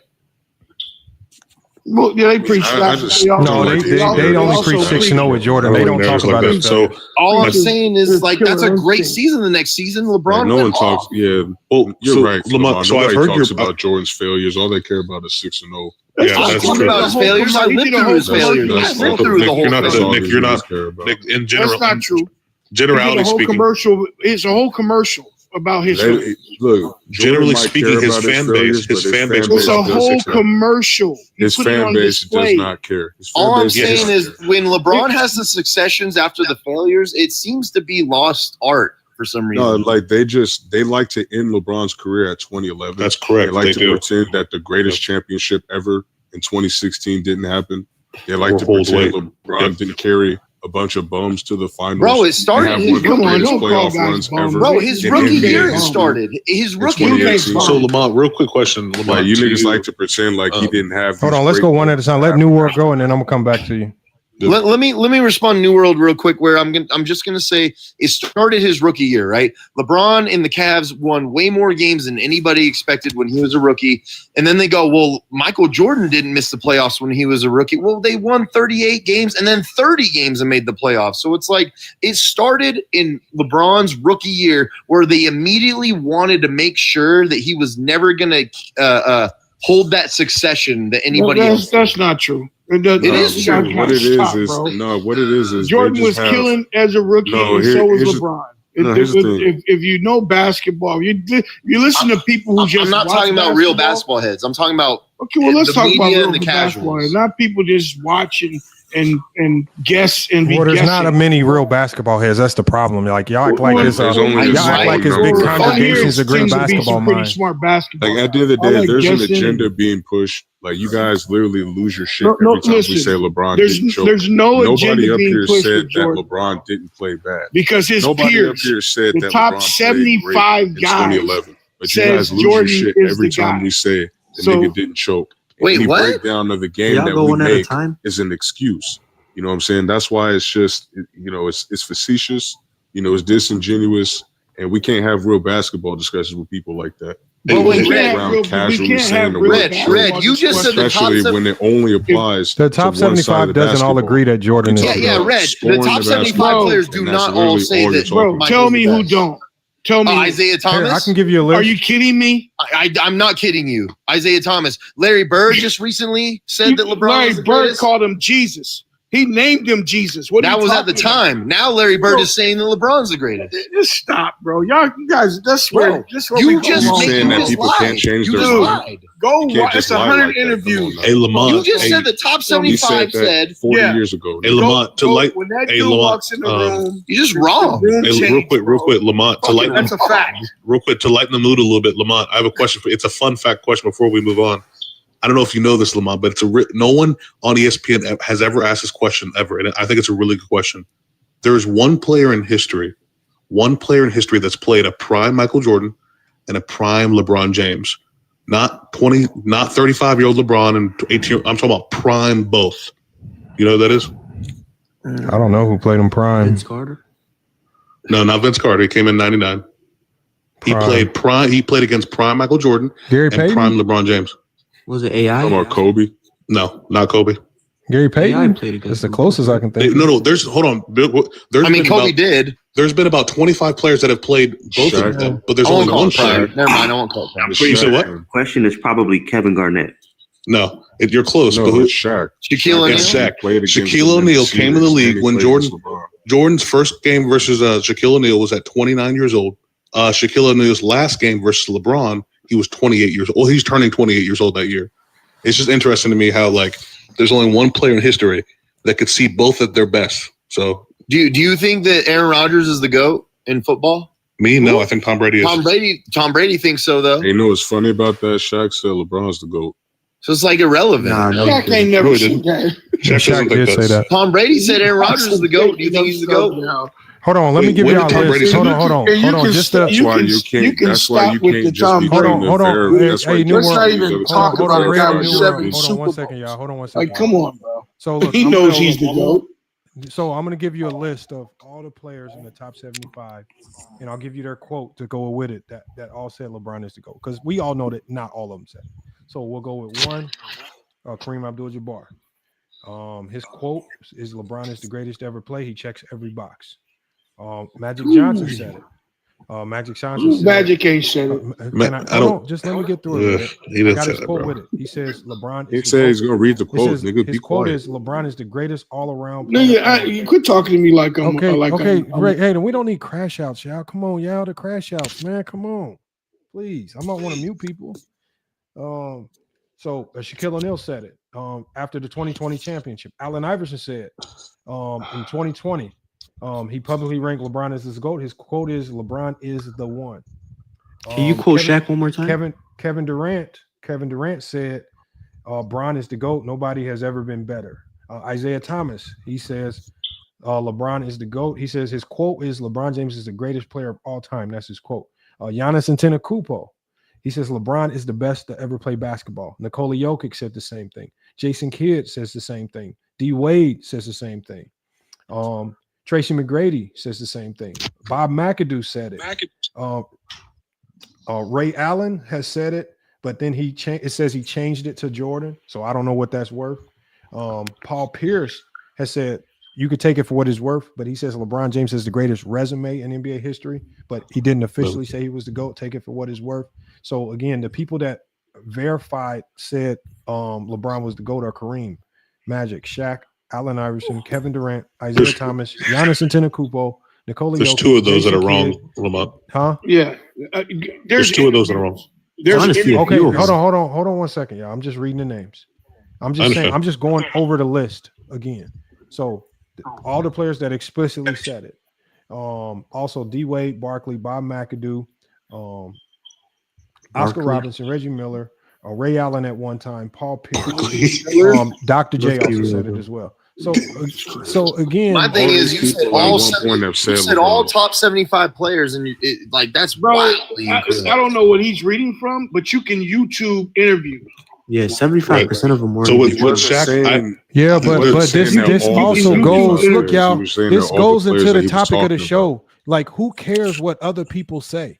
Because as I just showed y'all with the topic of the show, if you look at this chart, when all NBA players under the age of 30 were asked who the GOAT was, it was overwhelmingly in favor of LeBron James, which is why I said who you pick as the GOAT is generational. It has nothing to do with who's actually the GOAT.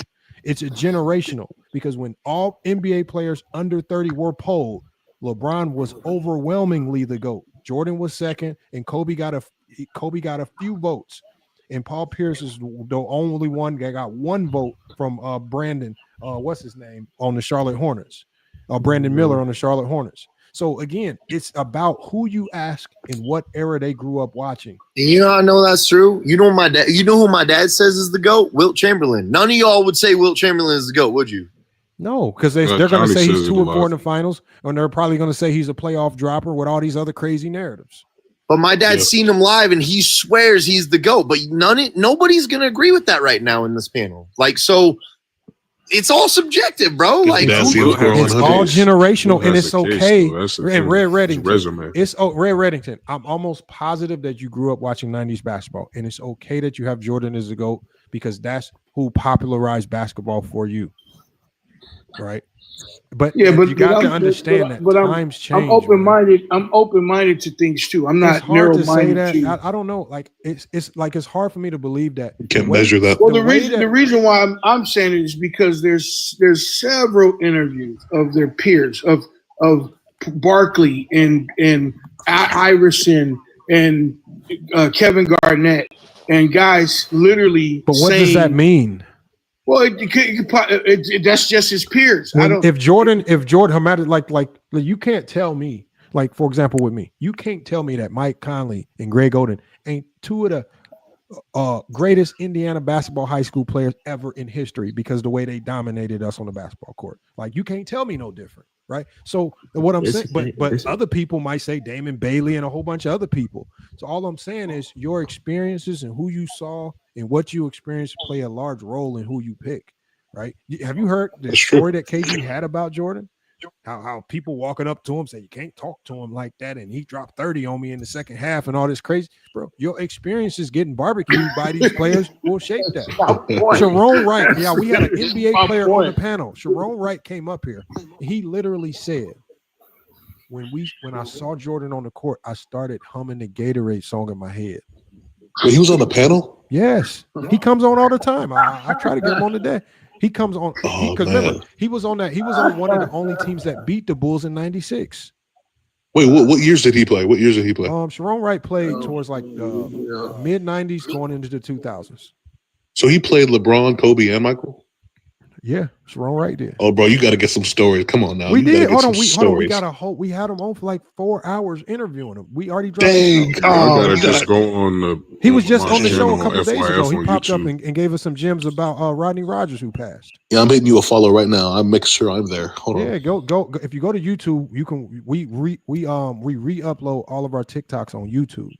And so it's an upload, so you got to go to our videos. You can't miss it because it's in the title that Sharon Wright was on the show. But Sharon Wright gave us a lot of gems. He gave us gems about Jordan. He gave us gems about himself. I mean, he was giving us gems. That's even gems that's not even public. I got gems that's not public. He like I say, his number one thing, and this is what I gotta respect about him. The first thing he let us know is that he says, I will not bash or give out, stuff that, he wasn't going to really let the cat out the bag on too much. He was going to talk about himself, but he wasn't going to get into other players' drama, and he wasn't going to get into the messiness. But he was going to talk about, he was up here cooking on real basketball. You got to respect it. And once he told us that, it's no need for us to start asking messy questions, because he basically let us know, look, I'm not going to dive into certain topics like that. But he was cooking, and he let us know about Jordan. He even said, like, the one thing I like what he said. I said, do you believe if the NBA would have took the handcuffs off all the defenses in the league and got rid of illegal defense in the 90s, do you believe that you guys would have been able to successfully stop Jordan from being 6-0? He said, without a doubt, 100%. He said, with 100%, it was the illegal defense that gave them a significant advantage. But he says, if we took the handcuffs off and we could defend as a unit, and we didn't have to run around trying to hide zones and shade a man and worry about getting texts here and there, he said we would have. He said there's absolutely no way Jordan would have been 6-0. But but in the same breath, he will also say Jordan is the best basketball player to walk this planet. He is the GOAT. I was. But so he gives but when he gives us gems like that, it tells us about the climate of basketball. It tells us about how the rules impacted the game, what players thought about the rules, how players like Jordan took advantage of those rules. Like, he was giving us gems, man. Y'all got to go check that out. To me, it reminds me of when I was coaching, like, from, I don't know, like 3rd to 5th grade, right? 6th grade maybe, and you have to play a certain type of defense, and all of a sudden you start getting to middle school and high school, then you can actually unleash the dogs and play whatever it is that you want to actually do. Then there's a new level of basketball. Yep. Like you don't have to do the BS that you had to do at the younger ages. Even though that kid is so good and I want to stop him, now I can put schemes around him, right? Mm-hmm. There's a new level of basketball when you open up the defense. There really is. And people think like, well, Michael Jordan is great. We know he's great. We know he can score. We all know that. But if you can scheme the defense around Michael Jordan in certain aspects of the game instead of one-on-one, or you have to commit to the double team every single time, there's going to be different outcomes. Well, you do realize Jordan was getting fouled and tackled and shit, right? Bro, that's a misconception. That's a hardcore misconception. There was a whole. I watched the entire 90s basketball. That's such a misconception. We're not going to go with that narrative. That's a weak-ass narrative. You guys pretend like there was UFC cages on the basketball court. Bro, it wasn't like that. There was a few games like that. There was a few times like that, bro. So physical. No, it was not. It really was not that physical. How old are you? You sound like you don't know anything about I'm about to be 40, bro. Okay, I'm 55, bro, from Chicago. Okay, just because you're older than me doesn't mean that you didn't. I didn't watch it. No, it means I was playing basketball in that era. Hold on, what was Red's point? Being from the south side of Chicago. Let me finish. Being from the south side of Chicago. Let me tell you moments and acting like it happened all the time, bro. Let me finish. Lamar, you need to cook this nigga on this. Being from the south side of Chicago. No, let's watch the games. If you hooped on the south side of Chicago, we played 2-on-2 basketball, 2-on-1 basketball. What's that guy doing, Michael Jordan in the NBA? I'm making a point here. Let him get his point out. I'm making a point in there. Okay. We had a thing in the city in the Ickies, in the projects where I grew up, where you played 2-on-1. You had to get the ball down the court and shoot a layup, and we call it a crip. And you got double teamed all the way down. You had to work your way down. We did this shit before we hooped. Jordan is the only person in basketball that had a clause where he can actually pull up and play street basketball. Everybody else didn't have that clause. He wrote that shit in his contract. I know this for a fact. Okay, but what does that mean? What does that mean? Look at my picture. Red, I'm from the south side of Chicago, and my neighbor. I'm from the Ickies. Listen, my neighbor's Gennaro Pargo. What they got to do? I'm 55. Narrow bro. Pargo, huh? I grew up in the on the first he's my floor. neighbor. Jordan fans always think actually that like age him. is somehow Yeah, and make you he more credible. he played You under sound Jordan. dumb. He played under Jordan in Charlotte for a little bit, and he talks about Jordan all the time. He says Jordan was a killer, but like something of he'll tell me that Jordan's the GOAT because he lives here, but he'll never deny LeBron. No, we're not on that. I got a question. Hold on. I watched the entire 90s basketball, okay? What I'm on is look, this dude Lamont will pull up the film. We'll watch the film. He had open lanes all the fucking time. Bro, you're acting like he got slammed every game. It's not that was not the case. I watched the entire 90s basketball. Hey, Nick, I got one better for you, Nick. We have a game. I can pull the clip up right now where the announcer literally is pissed, and he literally says on live TV, he says, I don't understand it. He says every single team in the league just allows Michael Jordan to walk into the lane and get free buckets. He said the only team in the league that stops him is the Detroit Pistons. He says, I don't know why all these teams are just letting them get these open layups. He literally said it in game. And even the funnier part about it, Nick, y'all gotta be ashamed yourself. the best part about this, Nick. Hold on one second, y'all. Please, hold on. Y'all think Hold on one second, now. y'all. Please, hold on, y'all. Nick, the best part about this, Nick, is there was a guy by the name of King Speech Rowe, and he basically kept saying that the Pistons were beating him up. So I said, you know what I'm going to do? I'm going to pluck a random Pistons Bulls playoff game. We're going to watch it live, and we're going to count how many times Michael Jordan is hard fouled. This the playoffs, remember? This, mind you, this is a series. Remember that this is a rough and tough series. They're rivals. This is interesting. My goodness. And when we played the entire game. Open the vault. And we only saw 2 hard fouls in that game, and neither one of them were on Jordan. One was on Corzine from somebody, and one was on another guard. Jordan was never touched in that game. And this was the year before Jordan. This is the year. Hold on one second. Red. And this is not to diss Jordan, but this does dish on the narrative that where y'all try to create this myth that he was having to go up against choke slams. Jordan was not getting touched like that.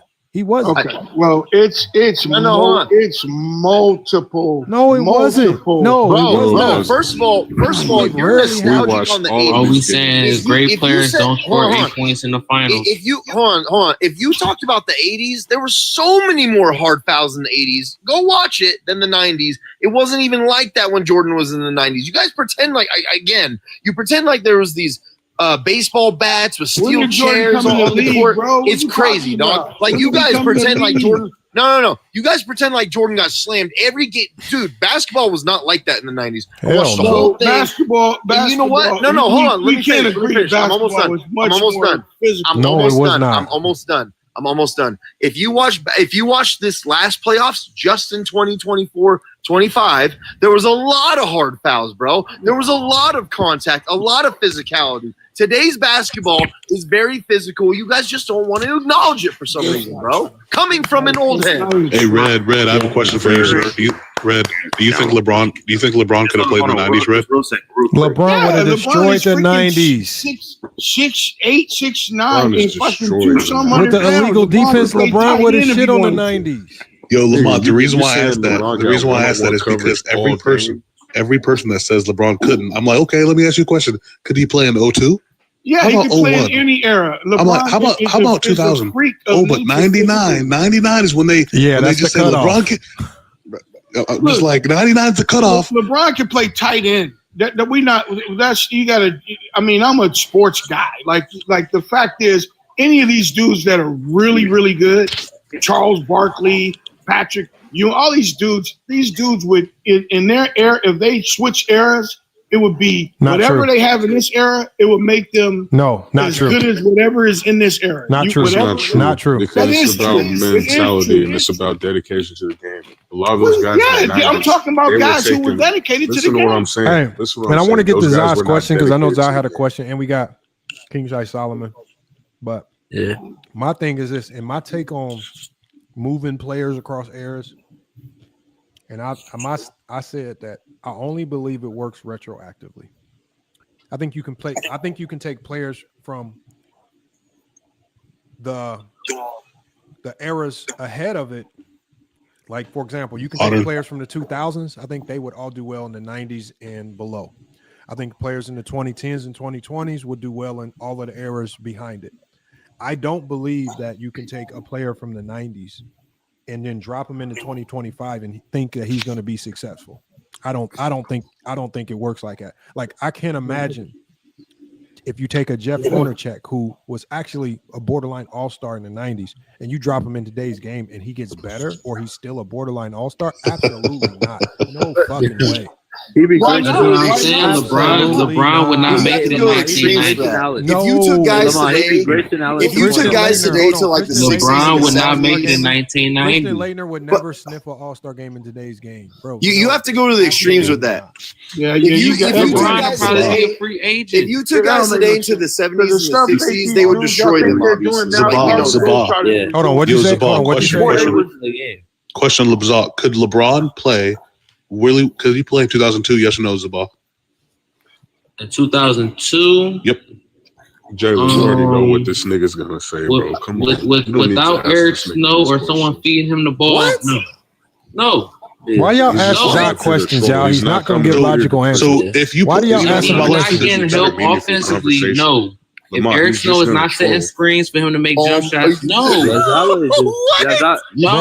See, hold on, y'all. Look, no, stop. Hold on, y'all. Please stop asking him questions, man. Please stop. If you put an 18, I got the facts to pull it up. This is why he won't make it. You got the facts in 2002 to pull it Bro, up? this is how we get stuck on conversations that don't mean This nothing. is That's what I'm saying. You can't let this Don't nigga ask just him side questions. Yeah, but Lamont, that's conversation by asking him these Why do you allow questions. that crazy talk? Okay, That's look. Like, you just look, gonna let him just so keep y'all don't control, ask him nigga. questions, I won't let him up. that was a bad. Yeah, my bad on that. You LeBron. can't ask him questions because he's gonna say LeBron, stuff like okay. Eric Snow. He That's can't like- score without yeah. Eric Snow. Bro, that's like saying, can Draymond Green guard Shaquille O'Neal? And someone's like, yeah, Draymond Green has defensive MVPs, right? And it's like, come on, bro. Lamont, real quick. I asked my barbershop But this people question. say shit like that, though. Lamont, I asked my barbershop this question. And I want to answer. I want to answer from an actual person that knows ball. So, Lamont, in your opinion, if you just literally plug, like swap, you put Jordan on all of LeBron's finals, how do you think he does, and how many do you think he wins more? Like, what's your opinion on that? Okay, so and by the way, I know that's almost impossible to measure. It is. No, but just FY, give me 10 seconds. 10 seconds. hold on FY. 1 second, Zai. Come on, Zai. We're not talking about that. I'm saying, bro, you can't. All let you this want to nigga do up. is you don't even want to talk basketball. You just want to cry about LeBron. That's I ain't making no He's not trying to there's other contribute to the platforms for that. Look, conversation y'all, at this is all. not the platform. Look, I know that some of y'all don't like. He's not your favorite player. This is just not the place. If all you're up here to do is cry about LeBron and say stupid stuff about LeBron, it's just hard for me to listen to that, y'all. And like there are other places you can do that, but I just can't tolerate it. Like not everybody up here, like even Red Reddington. Red Reddington, he's had his opinions on like everybody said he's like, but that's within the scope of actually talking basketball. Like so. Hold on, what was the question again? Because I didn't forgot. So I asked my barbershop this question, and then all of them were like basically like a Zaba or whatever his name is. They were like that. So, but I want to ask you the question from like a person that knows ball. So this is an impossible question to answer, but if you could do your best, if you swap out LeBron on all 10 of his finals, and then you just replace him with Jordan, how well do you think he does on just a broad level? And once again, I know it's a crazy impossible, but like in your opinion. Well, I think all of the like let's just start with all of the finals that LeBron lost. I think even with Jordan, they still lose all of those. I think in he's frozen. I think in 07 they still lose. Michael's not getting to the finals in 07. First once of all, again, hold on, it's plug them, so it's plug them, and so he's already at the finals. My biggest example, like his question is kind of a trick question because he's basically almost putting the teams in the finals already. Because he's asking me to win, so I can't say they wouldn't make the final. Like that's fine. In all reality, I don't think I don't think 07 team with Jordan even comes close to getting to the finals. And my example of that is we saw Jordan with lesser teams, like in the 80s. Like even his ability to elevate guys was in the garbage can. He just couldn't. And that was back during That's not his one-on-one game. defense, not during the zones. So, but Right. but, Guarding but completely I think different. that, Right. for example, like so, I don't think he wins the 3-1 comeback. So hold on, y'all. Let me answer the question. The 3-1 comeback versus the Warriors. Do not believe he can beat that team. Wow. Okay. There's absolutely no way he beats that team. Do you think it's because LeBron led in every statistical? Do you think that's why? Well, no. It's like, first of all because those teams. I mean, like LeBron James's ability to create shots for others while also getting his is probably he does it at the greatest level we've seen in NBA history. Jordan knew one thing and one thing only. He knew how to get his shot, but he was not a high floor raiser for the guys around him. The guys around him kind of had to get it how they live. And it wasn't going to be because of Jordan's creation or ability to get these guys going. And because even Gilbert Arenas gave a story where he talked about how calculated LeBron was and how he attacked. Like he like LeBron made it a focal point to get other guys going before he went into attack mode himself, which made that, So I just think that there are some, I mean, I would give maybe Jordan.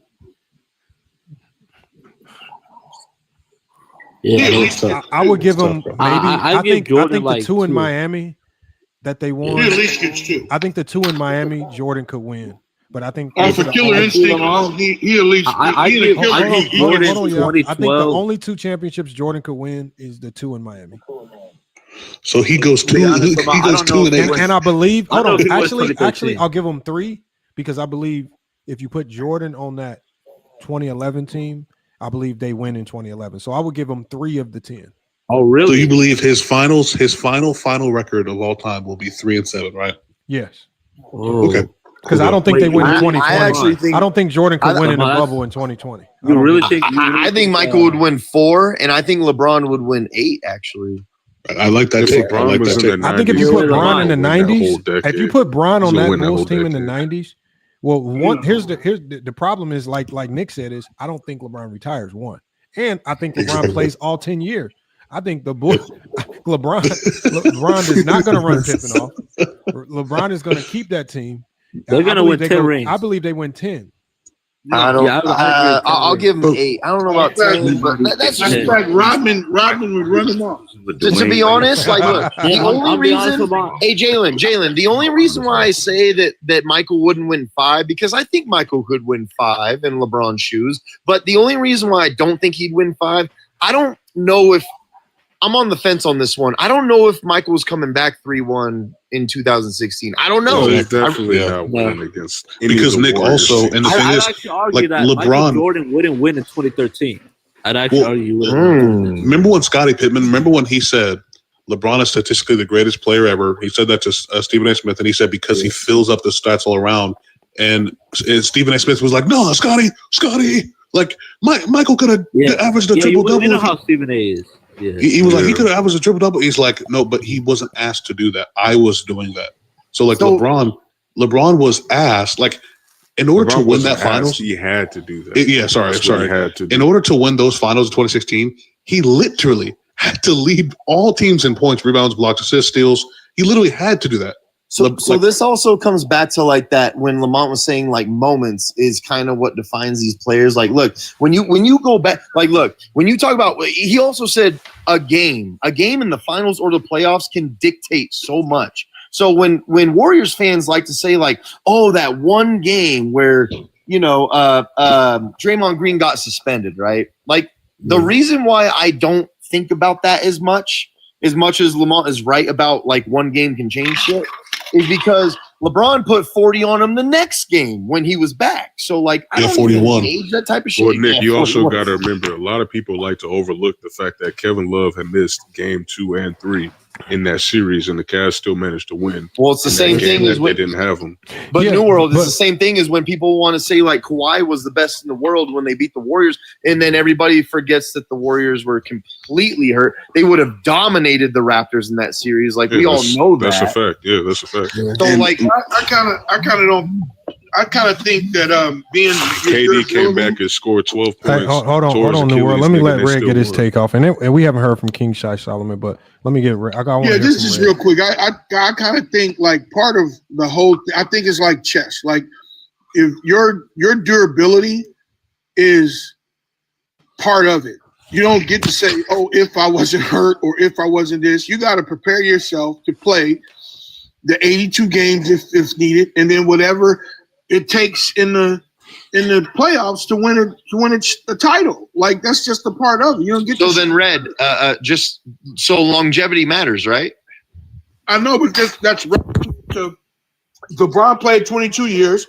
Jordan played what? How many? 15 years.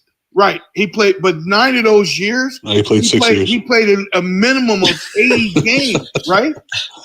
So, but okay, but what I'm saying, what do you mean so? Longevity matters, right? Longevity matters, right? It's durability. Okay, longevity matters. I know. So what is that? What's the difference? What's the difference between those two? You're right. There is no difference. LeBron James is the greatest because he's played longer than anybody. Hold on. No. Greatest because he played. Did he just say what's the difference between playing 15 years and 22 and 23? No. That's not what I'm saying. That's not what I'm saying. 82 games and 22. What I'm saying is 82 games a year. No, let me tell you what I'm saying. Let me tell you hold on, Red. Red, I want you to think about it like this. Okay, think about it like this. LeBron James has not only played 23 years, right?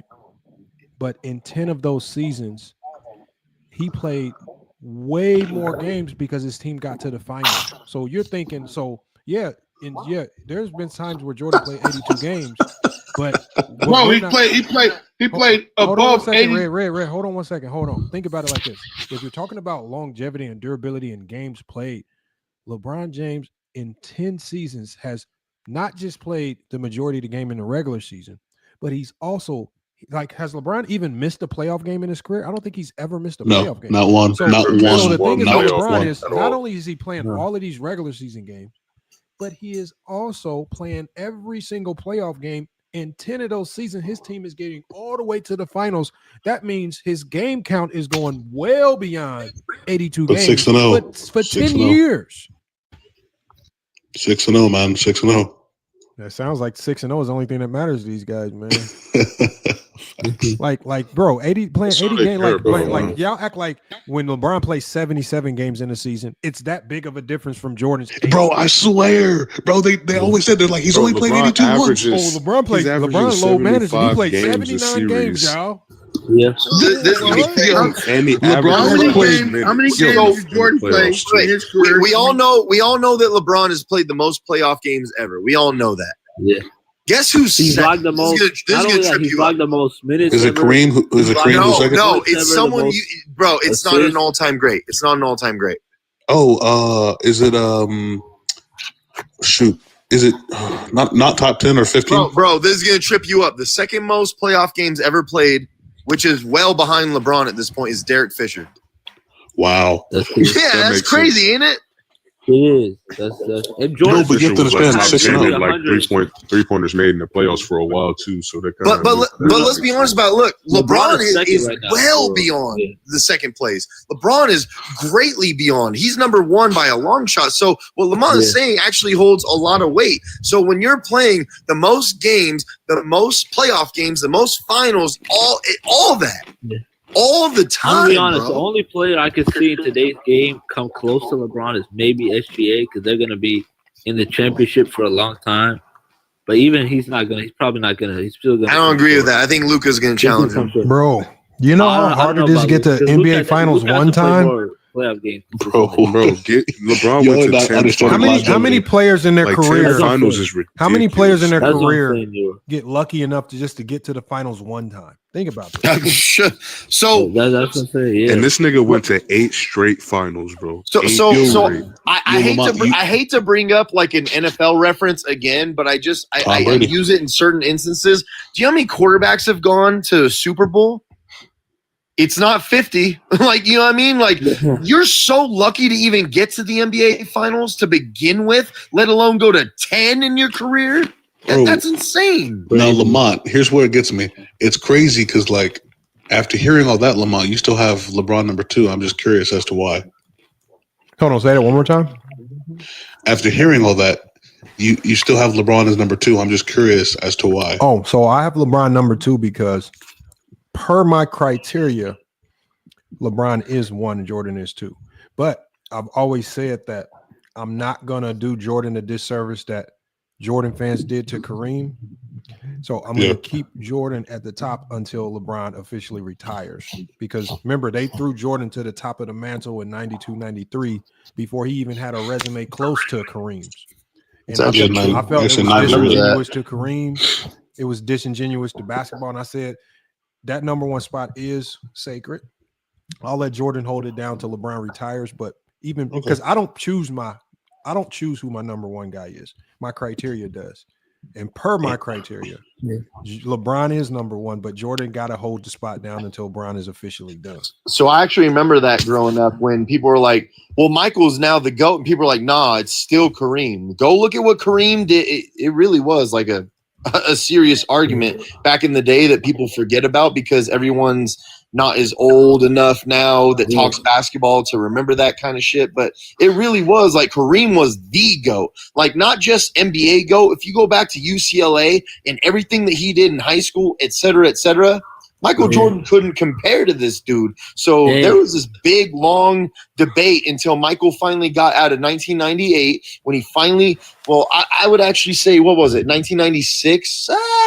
96 when he finally started hitting his jumpers consistently because people pretend like he was just an automatic lock to hit his jumpers all the fucking time. It wasn't like that early on. It really wasn't like that early on. He had a broke jumper, yo. Hey, Nick, when do you think Jordan never had Shaq?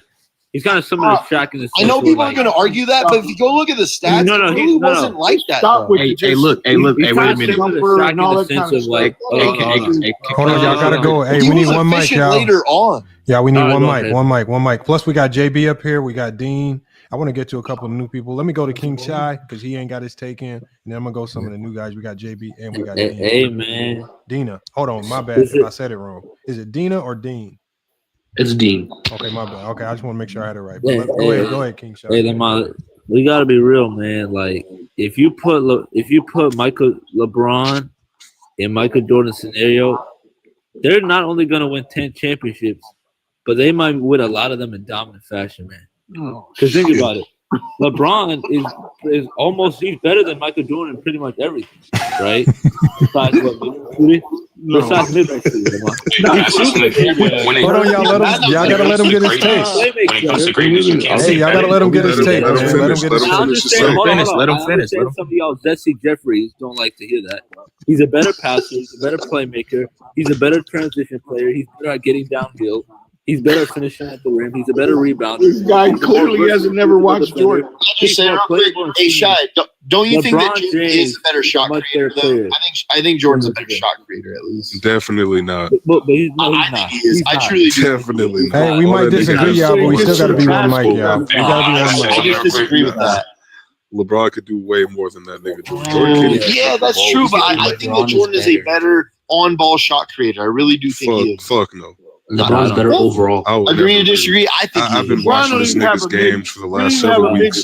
There's no way. I don't think so.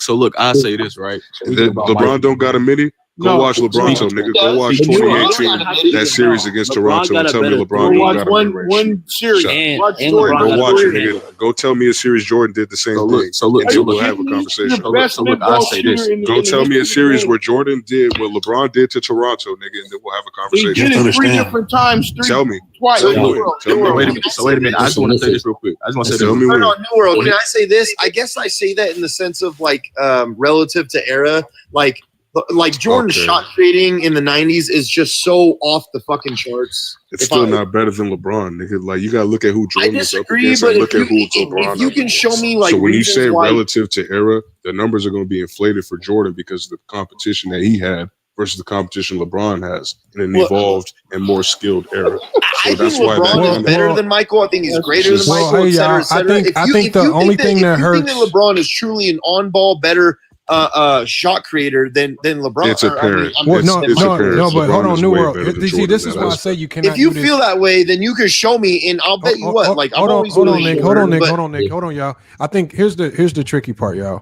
The problem with Jordan and moving him into an upper era is that Jordan's career gave us clues as to what he was good at and what he wasn't good at. All right, so we already know if we bring him to this era, he's not going to be a great 3-point shooter because we can't add to his game. We can't make it better or worse. He was a poor three-point shooter, one.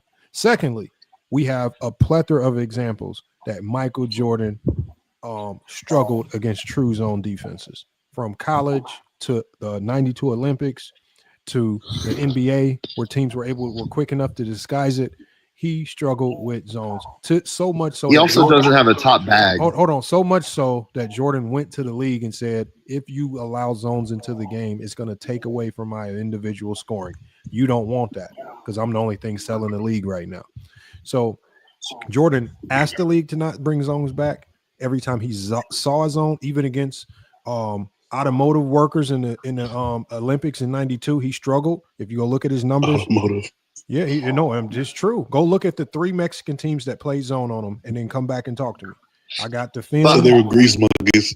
No, I'm just But telling Lamont, you. I'm just I telling you also the think his truth. bag was very overrated too. Oh my God, bro. Y'all killing me. No, Red, people Red, pretend Red, like he had Red, this Red. bag that he Well, didn't. we're not Red. That's The true. beauty of this, Red, is this. The beauty of what we're saying is this. Jordan had weaknesses. It doesn't mean he can't be the GOAT. See, and he just called Jordan overrated in any kind. No. I said his bag is overrated. Yeah, people act like he had this great bag. It can't be a thing. No, people Shot pretending fake like he had this amazing fake bag shot. that he really didn't. He didn't have a bag like Kyrie or something. Hold on, but just so, No, he because didn't. I found this article for y'all that I want to read real quick because it ties into the topic that we were just talking about. I read this article like 3 days ago, right? And it says how unlikely is 8 straight finals? It says the math is brutal. This is on NBAmath.com. It says even if you assume LeBron's team had a 35% chance to reach the finals each season, it says a probability reserved for only the strongest contenders. The odds of doing it 8 years in a row are 1 in 4,400. It says drop that finals probability to a more realistic. It says drop that probability to a more realistic 25%, and you're looking at 1 in 65,000. And it says that's before we account for injuries. It says now add perfect durability, 168 straight playoff games. It says across those 8 runs, LeBron did not miss a single postseason game, not from injury, not from fatigue, not from illness, nothing. It says even for a superstar with elite conditioning, a conservative estimate gives a player a 2% chance of missing any given playoff game. Tweaks, but PEDs. Okay, hold on. It says tweaks, sprains, cramps, migraines, flus, rolled ankles, etc. It says the odds of avoiding a single absence over 168 straight games is around 3%, and even for an exceptionally durable athlete, at more realistic 5% probability. So it says if you combine the two, it says to make 8 straight NBA finals and play every playoff game along the way, you multiply the probabilities. It says to around a 1 in 2 million chance. It says LeBron's streak is statistically close. It says LeBron's streak of getting to 8 straight finals and playing all of the playoff games. It says you would have a statistically closer odd of winning the Mega Million when Lottery? it gets to $1 billion. Yeah. So it says a comparison to help us fans understand the scale. It says imagine flipping a coin to get heads 28 times in a row. It says if it takes you if it takes you hundreds of tries, that's normal. That's about how rare LeBron's streak was. He says, or one way of thinking is today's teams. It says teams today struggle to even make back-to-back finals. LeBron did the equivalent of doing that 4 consecutive times without suffering one playoff injury across an entire decade. And so it says why it says right here why the streak matters. It says fans often debate. It says fans often debate LeBron's greatness based on rings, scoring records, or MVPs, but the 8-year final streak and the durability behind it is arguably the strongest evidence of his sustained dominance. It's not just that he performed at a high level, is that he maintained it longer and more consistently than anyone. And so basically they're saying what LeBron James did, getting to the finals 8 times in a row and playing all of those games, you have a better chance of going to play the Mega Millions and hitting that motherfucker. right? And can I just say this? Like, that is insane. People try to talk about peaks. People try to talk about peaks in what the amount of what someone's peak is. I think LeBron has the longest peak of any career in history. He has the biggest longevity of a peak you could ever find. Like, hold on, 2013, bro. Hey, hold on. Let me see. See these comments right here, y'all. So we have a comment right here from a user. I don't know who he is.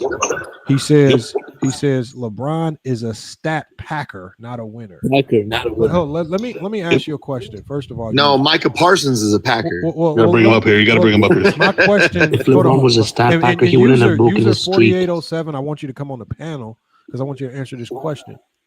Please. How can you be great in the NBA without getting a lot of stats? You mean that factual production on the court? You mean that thing? I mean, hold on. As a coach, have you ever had a player come to you and say, "Hey, coach, man, I'm averaging 0.4 points per game, 0.2 rebounds, no blocks, no steals, no assists, but I think I might be your best player." I've coached ranked teams in the state, and I've never had one player ever come to me and be like, "Hey, coach. So if you just let me get the rebounds real quick, or just a few more points, you know what I mean? That's never happened." So look. Lamont. Hold on. I've been saying this. Let me say this real quick. Hey man, these dudes in the chat, man. This is how you know. This is promise how you know these dudes have never touched a basketball in their life, man. These dudes do dumb stuff, bro. And you know what? Hold on. Let me go further, Lamont. When I played college, I never once ever asked coach what my points per game was. I've never asked that. I got to be honest, bro. It was all about what are we doing today? Like how are we going to win this thing? I never thought about what my points was going to be, how it was going to affect my average. That was never a thing, bro. It really wasn't. So look, some crazy bro. That's even funnier. SJ quoted. That's the funniest part about it is LeBron James is a pass first player, and they say he stat pads. Like, bro, Lamont, listen to this, bro. I joined a Jordan Lover live like you've never seen it before. Yeah, and they were like going crazy on like LeBron doesn't play defense, he never does. And I said this. I said I have a question for you guys because I was faking like I was on their team. I was like, I have a question for y'all. Remember a couple years ago where that fan took a video and said, "LeBron, why aren't you playing in defense?" And LeBron said to the fan, I'm gonna let the younger guys handle that. You guys remember that? They said, "Yeah, we remember that." I said, "No, you don't." It was Kobe Bryant who said that. It wasn't LeBron who said that. It doesn't exist who said that. It was a Kobe Bryant video. The fan took the video of Kobe Bryant in his last year. They said, "Kobe, aren't you gonna play defense?" He said, "Nah, I'm gonna let the young fellas handle that." And you know what? I like that you said that. Like Import AI said, hit the three, got my 10, sub me out, because he was talking about LeBron James trying to keep his 10-point streak alive. Now, Import AI. I mean, again, if you want to tear down LeBron for that, I get it. But make sure that you also tear down Michael Jordan, because if you remember, and if you don't remember, I can play it right now live if the people on the panel would like me to. But Michael Jordan in his last NBA game, they were getting blown out with the Washington Wizards. But the Washington Wizards did what? They subbed him back in, and not only subbed him back in, the other team fouled him on purpose so he could shoot 2 free throws so he can maintain his 20-point per game average as he retired in his last game. That's how he went out. Jordan left the NBA, not just stat padding, because at least LeBron had to earn those last 2 buckets. Come on, bro. Like that, literally fouled Michael Jordan on purpose just so he could go shoot 2 free throws to keep his 20-point game. So what about LeBron's last game? Wait. What about LeBron's last game where they say instead it's of not real? taking the shot? Y'all want me to play the video? Hold on. They're saying in the chat it's not real. Do I need to play it? Play the clip. I'm gonna get the video. Play the clip. If you gotta get the video real quick. What about LeBron's last game where here goes LeBron, he's got the ball to win the game, and he makes the right pass to win the game instead of keeping his 10-point streak alive. Rui Hachimura hits the game winner. They win the game. What about when Kobe Bryant, Gordon Hayward said in his interview that he went forward to make sure that Kobe Bryant made both free throws to get 60 points on his last game ever. He was going to do that for him. That's the worst part. Hey, Nick, you know what Kobe and Jordan fans love saying? Oh, LeBron ain't earned shit, and Kobe and Jordan work for everything, right? Kobe and Jordan literally were literally given handouts by the other team on their last game just to reach a certain threshold of points. But I'm sure LeBron will be Possibly my problem is they're last all great basketball achievements. game They are in the all last play. amazing achievements, bro. Like, cannot be. Yeah. Come on, bro. It's still the Y'all same gotta thing. stop. Keep the same energy. they are You all can't amazing criticize one and achievements. then Let's say stop that knocking wait, these I achievements. know why. Bro, I gotta be honest. I gotta be honest. Look, I don't give a fuck that Gordon Hayward said that he was gonna make sure that Kobe made those 2 free throws for his 60 points. He even went into the violation to make sure that the ref was gonna say something if he didn't make the free throw. I don't give a fuck about that because the experience of watching that last game, that's all I care about. So these things with LeBron, with Michael, with Kobe, all these things, all I care about is watching this shit. It's only these Jordan fans / LeBron haters that are focused on Jordan words fans like for stat people. panic. Jordan Nigga, you've been up fans here are just incredible claiming shit basketball that isn't people. factually true, and you've been trying to push Oh, I found it. You Oh, I clearly found it. Did you say Nick or Red? on this panel. Huh? What did you say? Did you say Nick or Red? No, I was talking about Red. Oh, I thought you said Nick. I was like, wait a minute.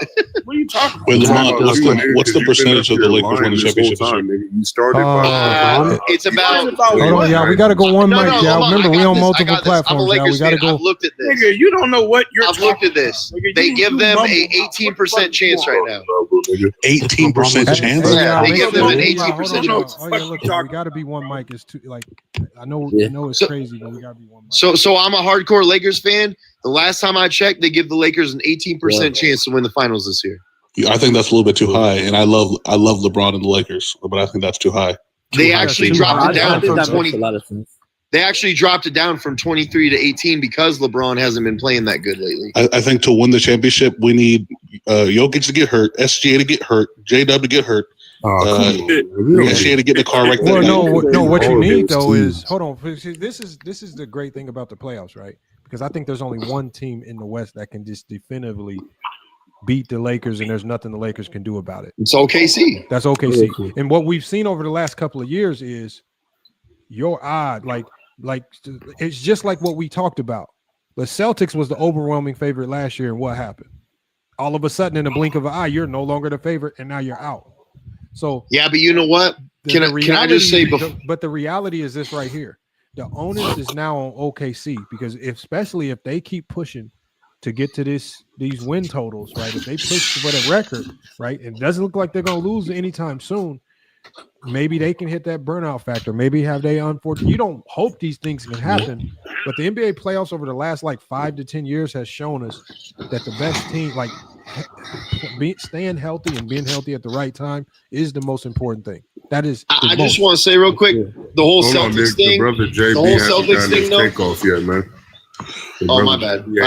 Say nothing yet. He was trying to talk a couple times earlier.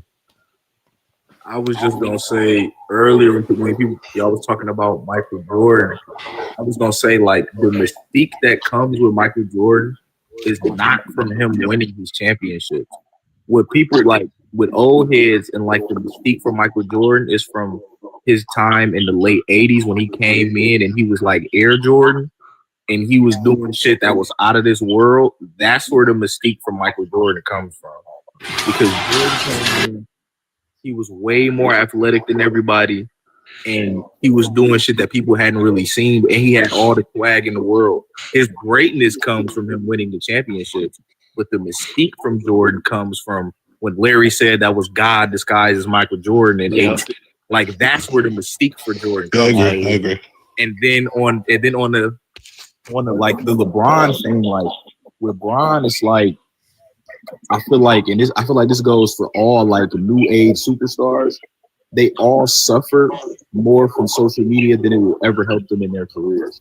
Because for Michael Jordan, either you watched the game or you didn't watch the game. There was no social media, there was no clips, there was none of that to go back and see what you missed. So all of the bad moments, of course, nobody's going to talk about the bad moments Jordan has because nobody remembers them because you never got to see him again. Yeah, you saw him one time the next morning on ESPN and it was gone. Yeah, that's what I'm saying. For these new players, LeBron got a bad game, KD got a bad game, Steph got a bad game, any new age superstar, You're going to see it 6 times throughout the week on First Take. Hey, yo, JB, let me tell you this too. Everybody that says that they lived in Chicago and watched every single Michael Jordan game, it's not true. Chicago only broadcasted like 38 games a year. You couldn't watch Michael Jordan every single game a year. It was impossible. That's what I'm saying. Possible. And then people like to use like things like, well, LeBron James isn't clutch, or he doesn't have the mentality of things of that nature. And it's like he has the most clutch game-winning shots in history. Right. Hey, JB, to also prove your point, brother, Bo Jackson had that same mystique in around 1989-ish. He was playing the Bengals, and he did an end-around run. Dislocated his hip. No, not that one. Not that was 91. I'm talking about 89. He did an end-around run. He went off for like 78 yards. They think he's about to score, but a Bengal tackles him behind. His name is Eric Jones. The announcer says, and Eric Jones will be able to tell his children and his children's children that he hawked down Bo Jackson from behind. So hearing that, like just hearing, imagine you've never heard that in your life in any NFL in history. Oh, he tackled him, and he will be able to tell his children's children that he tackled someone. But ironically, it was the Bengals he dislocated his hip against. Yeah, I know. So what's your point in saying that? Like, I was just gonna land my plane with this. The mystique of it. And I was gonna land my plane with this. Hey, let me play this. Let me before you land that plane, just so I can get this out the way. For the people that say I'm lying, man. Because people gonna say Jordan, like, look, and I get like, and see, this is why I appreciate what Dude said about Kobe. When we talk about players at the end of their career, and we see, obviously things that, like, with LeBron, it's hard to, was he pushing to keep the streak alive? Yes. Do I knock it? No. The other team was still trying to defend it and stop it, right? I don't really kill him for that. I get it, but for people to pretend like the same stuff didn't happen with Kobe or Jordan, let's just play what happened with Jordan. When they were trying to keep Jordan's 20-point per game streak alive, right? This is what they did for Michael Jordan, y'all.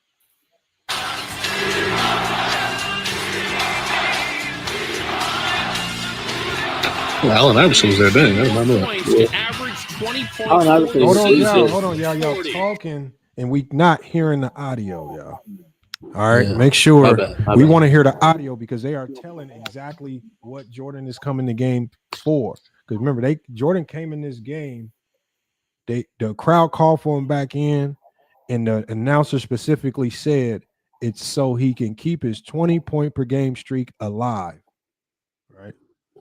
Hold on, let me play this. I don't know why my mic volume keeps going down.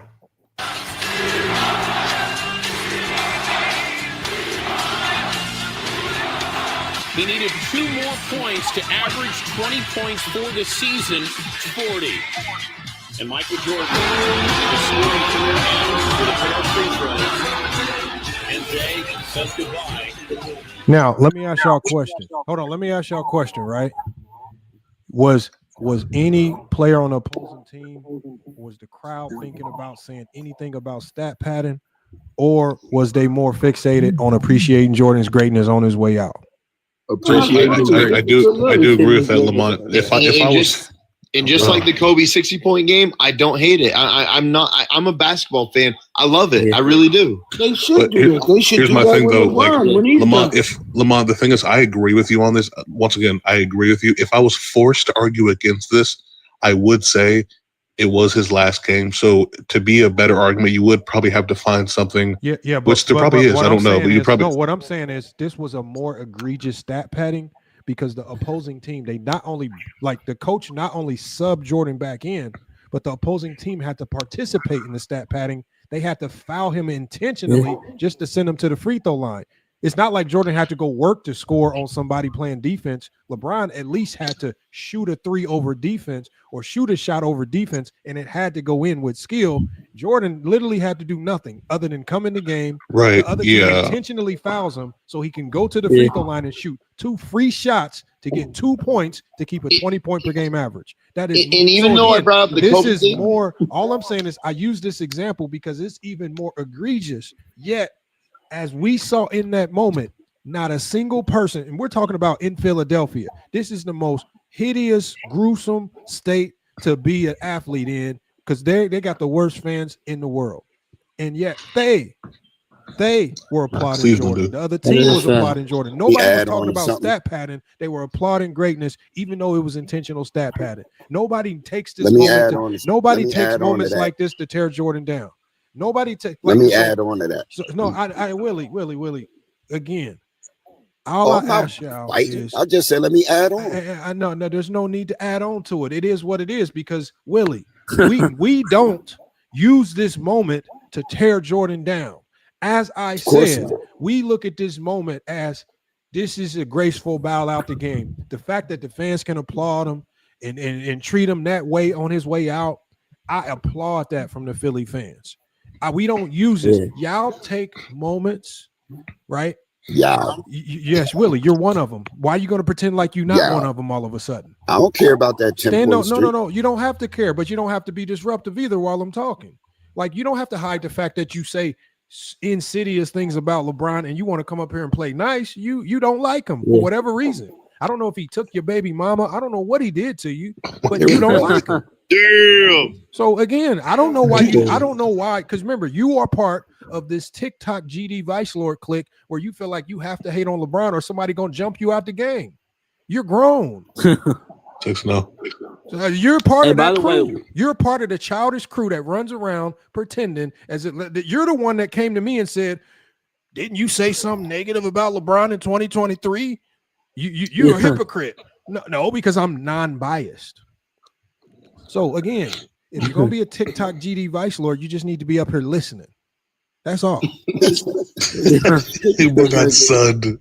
I'm just saying. I mean, look, like we He also says Kobe's better than LeBron. look, Like, I've yeah, seen but this dude. that's He what says I don't. crazy Hold on. shit. The thing, Nick, is I don't care if he feels that Kobe's better than Never said LeBron. that. I don't argue with people about rankings.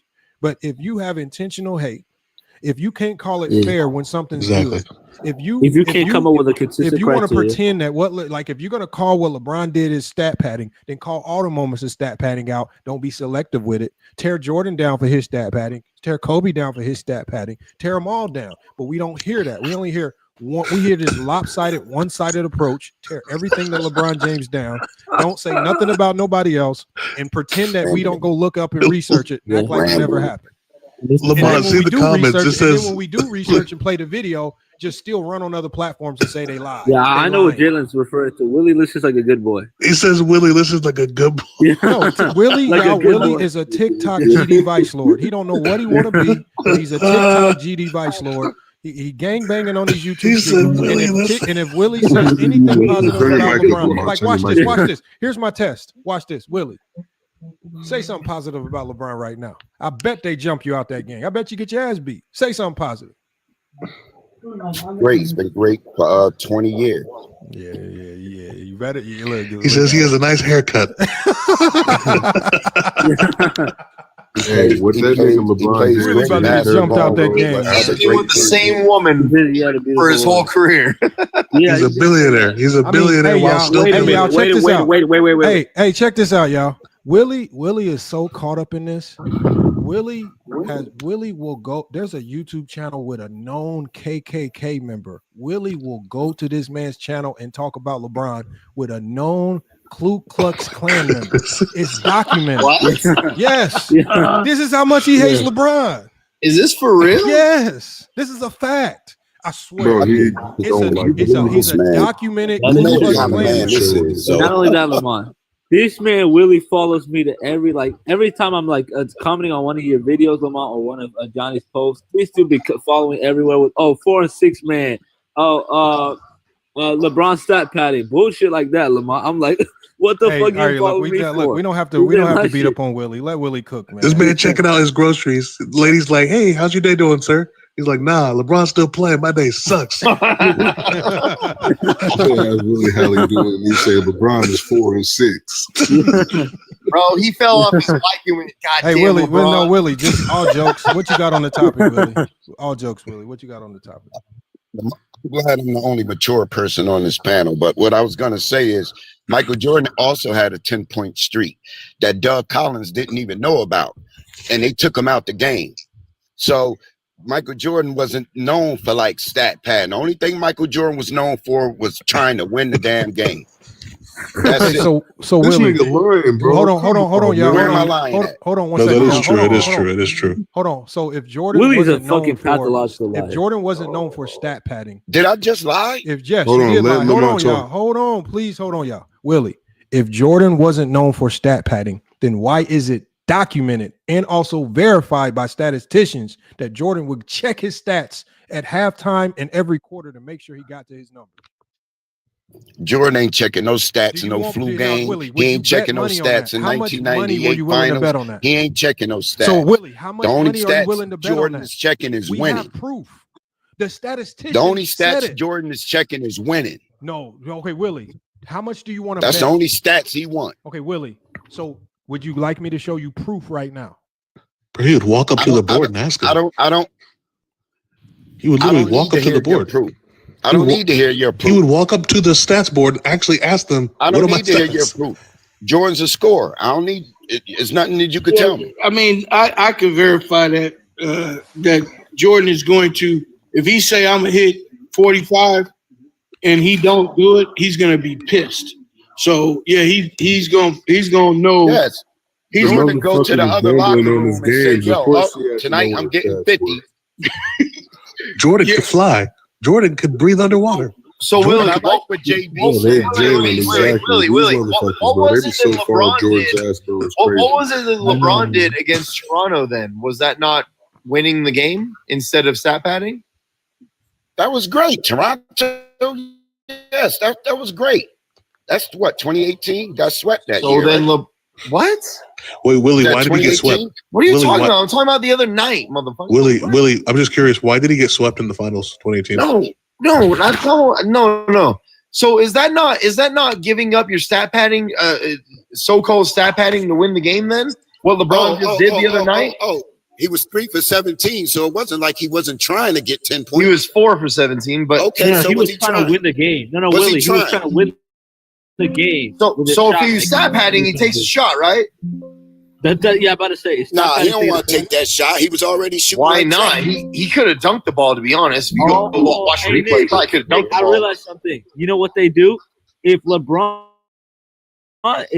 took that shot, right, it would have been considered stat padding because he took that shot and he was looking for his 10 points. But instead, he got his 11th assist to win the game. Nick, watch it. Since he passed it, now he doesn't have the killer mentality, and he's too scared to shoot. But he just said, consistency they have there. well, Michael LeBron Jordan can wins the game instead of stat padding. So wasn't that winning the game instead of stat padding? Okay, Like, hold on, these y'all. dudes talk Hold out on, both y'all. sides of their neck when it Hold comes on, to y'all. Thank you. I'm just saying. A lose-lose situation. Look at the 11 article. assists and 0 fucking Hold turnovers. on, y'all. Let's just read real quick because you know Johnny talks about this all the time. A lot of them don't like to read. So it says scorekeeper gave stats to Jordan even when he didn't earn them and went to the board locker room and said, This is crazy. Huh? Yeah, this shit is blasphemous. You gotta turn up your mic, Lamont. You gotta turn up your mic a little bit I more. know I need my more mic. people. Yeah, this shit is blasphemous. It's not blasphemous. It's a fact. Bro. So y'all just listen to him because I'm having a hard time hearing him. No, we're not gonna. my mic volume keeps. It's not disrespect. turning It's just the truth. I don't know why No, it keeps turning down. Scorekeeper admitted it. Yeah, whatever, bro. Yeah, That was the y'all- DPOY here. They y'all give can- him extra Lamont, I can stats. hear you, This but no is one this else. is as bad as Talking, saying when people keep talking, I can't hear what you're saying. LeBron is lazy and some of the other crazy shit people say about LeBron. This is as bad. Like, come on, bro. It's some shit that people say about LeBron that's clearly not the truth. But this is not some people. This is the scorekeeper that did it who said it. Bro, no one's gonna get me to believe that MJ was on some give me some points. Give me some No, we're not talking about that. Hold on. You're talking Nobody about said that. Hold on. I'm not talking about the fake steal stuff. I'm talking about the fact that Jordan would check his stats in quarters and at halftime and even after games. So again, that's a given. Jordan, I mean, a lot of great Jordan ain't wear no shirt saying check my stats. Can y'all please hold on while I'm talking, man? Even when Jordan was on his triple-double streak, Jordan was always checking his stats because he wanted to keep that triple-double streak alive.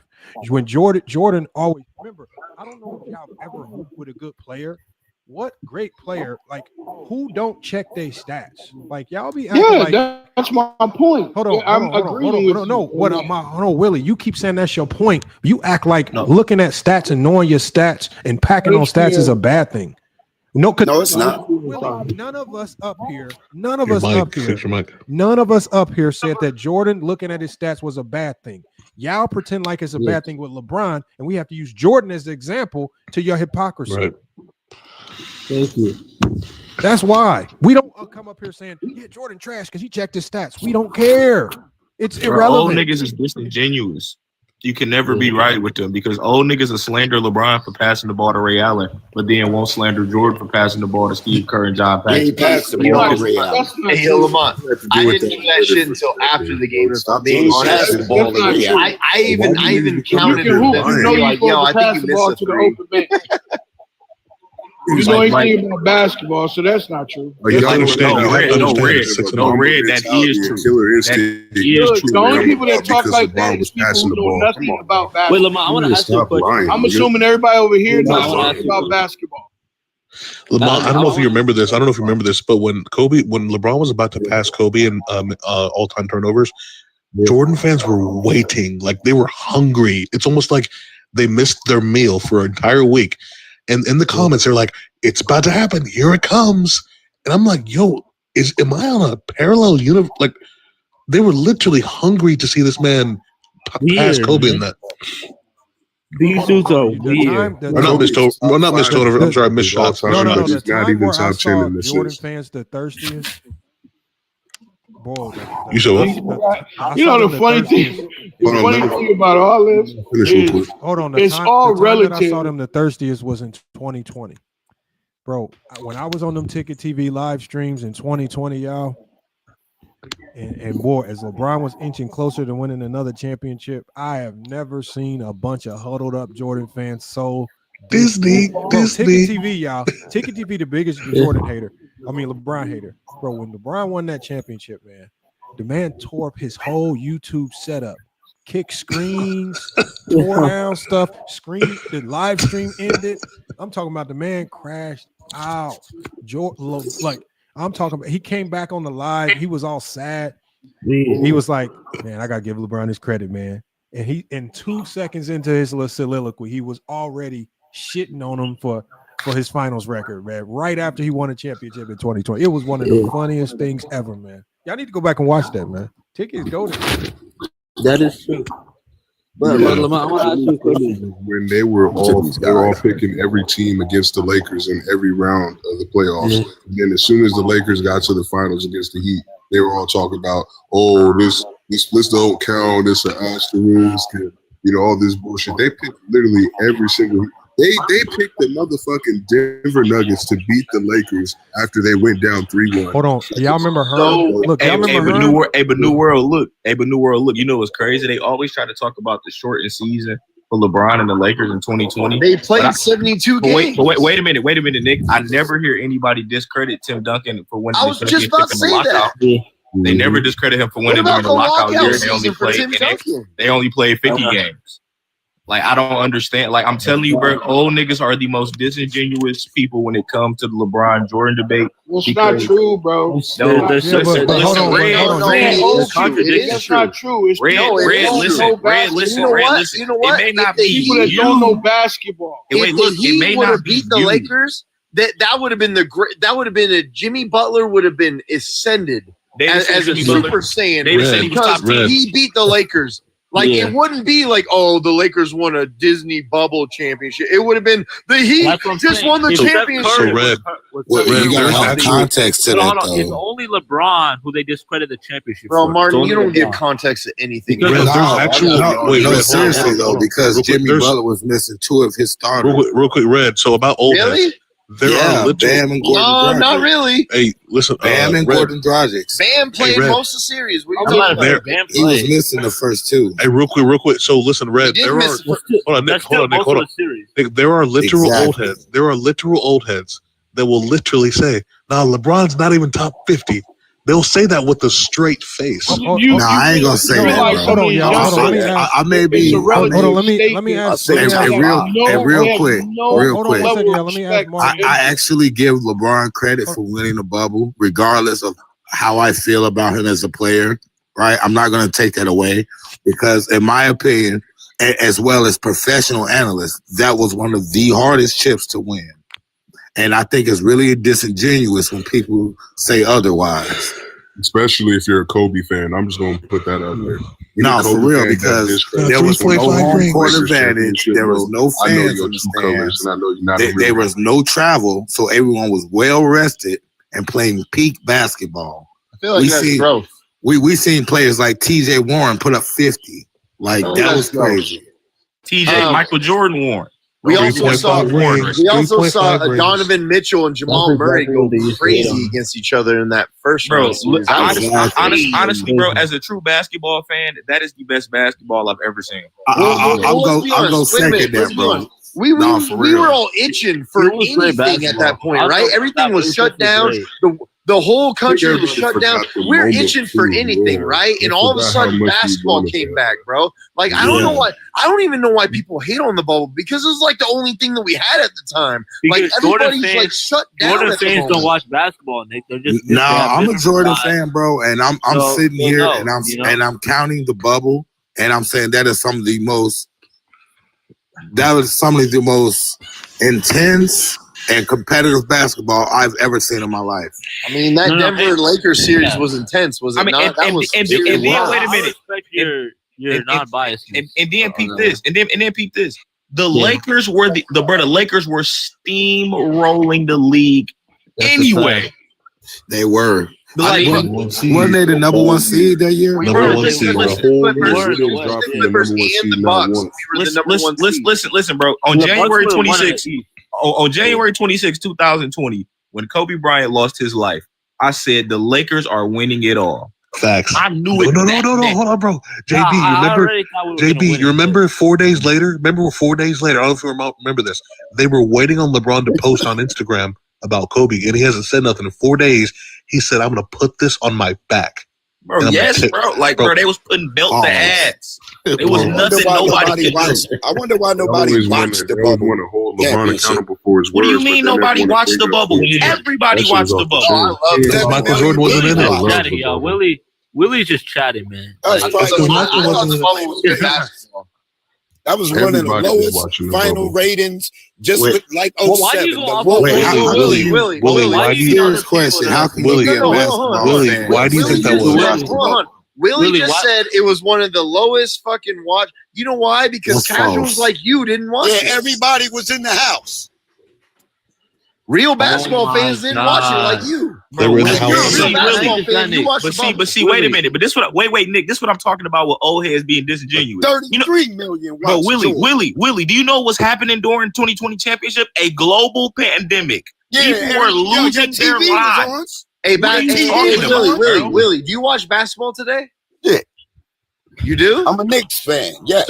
So then why didn't you watch the bubble? That explains everything. You're a Knicks fan. You don't know what winning feels like. Well, then what are you talking about then? Why are you hating on it? It was the lowest rating. Willie, I want to ask you a question. What's that got to do with it? Hold on, Nick. Well, ain't no star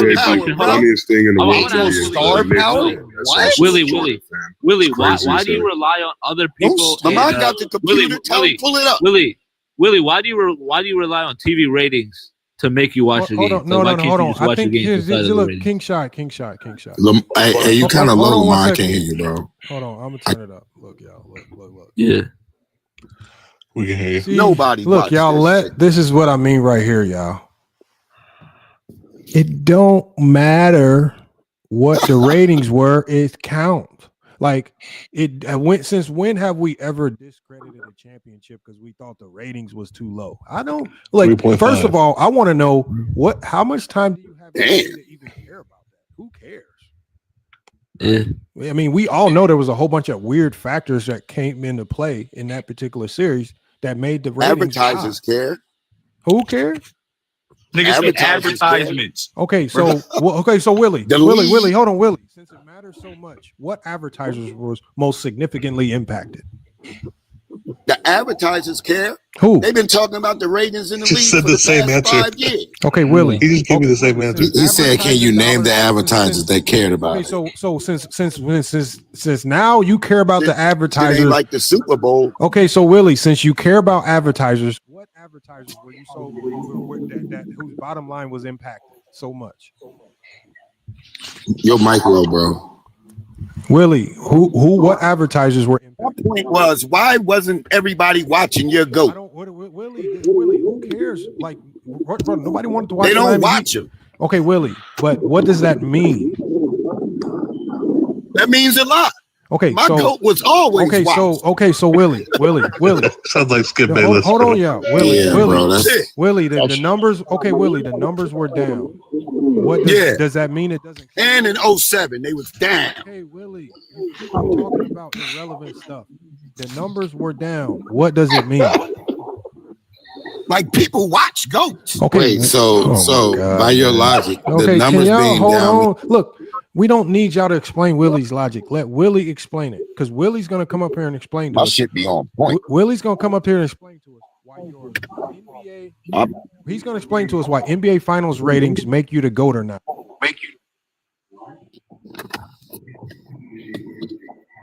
Why? You saying why?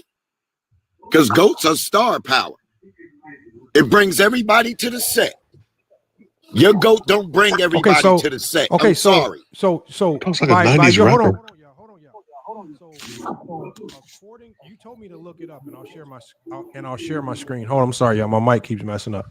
So I'll share my screen here. The most watched athlete in the most watched NBA athlete in history is Yao Ming. Does that mean he's the GOAT? Tell us the most watched finals in NBA history. This thing sounds like a 90s rapper. And not even just that, like he Yeah, can't even answer the direct I know my question. shit. So Willie, Answer why that. can't you just hold on? Why can't you answer a direct question for once? I agree with Willie. He sounds like shit. Why, Okay, why don't you? hold on, King Shy. Can look, just let Willie answer a very easy question. Willie ain't never name called nobody. Okay, Willie, That's how you Willie. know I'm a grunt. Okay. You're not 6. You don't have to keep talking. Willie, the question is this. If it's about watchability and being the most watched and the most liked and having the most fandom, because that's all what you're talking about, then why is Yao Ming and Jeremy Lin and Vlade Divac and all the people who atop the list of the most global worldwide fandom and star power, why are they not your GOATs?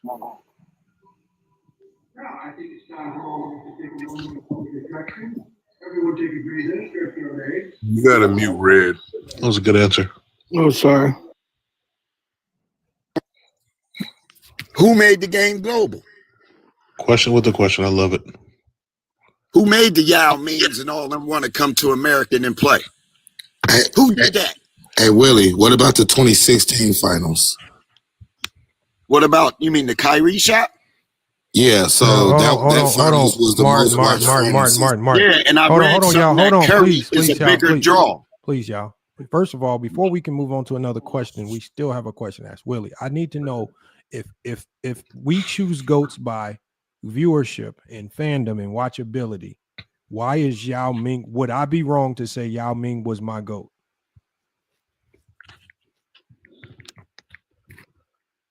No, China got 1 billion people. So I can say Yao Ming is the GOAT, and it makes sense to you. Yeah, but no, that doesn't even make sense to you. Because Yao Ming is not using more popular. Willie. Yao Ming. We're not using my logic. We're using your logic. If having the most fandom, viewership, visibility, watch time makes you the GOAT, then would I be wrong to say Yao Ming was my GOAT? Because this is your logic. Yes, you'll be wrong because Yao Ming is not more popular than Michael Jordan. Yes, he is. No, he's not. You just told me to Yes, look at he the is. numbers. Yao Ming, I'm looking at the numbers. No, he's not. Hold on, Willie. You told me to look at Mike the low numbers. again, bro. This man sounds like Ice Cube. He's like, really nut. Hold on, Willie. Willie asked me to look at the numbers, y'all. Yao Ming. I said, look at the finals numbers. Hold on. Yao Ming has more popularity. He sold more merchandise, right? He has a bigger fan base, primarily because of China. These things make him the GOAT, correct? Who sells more merchandise in America that ain't even playing? Well, we're talking about globally. My GOAT ain't even playing and smash your GOAT and everything. Okay, but Willie. Oh wow. You know the beauty. He's actually Skip Bayless. Willie, you're on FYF Sports. Here's the beauty of it. Everything. Willie, the beauty of this is we don't care where you rank players. Vice versa. Now, Willie, what you can help us with is you can tell us your criteria. You want my criteria? Yeah. Winning, impact. Okay, hold on. Willie, I'm gonna put it into the algorithm. No, I don't want your G. No, no, Willie.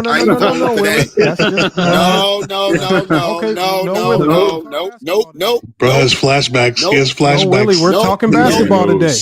Nope. I seen Sports Fluent thing. Nope, I ain't falling for that. That was you're talking about a 60-year-old trying to use ChatGPT. Nope. I ain't doing that. Okay, so you you're not keep that computer so shit. Willie, you don't want to talk basketball? Yeah, let's talk basketball. Okay, so what's your criteria? Let's go. I'm not gonna run it. I just need to know what Let's go. My criteria is this. I love basketball players that do it the Tim Hardaway. I like basketball players that take drafted teammates to a three-peat. I don't like guys that go run and join other greats to win. That's the best criteria I've ever heard in my life. So what else is your criteria? What else? That might be the dumbest shit I've ever heard in my life, bro. I'm gonna be dead ass shit. Okay, hold on. Y'all, let Willie give us his criteria. What else is your criteria? I ain't winning. 6-0 is mine. What about 11? What about 7-0? 8-0? Look. What about being Willie the best player on every championship team? Okay, y'all, hold on. Let Willie give his criteria. Willie, so far you like players that do it to Tim Hardaway. You got 3-peats. They don't run and join other greats. And 6-0. What else you got?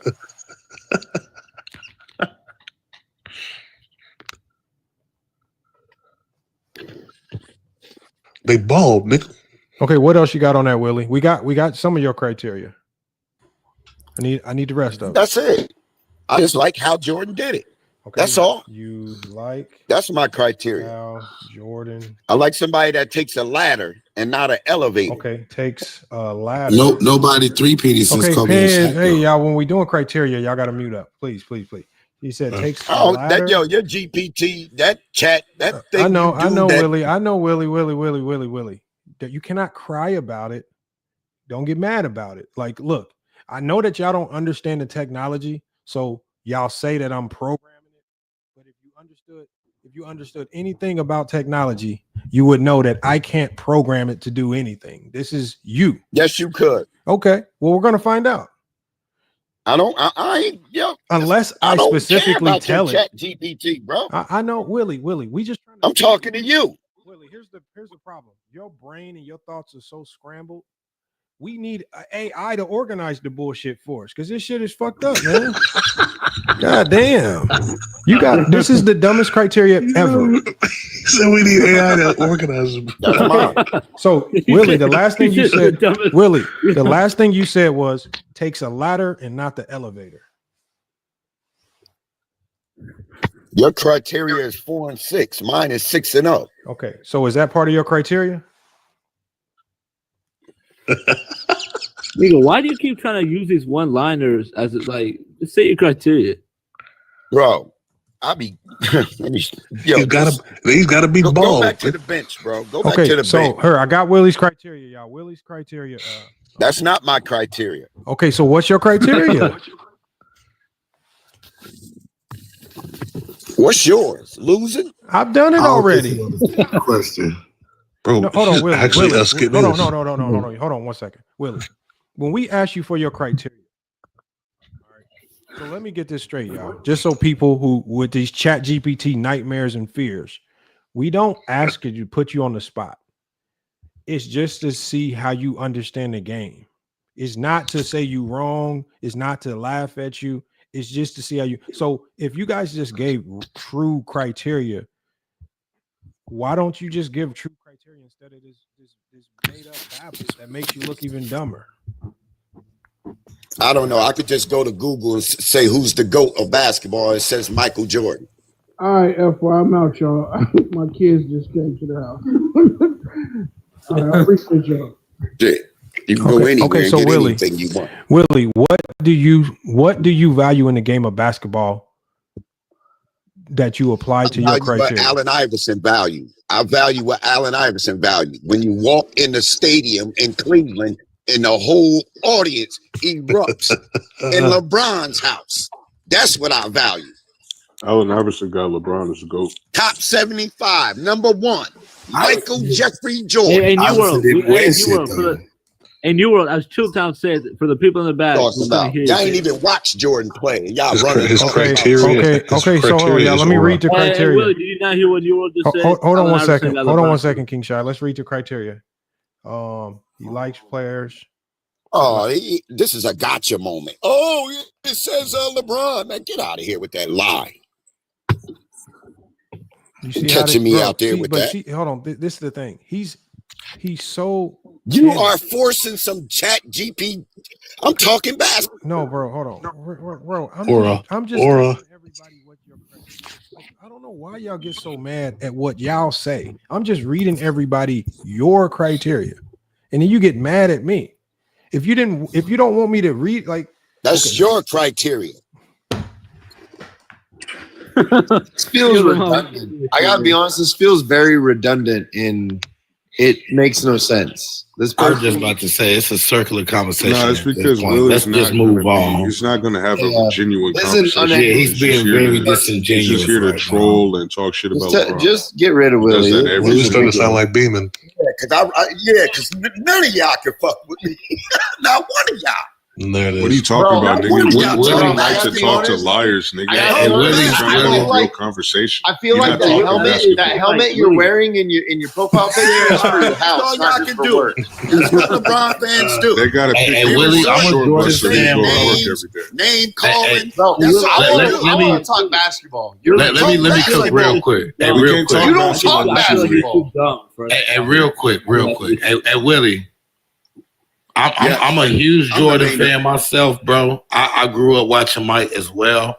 But when I'm asked a question to articulate my thoughts on why my opinion is so, I do that with factual information. I'm not going to just say he's the GOAT because he's 6-0. And no, I'm going to give you actual criteria to solidify my opinion. I'm not just going to say a biased statement with nothing to substantiate that claim. That's what you're doing. First of all, I'm a Michael Jordan fan too. I know how this works. I've seen him do this to several people. So I'm 53 years old. I watched Michael Jordan's career. So I know the criteria. You didn't get a lot of games. You didn't get a lot of games. So if you know the criteria, it's actually impossible to get a lot of games back in the 80s. So if you know the criteria, Willie. No, Martin. When you were asked to explain your criteria, Martin, what happens is so Martin, as we always do on this show, and the results winning is my criteria. The results have varied. Winning. So what we do is we ask people their criteria. We run it through ChatGPT to see if the ChatGPT rankings aligns with the rankings that the person has. Again, some people have had Bill Russell. Some people have actually had Jordan. Some people have had LeBron. Willie has a fear. Hold on, let me get my mic right. Willie has a fear that if he gives us his criteria, it might accidentally get LeBron at number one, and he'll look dumb. And so that's what he's worried about. And what happens is there's been a lot of Jordan fans that have come up here, and what they try to do is they try to game the system. So they'll say a whole bunch of mumbo jumbo that they think only applies to Jordan, but it actually applies to LeBron and helps LeBron's case, and it backfires on them. And when we read the criteria back verbatim to them, and ChatGPT literally explains how it's applied their criteria to make LeBron the GOAT based on their criteria, they get mad at me like I'm doing something secretive. So much so that I even have to show my screen and literally show step by step what I typed in so that they know it was authentic from Chat. But Martin, it's even worse. They think that I have some hidden code that nobody can see, just deeply embedded into ChatGPT, where it always will give me LeBron James as the answer. It's this is the biggest. This is the biggest ploy. This might be the biggest scam ever. I don't know how I've broken into the ChatGPT servers. I programmed it to always say LeBron specifically for my account, and no matter what they type in, it's gonna say LeBron. It's deeper than rap, bro. This is what they think. Like literally, they had another old man, some dude named Fluent, who was using the free version of ChatGPT. He don't know how ChatGPT works, trying to tell people, oh, this is what FYF is doing. No, I show my screen. You see exactly what I type. You don't. No, you don't. Martin, no, you don't. And Martin, okay. And Martin, what I also do, Martin, is before I even give the results, I read the summarized criteria from ChatGPT to them first. So ChatGPT will tell the criteria and say, is this correct or not? And if it's not correct, we'll reword it so the criteria is perfect. King Shai Solomon, am I correct? Don't I get there's even times, Martin, where I've told people, if you say that, your mic's kind of low. You might want to reword it. I've even helped these idiots out when it comes to ChatGPT. I'll say, do not word it like that, because, like, for example, somebody came up here and said, use all analytics. And I told them, I said, just because you think Jordan is atop of a few analytics, LeBron atops a whole bunch more of them that you don't know about. So you better select which analytics you want to use, because if you say all analytics, it's going to favor LeBron. He said, go ahead and use all analytics. And I said, if you do that, it's not even just that, Lamar. There was this dude, Plato, whatever his name is. And then King Shai Solomon. We did a test. Guy, I forgot what his name was. We did the test. And I told ChatGPT, if we remove the analytics, who is his GOAT now? And it turned out to be Jordan if he took out the stupid analytic take. They do dumb stuff. They do dumb stuff to make LeBron the GOAT, and they don't even understand it.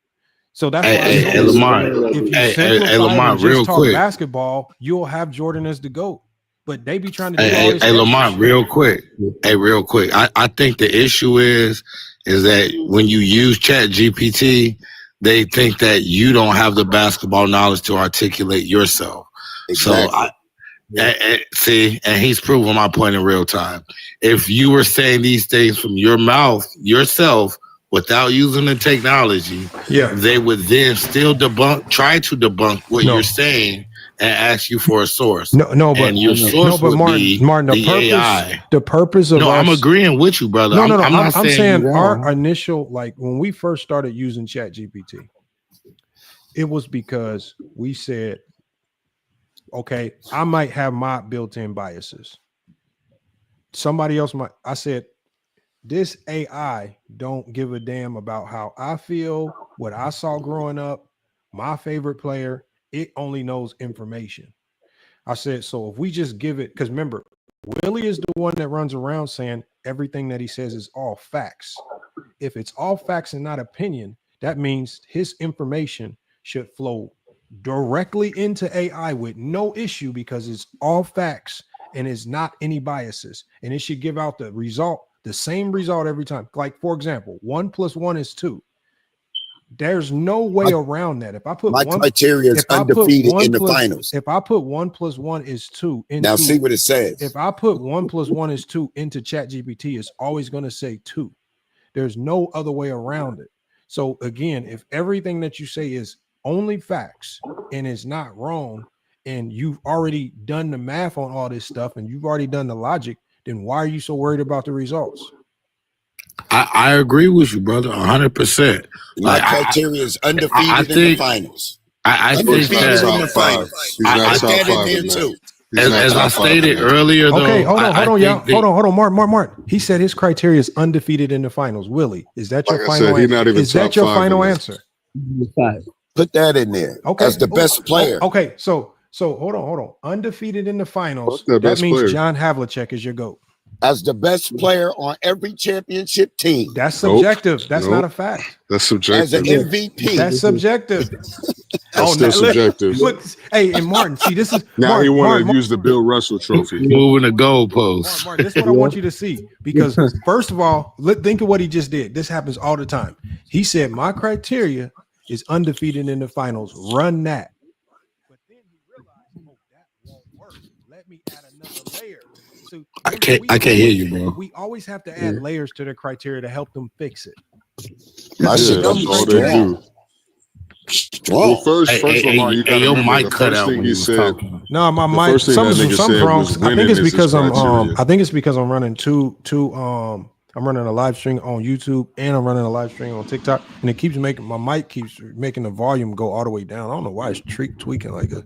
So hopefully I don't keep getting these issues. I'm about to shut this one down anyway. We're going on 4 hours though.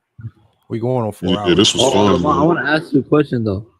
Yeah. You said that there was some weird stuff going on Instagram, man. Yeah. So somebody sent me a DM today, right?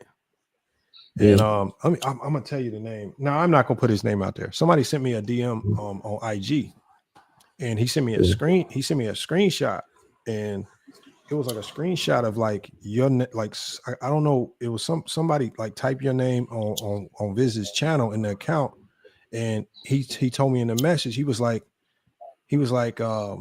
Viz saying you botting his like doing. He says I'm doing something to his channel.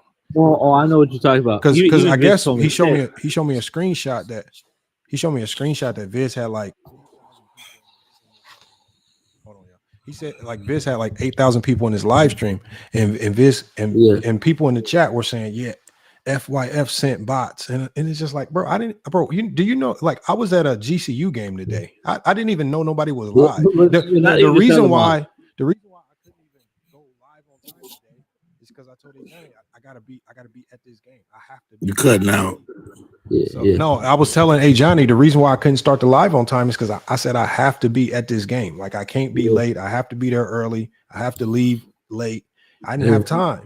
And so, in the next thing I know, after the game, I'm looking at my DM and it's just like somebody said. He's even DM'd me about that, Lamont. He got not only did he do that, but he even pulled up to one of the TikTok lives. This is my thing. Like, and you know, and I'm sure he'll probably hear this. Like, I don't know what people he's pissed off, but I don't care. Like, I don't care. Like, I don't really like. I don't mind his channel even existing. Do your thing. If he thinks that his YouTube success is gonna come from making videos about me, then have at it. Like, it's free promo. Like, y'all realize that my book sales tripled ever since he kept doing videos on it. That motherfucker. Wait, you got a book, bro? Damn chapter, bro. Yeah. Like, so hold on. It's not even about that. Like, I don't mind it. Like, I don't mind any of his content. I know that most of it is for entertainment.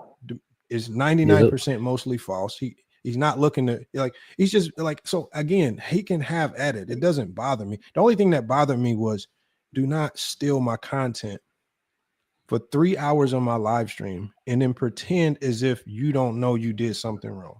And that the part that just bothered me the most was the pretending as if I'm this innocent victim and you're striking me because I'm making videos about you and I'm cooking you. And I'm like, bro, it's just about just rules of engagement in the content. Like, don't disrespect the content. Do whatever you want, but don't like, I hate when you play like a Karen and now you running around playing victim.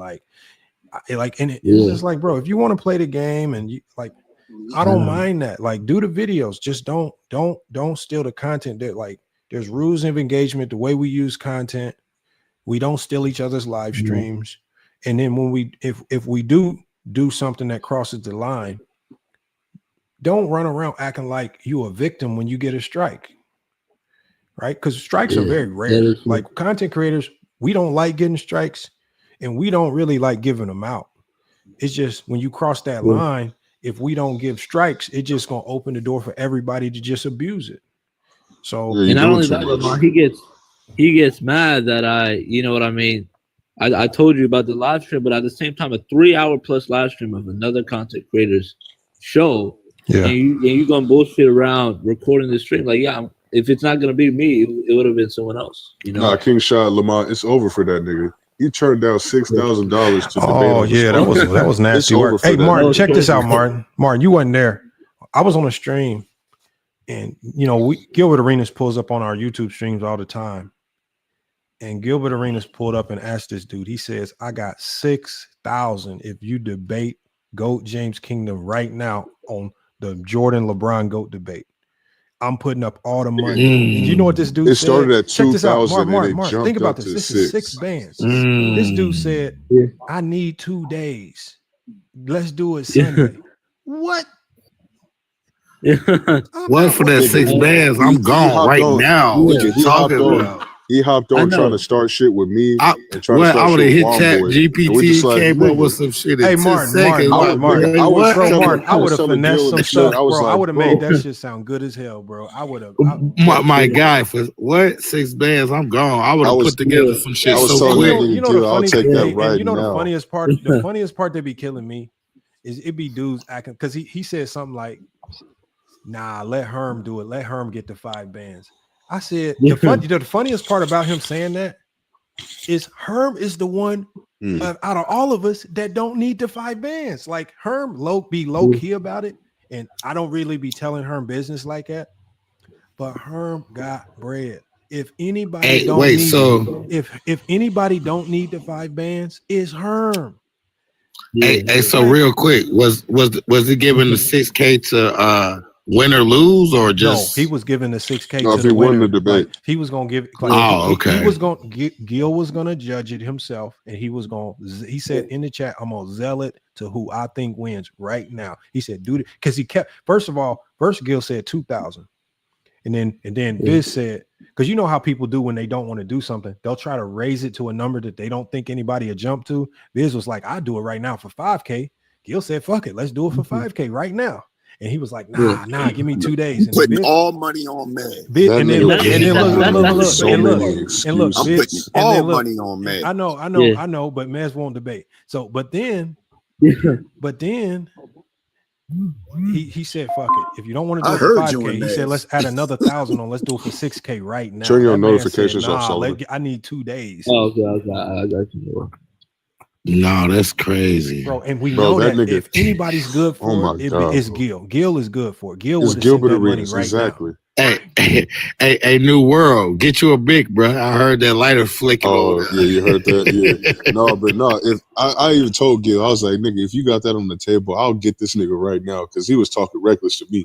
I was like, nigga, it's easy work to get you. Nah, but look, y'all, look, this would be my thing. Like, I know that some of Willie's arguments, like, as a fan, I guess to fans, it can make sense.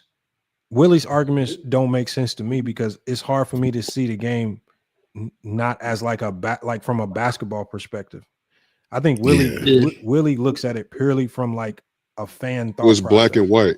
Yeah, I mean they see it black and white, Lamont. Like and so that's why I don't try points. to kill Willie too much, because I'm not about to sit up here and try to argue like the number one objective in basketball. You said what? What's the number one objective in basketball? What is it? It's You to tell win. me. Yeah, it's the score. You win by points. Okay, you don't win just by points, though. So Willie, let me hold on. Let me tell you this then, Willie. Hear him? So Willie, think about it like this.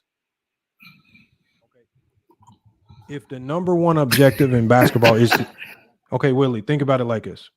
If the number one objective in basketball is to score, then why shouldn't it be the number one objective of the other team to stop you from scoring? It's two sides of the game, Willie. You can't forget that as a basketball fan. Because Willie,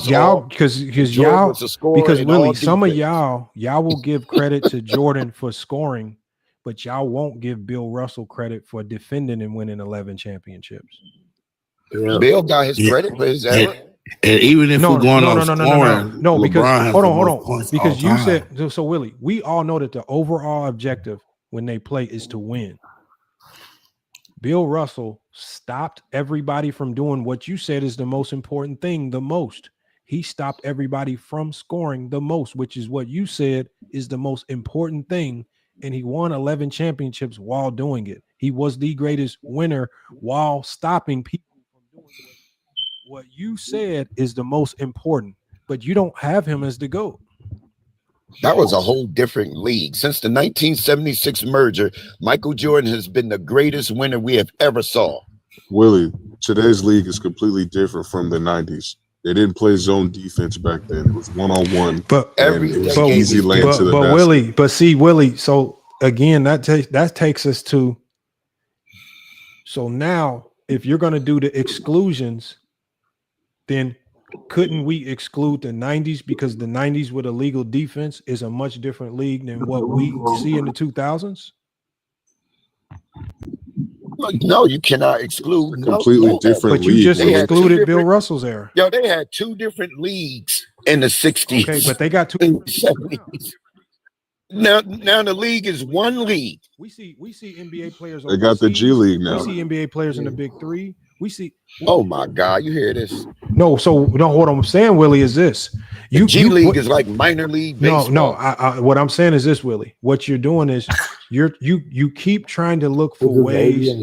You keep trying to look for ways to lift Jordan and denigrate others. Like I told you just a second ago. That's not what Jordan Willie, fans do. Hold on, Willie. I just told you. I said if you said the most important thing in basketball is scoring the basketball. And I said Bill Russell is the greatest player all time at stopping people from what you said is the most important. And he won more championships while doing so. Then I said, how come you don't have him as the GOAT? And the first thing you did was, instead of talking about Bill Russell, you just discredited his old era as if that was an acceptable reason. But you won't accept me discrediting Jordan's era. Bill Russell wasn't better than Will Chamberlain. No, what I'm saying, no, think about it.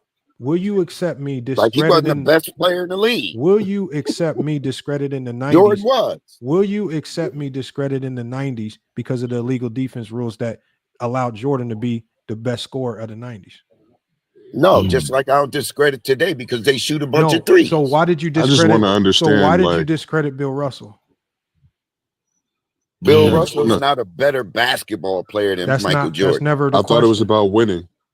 I thought winning was the most important. Now it's about being the best player. Yeah. I mean, come on now. When you play one round in an 8-team league, yes, you should win. Okay, Jordan played fewer teams than LeBron. Jordan played in a modern era, brother. Okay, but Willie, Jordan played in first round series where you only had to win 3 games, not 4. Didn't he have it easier? Wasn't the path a little bit easier?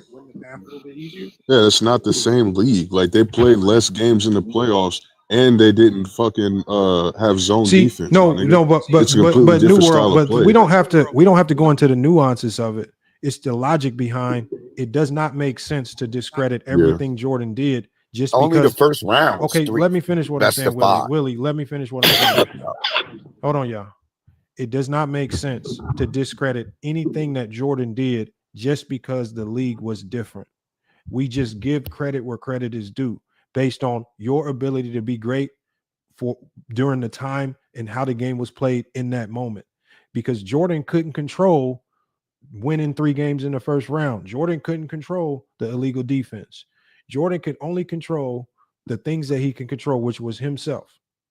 So illegal defense is what made Jordan great. Just like Bill Russell had no control over the league when he played. And we can only judge Bill Russell over what he was able to accomplish when the league, for what the league was at that time. And it's just like it's unfair for us to try to say we're going to diminish Jordan for changes in his era. It's unfair for you to try to diminish Bill Russell just because he has more championships in his era than Jordan. You're diminishing. You have to try to kill and take away from other people. You have to kill their whole legacies just to keep Jordan up the way you're explaining Jordan's greatness. I'm not killing Bill Russell. You trying to make me sound like I'm killing Bill Russell. Then hold on, y'all. What did he say about Bill Russell's era? Did I say that or did Willie say that? I said it was a different era. That's a whole different era.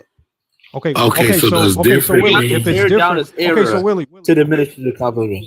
What I mean is, you didn't have have Moses Malone, Dr. J. It was ABA and NBA. Willie, Since the 1976 merger, when all talent, all great talent was allowed to play, but Willie, Michael Jordan is the greatest basketball player since the 1976 merger, without a doubt. Yeah, you have to count all of NBA history. Okay, hold on, King Shy. Without a doubt. Willie, what we're saying is this.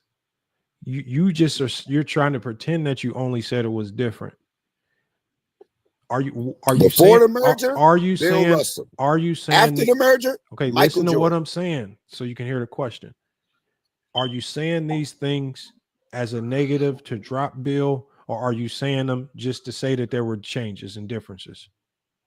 No, I'm not saying them to drop Bill. No, Bill is in the top 10, I believe. Okay. Some people don't even have him in the top 10. I get you, but Willie, we're taking your criteria and your standards. And he got 11 championships. Your standard is championships, and you just said the most important thing in basketball is to score, and Bill Russell was the greatest in his era at stopping people from scoring. He stopped the most important thing in basketball the most.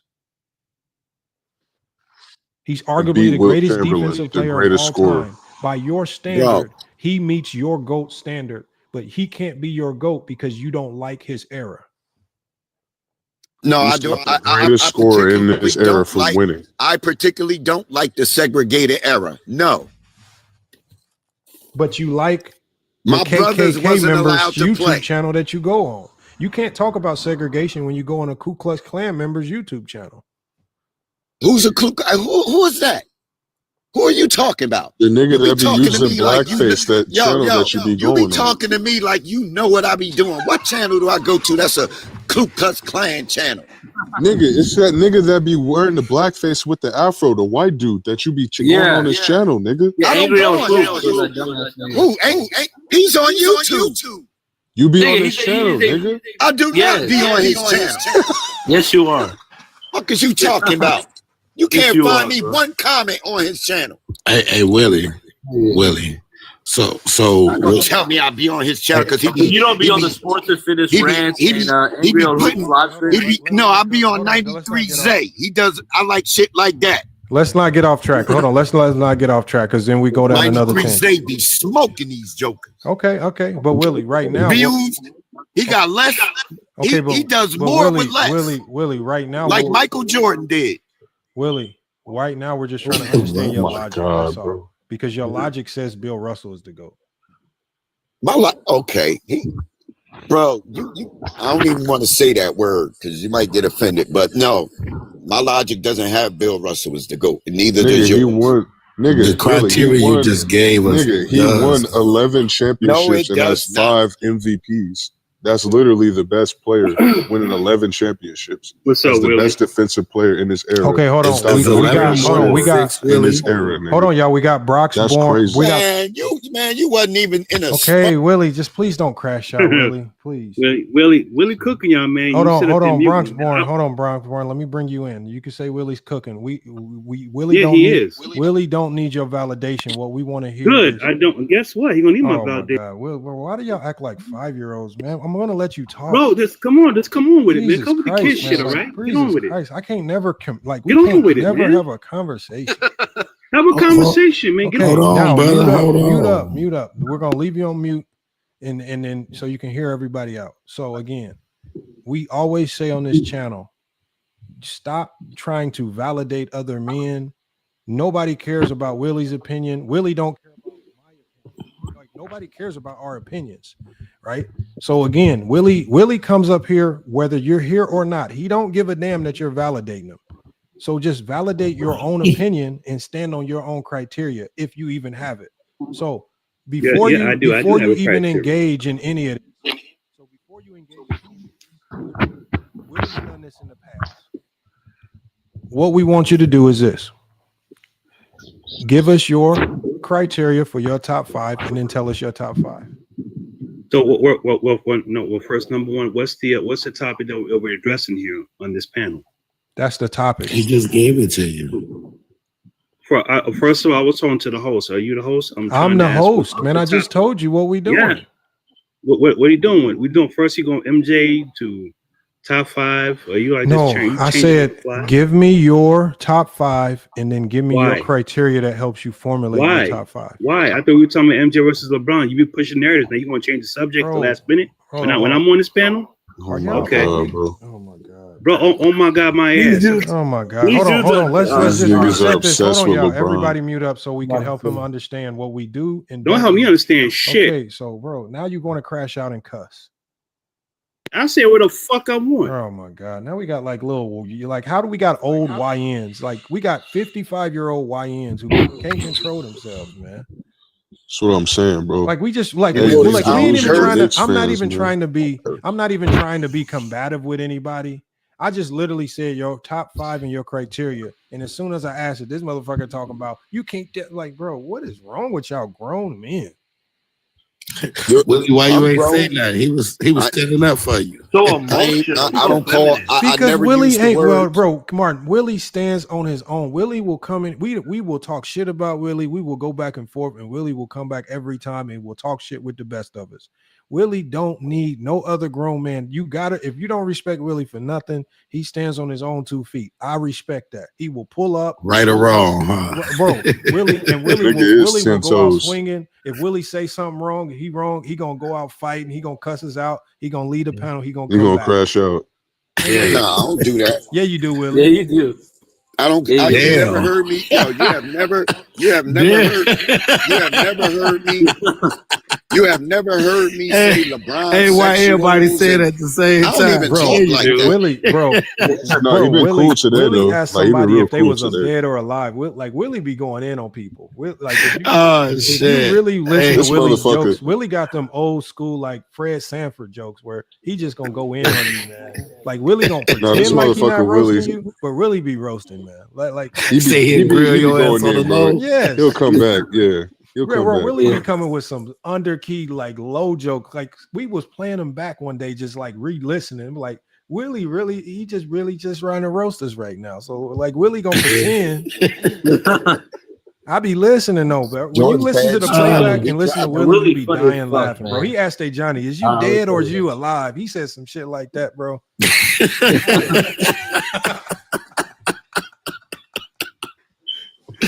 Oh, I needed that laugh, bro. Willie be going in, man. Oh my God. Yeah, you be saying some of the craziest shit.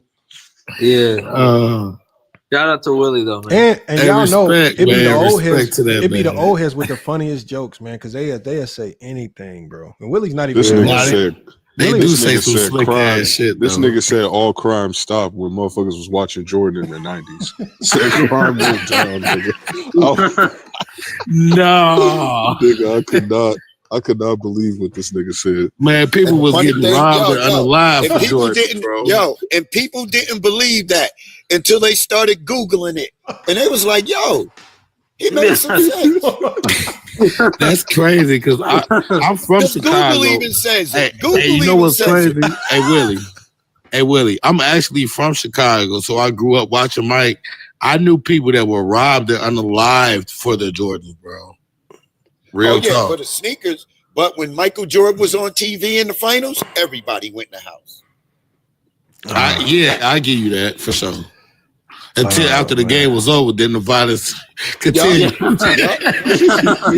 Because if he won, oh my goodness. Yo, during them times when it was amazing, yo. Just his games, when he played, everybody went in the house. I don't care if you was a drug dealer, I don't care what you was doing, you stopped what you was doing to go watch them games.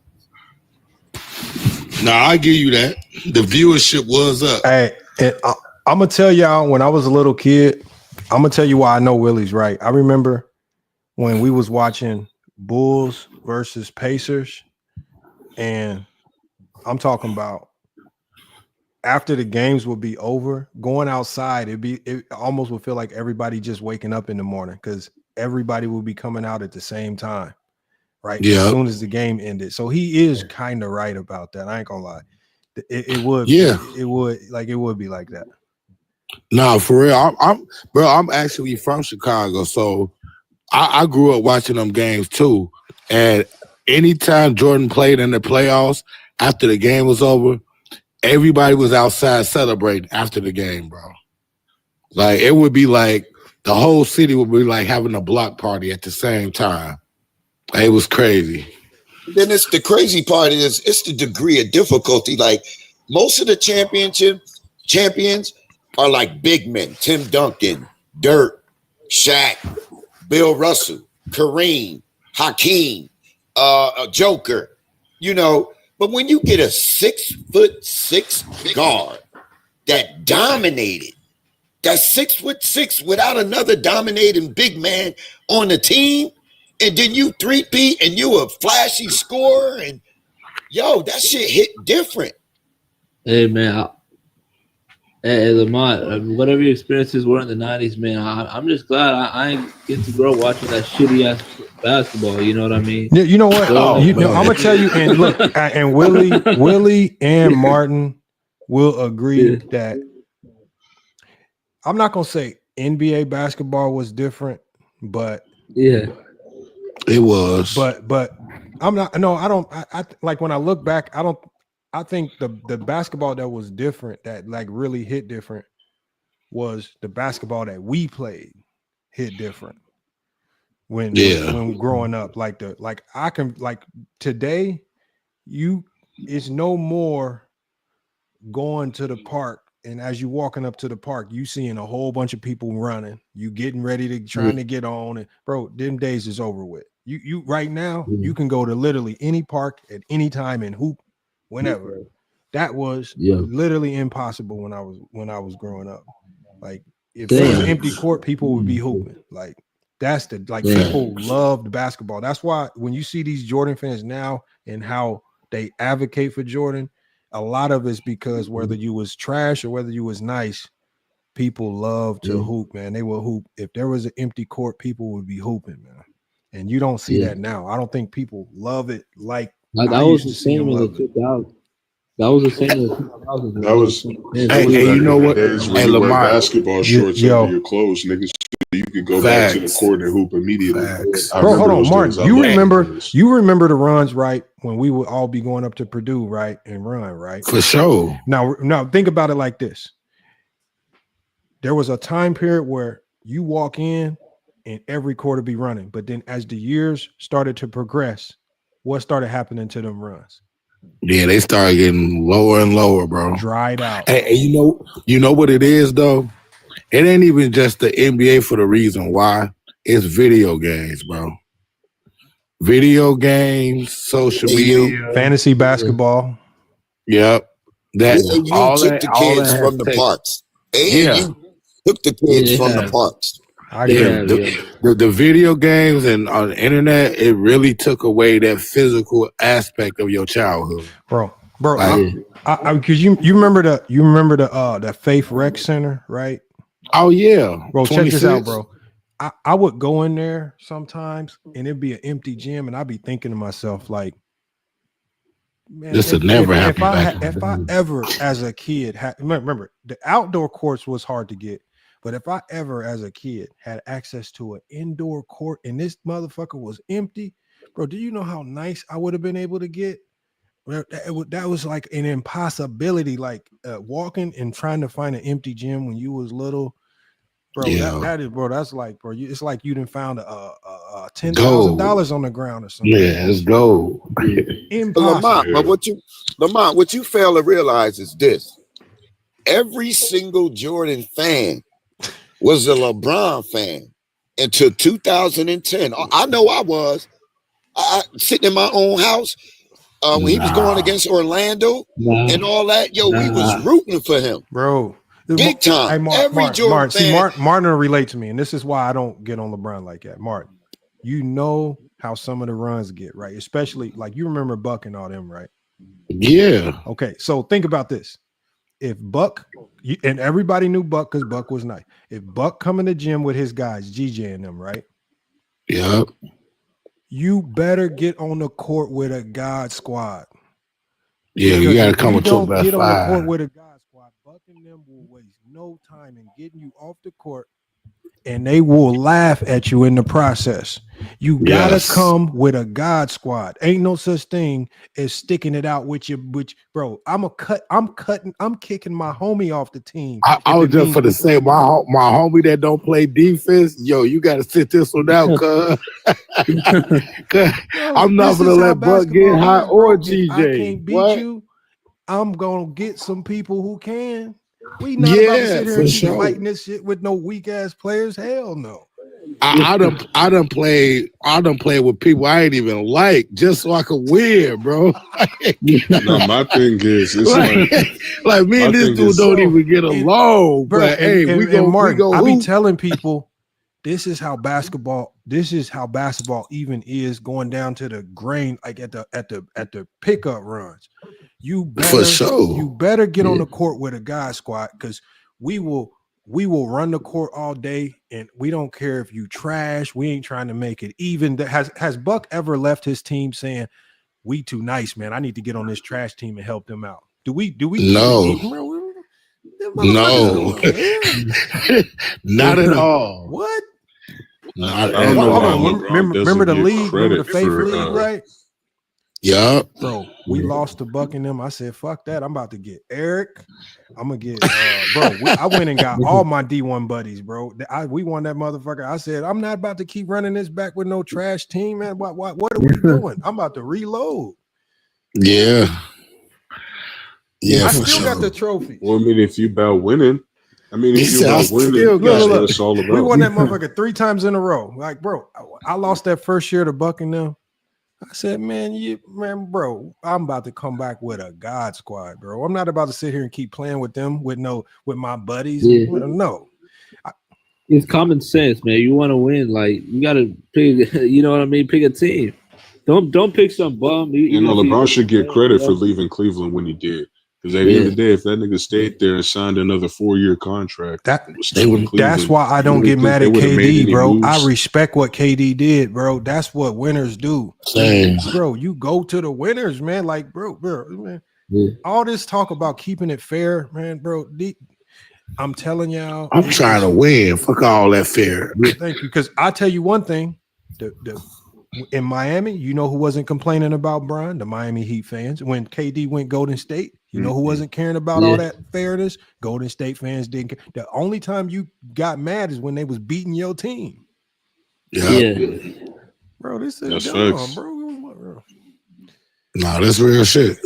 Even when these niggas get on 2K, they be trying to build God squads. Like, bro, keep it even. Oh, we're all nice to each other, Barney and friends. Nah, it's competitiveness, brother.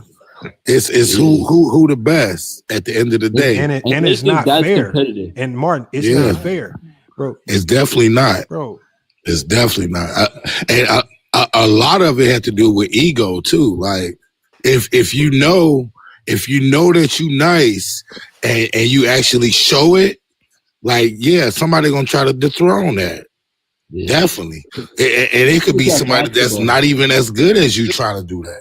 No, it's crazy because everybody who says that, bro, you know what the saddest news I got, man, because I left Lafayette a minute ago, came out here to work, to coach at GCU, but that when I got that news about Dustin, man, bro, hey, that was my man's, right? Yeah, bro, that like, I knew him. I knew him because obviously all the runs and stuff. He set up all the runs, but but he played a huge role in like putting Lafayette on the map. I'm talking about a lot of us know each other because of Dustin. Real shit. He set the runs up. He connected people. He set leagues up when he didn't have to. Like he did. Yeah. Did anybody figure out what ain't gonna lie to you, bro. Dustin really saved my life, bro. Like, damn. After I left college, I ain't had no plan. Like, I couldn't get no job in my field. Mm-hmm. He put me on with coaching, bro. He put me on with reffing. Bro, Dustin. Like, and then I wouldn't even know half the people I know in Lafayette if it wasn't for Dustin, bro. Yep. Like, my man's connected me with so many people still to this day that I'm networking with that still put me in a position to win, bro. Still talk to everybody. John Tay. I talked to Eric, man, bro. Did anybody figure out what happened though? Was it just like natural? It was. He passed. He was having health complications. See, I didn't know before he passed, and he passed in his sleep. Is what happened. He had stopped breathing. So and his mom found him that way. Damn, man, Dustin was a good dude too, man. Yeah, man, that one definitely hurt, bro. That one messed up a lot of people, man. It did. Yeah, I knew. Like I caught the news. I couldn't believe it at first. I'm out here in AZ, so I'm just like, what is this? Like RIP. Bro, I was in denial. I ain't gonna lie to you. I was in denial. Like I found out from I don't know if you know Jarlin. Yep. Yeah, I found out from Jarlin, and I'm like, man, stop lying, man. I called that man phone like 20 times. I ain't get no answer. Mm-hmm. Man, I pulled up, and they like, yeah, man, it's true. Damn, that's messed up, man. Yeah, that shit crushed me, bro. Yeah, Dustin was a good dude, man. He was an That was asshole. like my brother, Dustin man. was an That- that- asshole sometimes, but He had to be, though. He did. He had to be. He had to be, because a lot of people took advantage of his kindness, bro. I could see that too. Like he actually looked out for a lot of people that would try to do him over. You know what I'm saying? Like in the leagues, people wasn't paying to play. You feel me? He was still letting them play. Yeah. And it came to a point where it was hurting the business. So he had to grow that tough skin. No, bro, and I definitely like, bro. My stay in West Lafayette would have been some bullshit if it wasn't for them leagues, man. So, man, same here, bro. Same you here. already know, man. But yeah, no, salute. Right? I'm always gonna remember him, man. That's bro. That little saga in West Lafayette, that was a fun time right there, man. Oh, for sure, for I ain't gonna sure. lie. I'm gonna always remember that, man. For sure. Yeah, salute to Dustin, man. A lot of y'all don't know him. Some people know him, man, but salute to him, man. That's what basketball do. Basketball, the best connector, man. Yeah, for sure. All types of people, man. Bro, I done met so many people out here in Lafayette and West Lafayette from playing ball. Like even you, like shit. I met you through playing ball. Off of playing basketball, you know. Yeah, and it be like that. I done actually formed relationships and friendships with people over basketball. Yeah, same. Yep. Like we'll be complete strangers before the game, and then during the course of the game, I'm talking shit, they talking shit, we hooping, and at the end of the game, you're like, "Hey man, that was a good run, bro." Oh, somebody on YouTube asked who died. No, it was one of our homies from West Lafayette. His name was Dustin. He just, he was just a dude who he hooped. He liked basketball. He went out of his way to set up all the runs, open gyms, do everything, pick up runs, leagues. He coached, man. Dustin, he put people on overseas to play ball. Didn't he put old boy on? Because I remember the youngster who went to IU was going to his gym. Yeah, Rob Fennessy. Yeah, Rob. Yep, Rob was. I was with him when he was coaching with him when he was little. I remember the first time, Indiana Ice. Bro. I remember the first time I hooped against Rob. This motherfucker, definitely in high school still. This motherfucker was busting our ass, man. Oh yeah. What the fuck? They got. Hey, the crazy part about that, bro, is he got 3 other brothers, right? And Rob, to me, in my opinion, me and Dustin always said Rob gonna be the nicest one out of all 4 of them. Mm-hmm. Alante had the most rise. I remember Alante. Yeah, Alante will hoop too. He was the older one, right? Rise. Yeah, he's the oldest. I remember he was in the leagues. I remember him.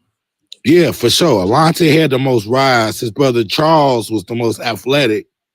Joseph was a baby, but he played a little bit. He actually turned out decent.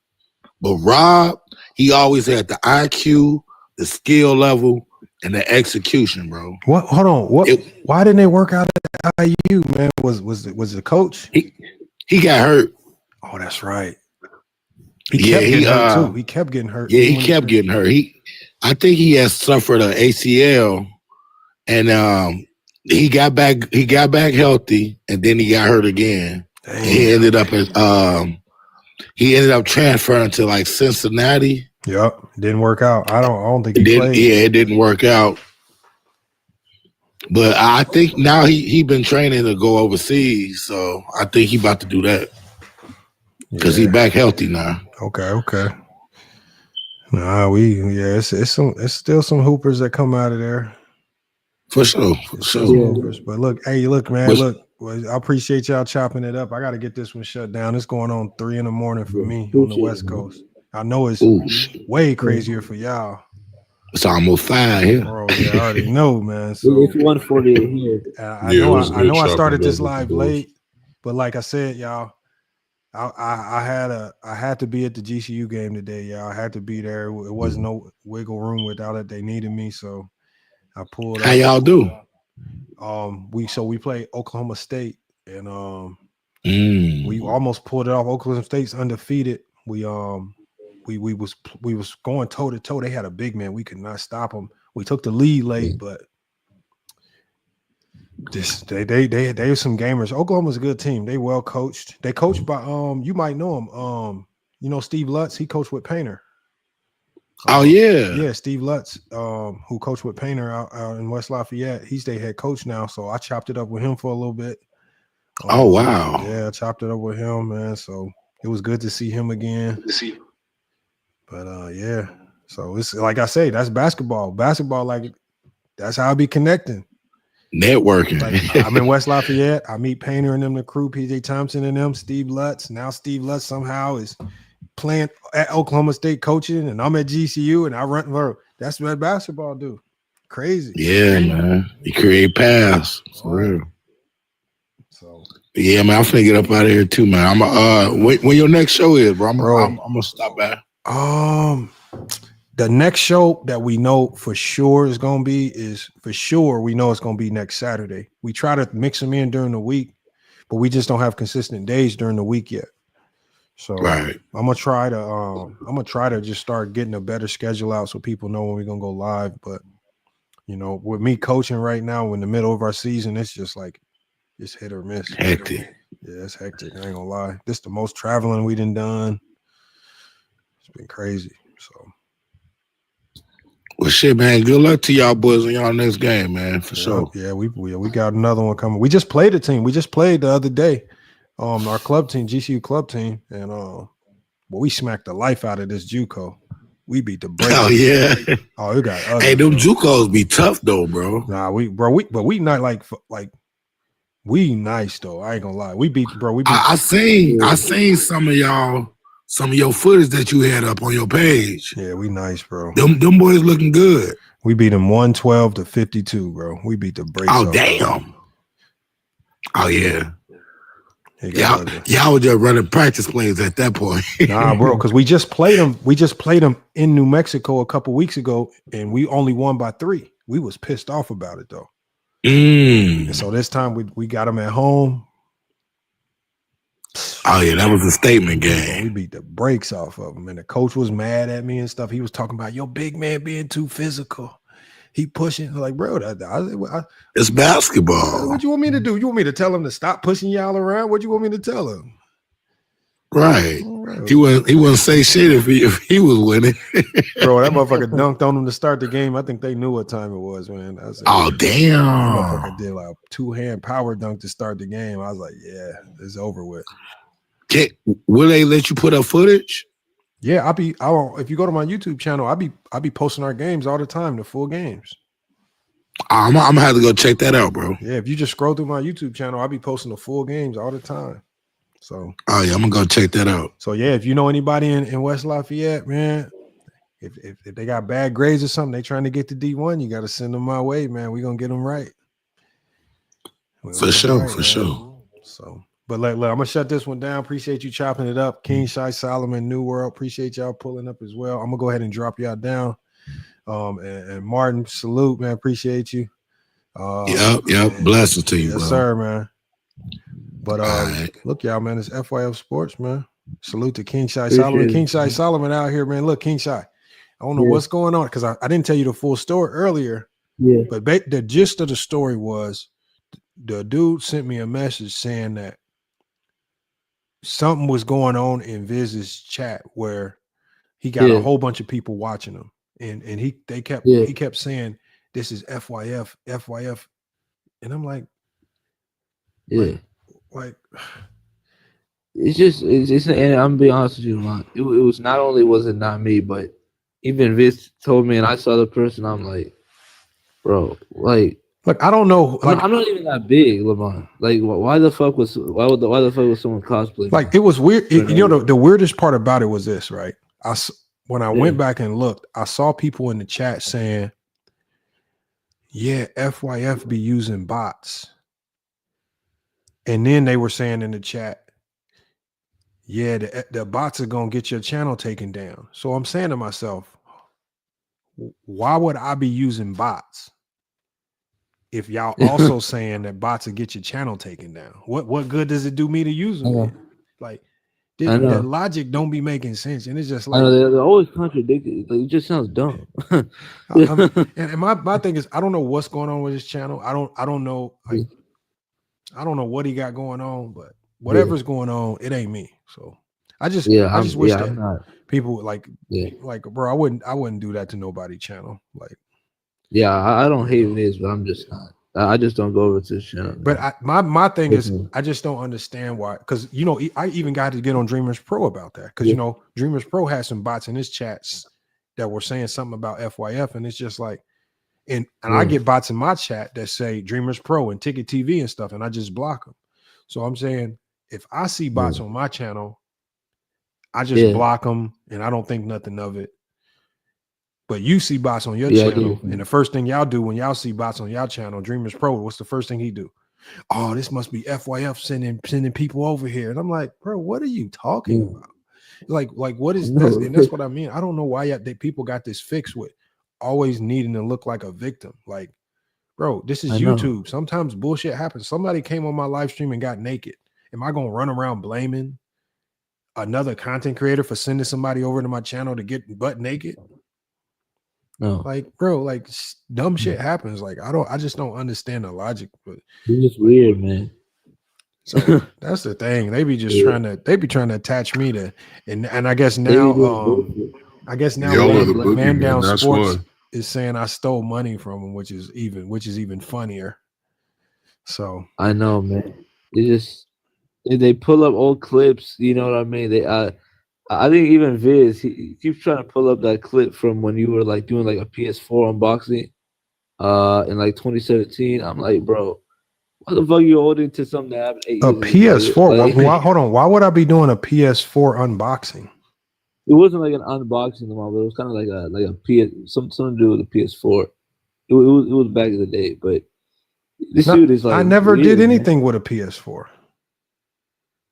Yeah, it could have been a PS4, Xbox, but yeah, if you go on Viz's channel, Lamont, he has a video of you, and you were doing some like an old tech thing back then.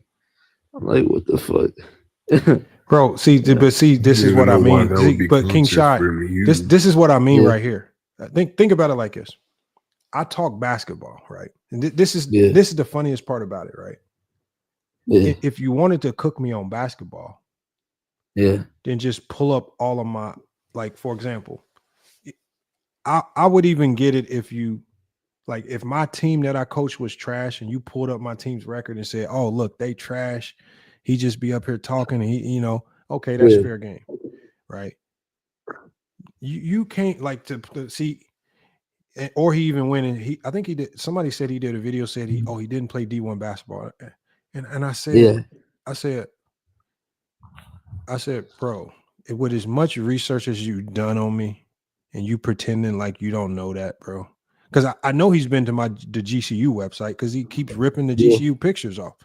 Like, it's like you know, to get hired at a university, right? You gotta, they check everything, right? They know what you did. Like, and secondly, to even coach anywhere, they gonna check your basketball resume. They just not hiring randoms off the street to take coaching jobs. Right, and to run programs. Like, your basketball acumen got to come from somewhere. You can't just go on the Trust Me Bro program like, hey, y'all trust me, I think I can get the job done. It don't really work like that. And so It's just like that's the sad part about it is there's certain information that you clearly see that you intentionally are just overlooking this to try to turn everything into a joke. And the saddest part about it is all to avoid talking basketball. I know. Right. These dudes don't answer questions. They don't want to talk about basketball. Just different shit. Like this dude keep bringing up Nike sales and TV ratings, Lamont. I'm like, what is this? Like, this is like, is a reality show. Look, we got somebody on YouTube. He says, "You don't talk basketball." Bro. We just did 4 hours of talking all basketball. And then they say, you don't talk basketball. You don't talk basketball. No, that nigga might actually be bought. That dude might actually be bought. This be the silly part, man. But I mean, it don't bother me, bro. But it just be funny. Yeah. I'll be like, no, it's crazy because these dudes refuse to go back and watch the videos on your channel, Lamont. Like, we be telling these niggas because they be asking the dumbest questions, and we be like, nigga, this is all recorded.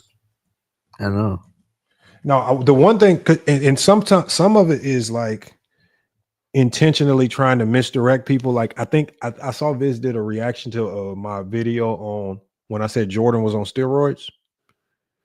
And I guess the whole point of his video was he was trying to push the narrative that I was saying that Jordan was on steroids. And it's just like you intentionally clip out where I say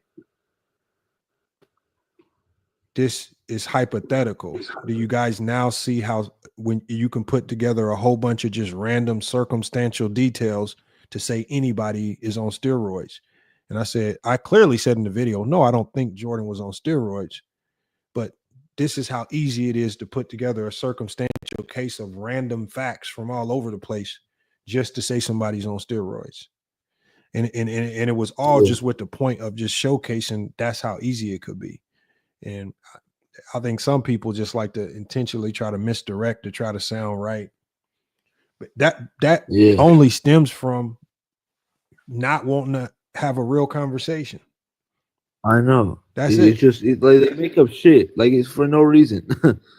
Like that Zod dude that was on here earlier, like, this nigga wasn't even trying to have a conversation, just kept trying to deflect to LeBron and kept blurting out anything negative about LeBron. I'm just like, damn, bro, like, can we just talk about the topic, nigga? And he also, like, and not only that, but he kept doing this annoying thing where, like, he kept doing outbursts. You know what I mean? Kept saying, like, annoying bullshit and kept screaming, "Oh, LeBron 8-point game! No great player would have done that." Like, I'm like, bro, can you wait? We're not even talking about LeBron, and he gonna bring that up. That's what be annoying, man. Weird. These niggas are obsessed with LeBron, bro. That's why I said they're secretly fans, bro. You have to. There's no way you could follow LeBron fans to all these different lives, nigga, just to talk negatively about LeBron. Like, that's crazy. See, look, I'm gonna show y'all how easy it is, bro. Right? You go to our website, right? Right. And it clearly, let me move this. Right. If you want to know my entire resume, first of all, this is what I know they don't like when you read championship appearances and championships. Oh, there you go. Right. Yeah. But hold on, that's just one. But if you like, they talk about everything right here because it talks about, right, high school. It clearly says high school. It says, after starring on the hardwood, notice it says starring, not just riding the bench like some of these clowns, at Arsenal Tech. It says played collegiate ball at East West University before transferring to Chicago State as a walk-on. Now, does that sound like it's something to brag about? No, not really. It's really not something to just trying to flaunt out everywhere, no. Right. And then it says first coaching gig at Purdue. But look, he never talks about what I did at Purdue while coaching, which is win a national championship, which it says right here in Pittsburgh in 2017. Ultimate achievement. We went 15-3. And so, again, like, if you go and talk basketball, use what I do in basketball against me. But you can't. Because the one thing you will clearly see is that in basketball, I'm elite. Right. I mean, you can actually say you're qualified, unlike a lot of people. Yeah, that is true. That's just a fact. We go look. I can show y'all what we did last year. Hold on. Last year we was nice. So if we go to last year,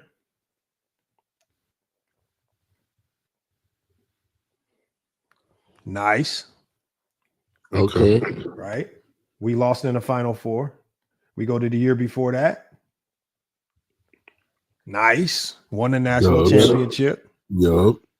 You see what I'm saying? You go to the year before that. Nice. Damn. See what happens And these is are with blowouts, me. nigga. Like, God See, damn. the problem with me is that you can't say it's not credible because I have to take everything that I say about defense, offense, and I have to go make that shit work against other college teams. Yeah.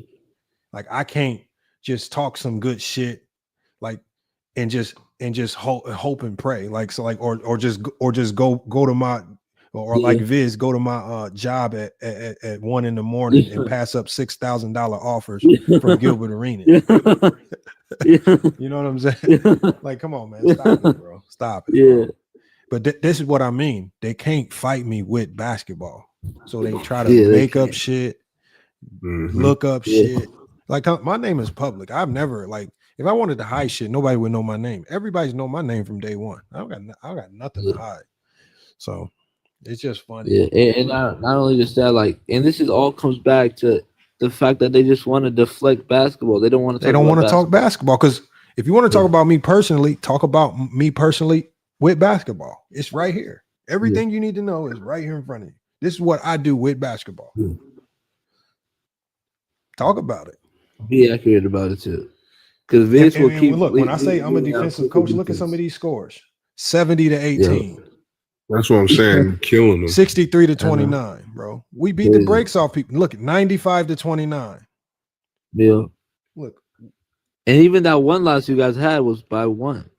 When we beat teams like it was real bad last year for people. Last year we was really rocking teams. We was rocking people last year. 72-35 is crazy. Yep, 72-35. 84-33. 91-65, 84-33, 97-45. We was rocking people. Crazy, man.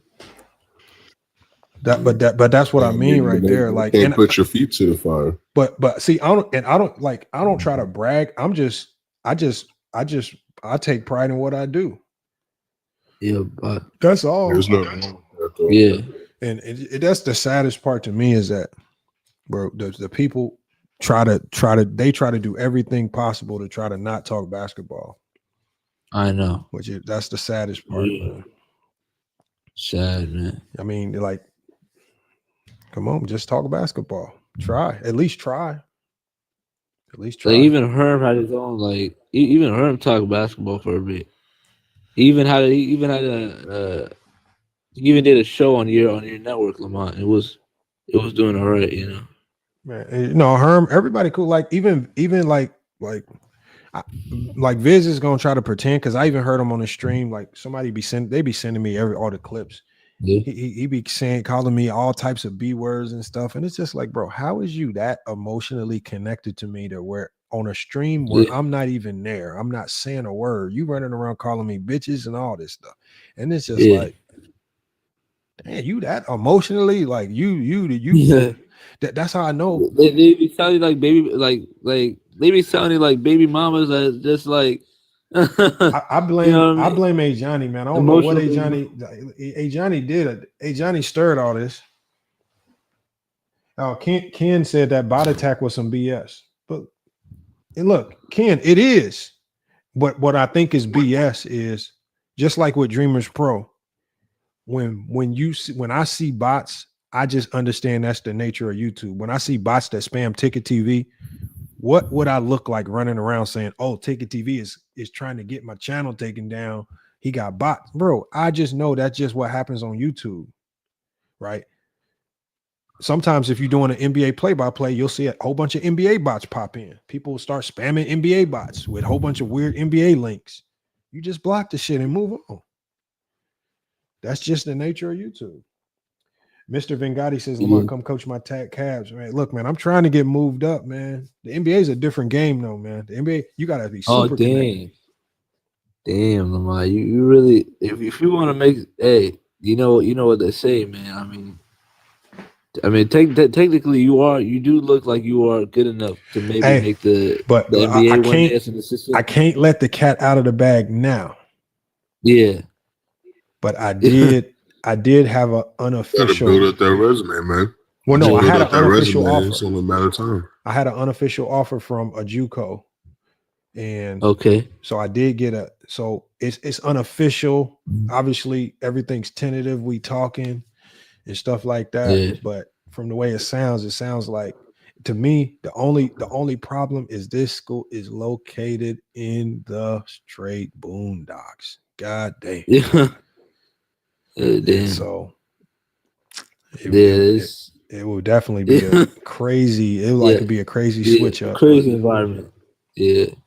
And my problem is when I coach teams, I don't know how to just coach for a short period of time just to get another job. I'll be trying to build dynasties, bro. Like I'm trying to. I'm trying to build a dynasty. So. Yeah, build connection too. Because switching up, it gets not only does it get repetitive and redundant, but at the same time, you know what I mean. It gets harder and harder to come up with different schemes and meet new players on different teams. You know what I mean. Mm-hmm.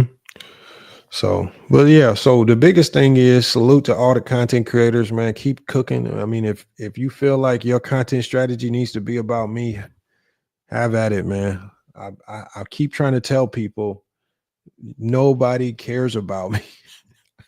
You're not gonna get that many views trying to talk about me, man. It might make you feel bad. It might make you might feel like you got your one up with some pushing some lies and narratives, but I promise you, nobody cares, man. I promise you. Come on, man. No. You wasting all that time in thumbnails. like New World. Can you imagine sitting at home spending about 30 minutes to an hour making a thumbnail about me just for nobody to watch the video? Come on, man. That's insane, bro. I mean, the amount of time that these people waste. Like, look, if you're gonna make a video about me, put LeBron on the thumbnail. Like, put somebody on the thumbnail where you can get some additional clicks. Like, even pump fake it or clickbait it. But if you don't, if you want people to watch, don't put me in it. Nobody cares if you put FYF and Lamont in the title. Nobody cares. Well, you've been watching Skip Bayless for how long? And you ain't hold on. Hey, King Shay Solomon, go look at any of my titles. Do I ever put FYF or Lamont in any of my titles? No. I'm spamming LeBron. I'm spamming Jordan. I'm spamming NBA hashtags. I'm spamming stuff that people actually search on the internet. I know. It helps with the algorithm. It's just content strategy. Like at the end of the day, like you gotta like if you want people to see it, you gotta buy into all of it. Like, and it'd be so many content creators that be trying to pretend that like they got all this integrity and they want it. Like, bro, you get monetized just to edit, just to spend 4-5 hours creating videos about me that nobody watches, bro. Why are you wasting monetization on me? You're monetized. That's crazy. Didn't you get monetized? I'm making no money. Yeah. If you get monetized, why are you talk about stuff that people care about? It's because once you get monetized, it's a business now. Don't bullshit with it. And that's what I be saying to so many people on YouTube do. They get the business, and they get the business, and then they just bullshit away. He said the JDRs were happy as hell. No, to be honest, with the Michael Jordan's fans are the best situation. I would talk about it, but it's just not nothing to talk about because it was a personal situation for him, and we'll leave it at that. But nobody stole from him. I don't know what story he told because I didn't even watch the whole video. But come on, man, stop it, bro. Yeah. But that's the thing. Like it was something that was initiated off air. I didn't talk about it publicly. Like the situation he was going through. I'm not doing videos and I'm not trying, so The thing is, I got his number in my phone. No, Michael Jordan. He called me anytime. If he like, think about it, New World. Yeah. New World. If I owed you $1,000, New World, and you got my number, what you gonna do, New World? Nigga, I call you immediately. What the hell I need to wait for? Make videos and cry about it, nigga. Like, what the hell is the Why point the of doing fuck? all that? Like that's what I'm saying. Like, bro, I've never seen like if somebody owe me money, I'm just gonna call you. See, them niggas, they try to do the Taylor Swift, the Taylor Swift shit where like it's an ex breakup. You know what I mean? Like a breakup with your ex. No, I mean, look, salute to Michael Jordan's fans are the best because I know the situation he went through with his channel is shitty, and the only thing you can do as content creators is try to reach out and help him. But I mean, the one thing I see now is you can't try to help everybody, man, because they just try to, Yeah, he says Chimmy says he get Chimmy. Watch this, Chimmy. Watch this, Chimmy. I probably shouldn't even. Let me go to Dart's name because I got him saved as Dart in my phone. So,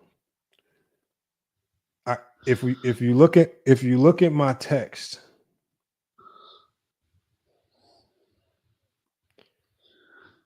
if you go to my text thread, you will clearly see. I got the text thread right here, y'all. If I could really just show it all, and y'all will see. But see, all the facts. Me, like this whole thread right here, that would be if me showing it would be petty, showing DMs and doing all that female shit. That'd be petty, right? Yeah. I always tell people, if I stole something from you, like for example, Viz is on some campaign where he says with my business I stole 10,000. First of all, I was making like 15,000 a month. How would I steal 10,000? First of all, I was making that in a month, but I sold the business. Yeah. I sold it.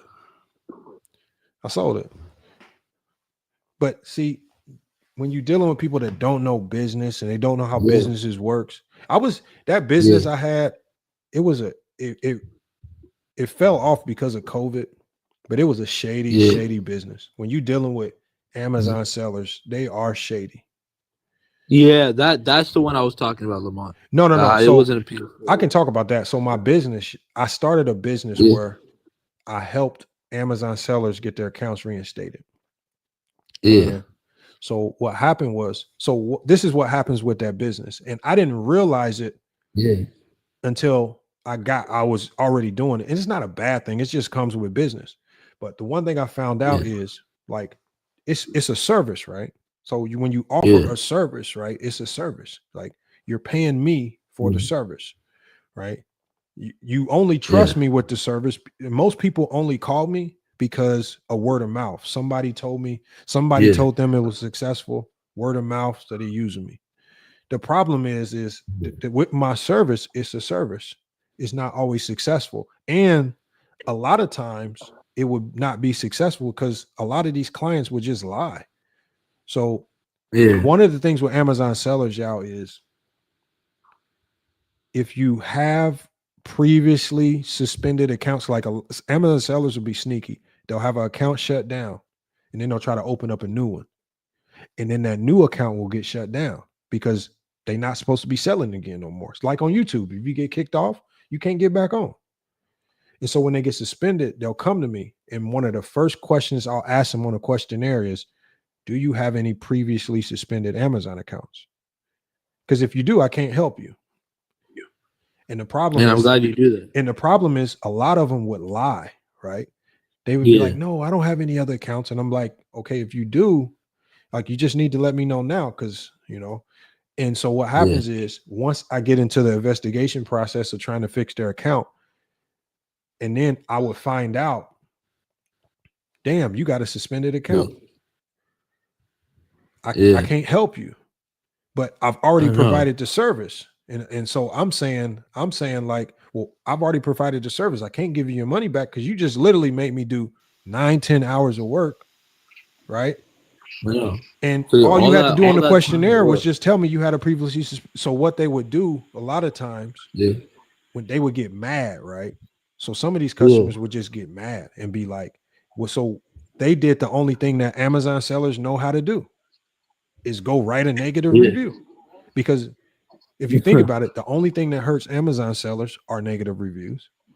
So the only thing they could think to do to me as a business is to go try to write a negative review and say he scammed me and like, but that's the oldest trick in the book. It didn't hurt business. It didn't do anything. It was just because when people talked to me and they saw how knowledgeable I was, they knew it was BS.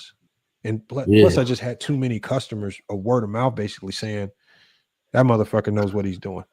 I got so nice, bro. Check this out, King Shy.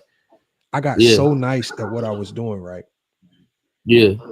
One of the big dogs in the business. Her name is Cynthia Stein. You can go look it up. Yeah. Right? Bro, she sent me a cease and desist letter saying, you need to tell me how you're doing this. You need to show me the people that are helping you. Yeah. She was basically trying to threaten me, saying you need to expose all your secrets to me. And I basically wrote her back, and I'm like, what are you talking about, bro? Like, how you gonna sue me because I'm better at this job than you? But she was like one of the big dogs. Like she was charging people like 8,000-9,000 each. And so I come through with my strategy that's working, and I'm only charging people $250, $350, $450. Yeah. And she cracking people. I'm talking about for thousands. And I'm like, damn, they charging you that much. And so once I saw how much the big dogs were charging, I started to slightly raise my prices, not too much. Yeah. But ultimately, once COVID hit, COVID fucked up the market for what I was doing. I don't know what happened. COVID fucked up everything. So what happened when I saw business going down, I said, let me sell it. I need to sell this. That's when, if you remember in 2020, I transitioned from my business into YouTube. Yeah. You see what I'm saying? That's when I started. That's when I got into YouTube because I sold the business. So I ended up selling my business, and y'all can look him up too. I sold it to another big lawyer in New York. His name is CJ Rosenbaum. He runs a company called Amazon Sellers Attorneys. And so he absorbed the business. He took over all those clients, but no, so it's sold. So that's hey man. Hey Lamont, to be doing that good of the business, I mean bro, it was a good business. It was annoying because I would have customers calling. They would literally call it any time of the night, bro. 2 a.m, 4, and I would wake up out my sleep sounding professional as hell because that's how you got to be when you run your own business. And so I didn't mind it because it was way better than working a 9 to 5. It was annoying dealing with the negative reviews because some of these people would get relentless with the negative reviews. Like they would change accounts and write them in different names, and it's just like all this because you lied. You know what I'm saying? Like for example, I don't know why they can't just make it like simple. It's called a service. Like once you provide a service, like my service, like I can't put no money back guarantee on this. It's not perfect. It's not flawless, but we gonna try. Yeah. I know. I mean, that's just how some people are. But see, if you think about it though, and that's why people like Viz, this is how I know you've never done anything significant in business. Because anybody that's touched any real business it don't look like nothing. Like if you can go to any business in the world and they probably like most big, like if you go to look up McDonald's ratings, there's some McDonald's with like a 1-star rating, right? Because people will literally go write any review on anything. That's just how it is. I know. McDonald's rating, In-N-Out, Burger King. Bro, if you go to Amazon, like Amazon themselves, Amazon.com, if you go look at their rating on some of these sites, people hate Amazon. I know. They didn't give me my money back, and they didn't do this, bro. People will write a negative review saying anything, bro. They will say anything. Everyone could be negative. Like it's not gonna put it all the time. But some people just hate, man. You just can't. That's why I wish, like, if Vish was intelligent, like, I don't think some people know how to take information like that and flip it to try to educate people running their business. nobody's gonna try to take information and try to make the next business better. Like they always want to like, and this if you notice, I don't even like making it a black thing, but if you notice with black people, they always do that. Yeah. Oh, he's scamming this, that, and the other. Bro, come on, man, stop it. You really think hundreds of $1,000? You really think I would be sitting on the internet publicly? Come on, man, stop it. Come on. That's just not how it works. Come on. But this is the day and age that we live in, man. People they just try to be messy, talk about stuff they don't know about. That's the saddest part about it. Hold on. Ken Lynn says, "Hey Lamont, just clear it up. I don't even mind donating for entertainment or whatever. The current state of shit is sad though." No, it's not even about clearing it up though, Ken, because there's nothing to clear up. Like I sold my business. I sold it. You know, it's sold. And there's certain aspects of it I just can't talk about because when you sell a business, there's a non-disclosure aspect of it. I mean, I don't know. That's just how business works. I sold. It's sold. Every element of it was sold. The social media platforms that were attached to it, everything was sold. I don't know what people want me to do. Maybe start a new year. We could start at the show. Like that. You said what again? Start a new year. Yeah, we got to get your show rocking, man. We gotta help you get that show rocking, man. Oh, we got Ochi in here. Ochi, what's good? I figure you're busy, and I don't really want to bother you. You know, so I tend to like. Nah, you're not gonna. You gotta remember, King Shy. I be getting so busy with coaching and stuff. I be forgetting. Yeah, that's what I mean. So again, you can call me, or you can I'll make sure you get my number, but you could text me anytime. Just I'll make sure you get my number in the TikTok because I want to get you going. I want to get you started with the show. All right, babe. So I'm gonna help you with the graphics and getting all this stuff set up on StreamYard and all that. So main thing is just finding a way to make it entertaining, you know. And I promise you, King Shy Solomon, it will not be entertaining if you talk about me. Do you think Go James Kingdom will have a show if he spent time talking about me? Come on, man. I know it's just not. Yeah. No, that's what I'm saying. Be creative, like because I'm gonna tell you, if I feel like like I think H30 and them had a show, right? Yeah. And they kept doing football topics and they kept doing WNBA topics. And I'm not trying to like tell you what your content should be, but I be trying to like give you indicators of what is probably not going to do well on YouTube. Like football. I was about to say that I could already football tell just that don't do well on YouTube for some reason. And Yeah. WNBA is a very niche topic. Like it's a niche topic where all the WNBA fans already have selected the WNBA channel that they want to watch. And it's typically like women from the LGBT community. No shade against that. Yeah. But they've already made their selection of who those content creators are going to be for them. And it's not going to be a man sitting on YouTube, right? And That's true. so that's what I'm saying. It's just like sometimes the topics just need to hit a little bit crazier. And there's certain things like, but I try like, and there's no shade to them, but it was just like some of the topics. It's just ideas and common sense at some point, you know, need to come to mind. Yeah. So that's all it is. Hold on, we got user still in here, bro. When it says user, oh no, that's MG. I guess. Hey, look, man. If y'all, yeah, I know that dude. No, MG. Yeah, salute to MG. Salute to the Santa Claus. I got the Santa Claus. I don't know if he's a troll or a real person, but he does show up on all of my videos. So anybody that engages with all my content, I got no problems with you, man. You can say whatever. Does he ever in the panel? I thought he's always in the damn comments. He's always in the comments. He'll never come on the panel, but he's always in the comments. So anybody that does that, I got you. I got nothing bad to say about you. Just keep engaging in the content. Keep commenting. Keep doing disliking if that's what you do. Yeah, people think they're ticking you off about like when you have people that watch your content, that's your goal. You know what I mean? Like we appreciate those people. Bro, I've been on YouTube long enough, bro. None of this bothers me, man. Come on, like I'm not gonna get bothered by, like, I get more bothered by doing people trying to do low quality content on me. Like, at least make it high quality.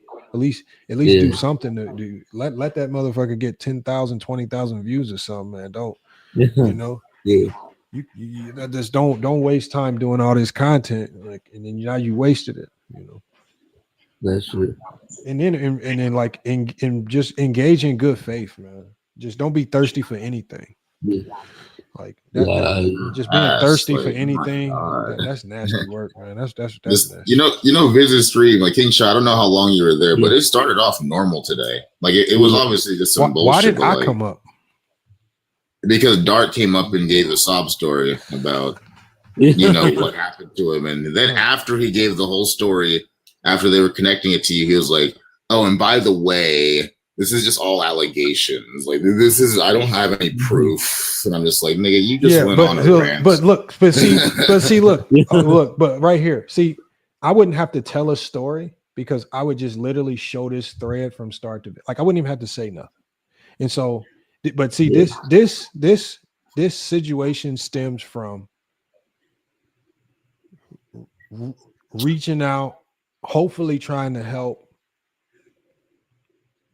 and it didn't work. And so when you do that, unfortunately, man,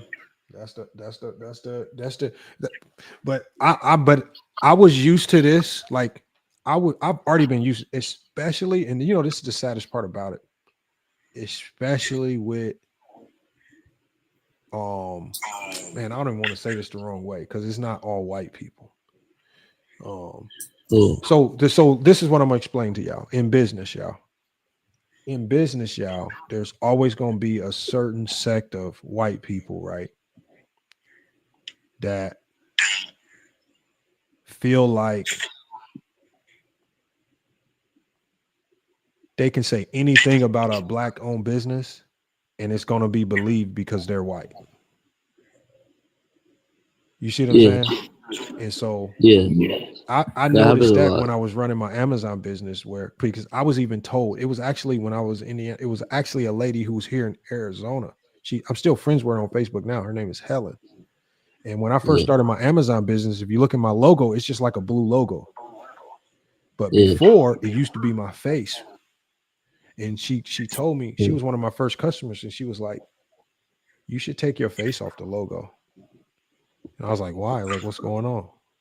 Because she said, "I'm in this business." She said, "I've been doing millions and millions of dollars of business." She says, "You wouldn't believe how many people will just not do business with you just because you black." Right. And so that's where I got used to talking super professional, because the more professional you sound, the harder it is for them to delineate what race you are. Right. And so cleaning up slang and being super professional and just doing anything, because she was a white person, and she told me something that she didn't even need to tell me. But that's when I started to realize that you run into a lot of people who feel like remember, just like there are men who are Karens. They feel like that just because of their skin color, they gonna be believed over you, right? Yeah. And the one thing they do is they always, when they talk about black businesses, they always try to make it seem like black businesses are some type of scam or side hustle, and it's not legitimate. So they'll always say, business on the side or something like that. Or like when Viz said he had a t-shirt business or something, like some little small, like little bullshit that anybody can start. And that's what comes with the territory. But you learn all this when you're in business. Kids, I mean, our parents tell us that, but once we grow up, this hits us in reality, And that lady did, He said, "Did I mess with?" He said that no, I didn't mess. Like, here's the thing: whatever I worked out with Dart, if Dart wants to come on FYF Sports, and he says, "Cool, show all the text messages," but outside of that, anything that I talk to Dart about off camera, I'm gonna leave it off camera. He can choose to do whatever he wants. If he wants to manipulate the story, if he wants to sound like a Karen or wants to pretend like he's a victim, have at it. Right. If I stole something from, if he truly feels like, and I employ Dart to do this, if he truly feels like I stole something from him, call the police and report it as a crime. That's the easiest way. That's the only advice I can give you. Right. Because if I can't touch you, if I can't get to you, call the police, report a crime. That's to me, that sounds like a crime. The police will care. Nobody on YouTube cares. The police will care. It's their job. That's the thing, though. Like his initial like dropping of all of this on Viz's stream was getting egged on by CJ, Mike Hennessy, and Willie, and them niggas was loving every second of the story. Let me. The one text that I will expose to you is this right here. It's the very last text that I sent to Dart, right? Yeah. And this was on November 22nd, and I know he read it because I see the check mark.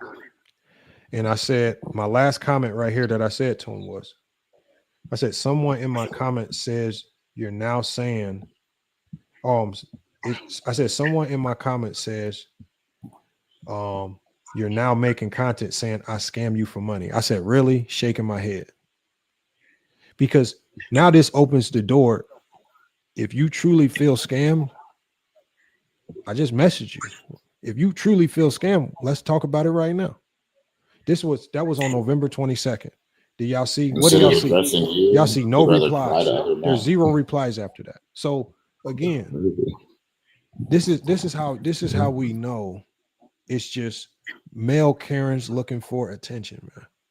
Because when I talk to people, I'm on 1, keep it private, and 2, I'm gonna deal with it head on. I got no issue with Dart. I still don't have an issue with Dart. I didn't even know there was an issue. And as soon as I heard there might be an issue, I reached out to him. We can hash it out right now. I got no response. I see that he read it. I got no response. Does that sound like somebody who got scammed? Come on. No. and look, if Dart wants to come on FYF Sports, I will, and he's cool with it. I will show the whole text thread from start to finish. Yeah. And not only that, like you put the point, Lamont, like if this was if this was a serious, not only scam but crime, these dudes would report it. You know what I mean? Like they should have the balls to report it. And I'm almost positive somebody's gonna tell Dart this. And yeah, I didn't know Dart. If Dart truly felt this way, I didn't know. He never let me on. So yeah, if you did feel this way, Dart, call me, text me, and whatever is going on, let's see if we can make it right. If you feel like you got scammed, if you got scammed. So this is how you handle business. You don't handle business going to low level YouTubers just looking for muddy content. That's true. That's woman. That's like that. That's what makes you look petty, right? But I try my best to stick to basketball. Like I say, I'm not about to put any of Dart's information or business out there. It is what it is. It was unfortunate what happened to his channel.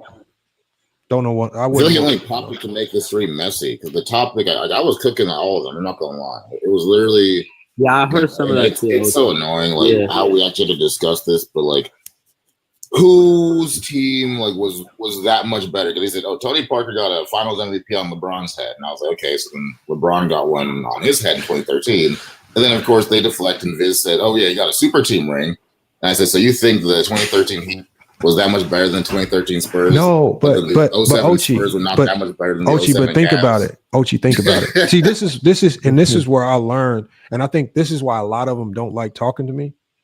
Is because I don't let them take me down a trail of talking about basketball information that is one, just pure narratives and fake, or is meaningless, right? So Tony Parker got a Finals MVP on LeBron head.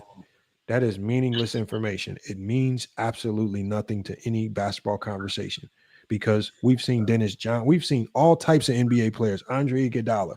We've seen all types of less than NBA players get Finals MVPs, and it ain't impacted nobody's legacy.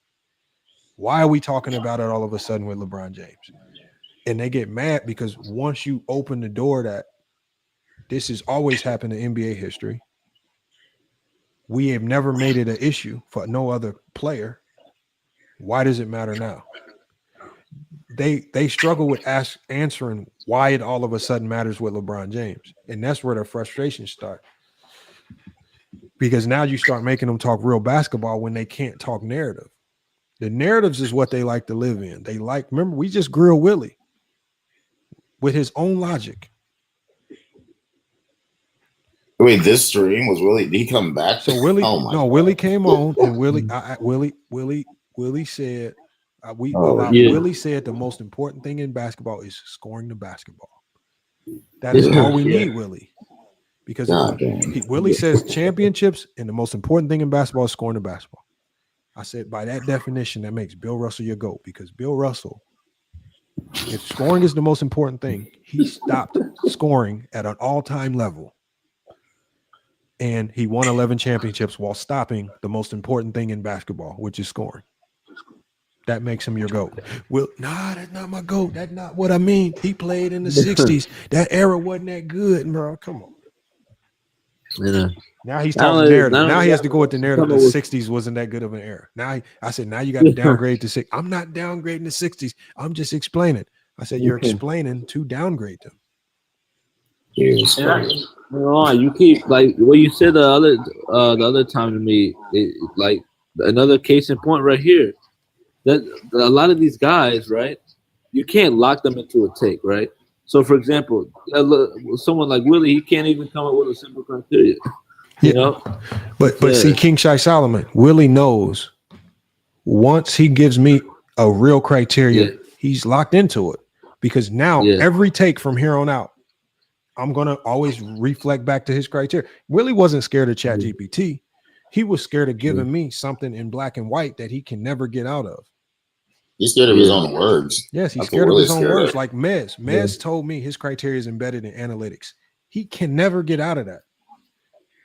Now you have to explain to me how Kobe's in your top 10. Because there's no analytics that say Kobe's top 10 at all. So that's what I'm saying. This is why they always want to talk about what you say, but they never want to have an organic opinion that they own that can stand to criticism, right? So even if you look at Viz, right? Viz's channel is built on crying about everyone else's takes, but yet you don't say any takes of your own for anybody, so we can see where your basketball IQ falls. Right, Johnny's trying to do film study. Johnny's doing a whole bunch of stuff. Everybody's criticizing his takes. Nobody wants to have. Shout out to him for that. I don't see, like, tell Viz this. Let's challenge Viz. Let's do a film study. Break down some plays. See if anybody will care. No, that'd be terrible. Like, they were literally glazing Wizards MJ's footwork and his bag work, and because I said he was literally better and more effective in the 80s. But Ochi, think about it. Think about it. $6,000 for if you think the problem with being organic is this, right? You're only talking about the bad conversation because that's what me and Johnny were talking about. Remember, me and Johnny intentionally, like, we didn't even talk about the bad conversation immediately when it dropped. We waited like 4-5 days before we even talked about it after the news dropped. If you truly wanted to talk about MJ's bag, you would have talked about it when Paul Pierce first said it. You wait until me and Johnny talk about it just so you can talk about us talking about it. You see what I'm saying? That's the difference. Yeah. Like, where's your organic opinion on it, as opposed to you just crying about what we have to say on it? And those are the people. That's why I still respect Ticket. Ticket will say some shit and stand on it, and we'll go back and forth on it. But I also would tell Ticket my stance. Those are the real basketball minds, the chill towns, even fluent to a certain degree, right? Anybody that's willing to stand on their take and not just try to criticize other people's takes. Because there's only maybe 5 people in the world that have the ability to just sit around and criticize takes.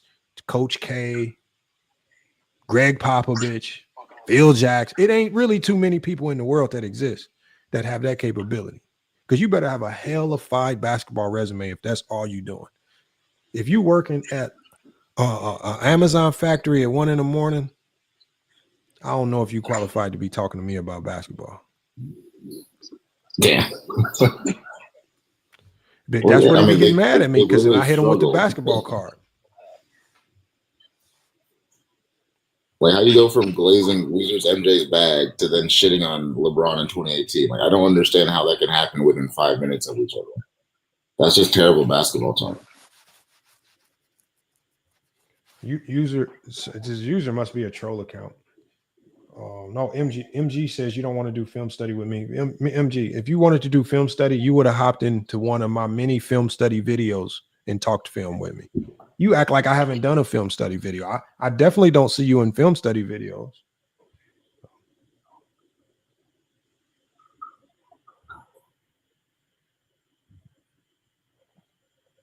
Yeah, all the Jordan fans missed the Jordan game. He said Viz says he's a driver or something making $130K. Man, bro. Yeah, he said 130 to 150K. He makes more than you and Johnny combined. That's what he said. Oh boy.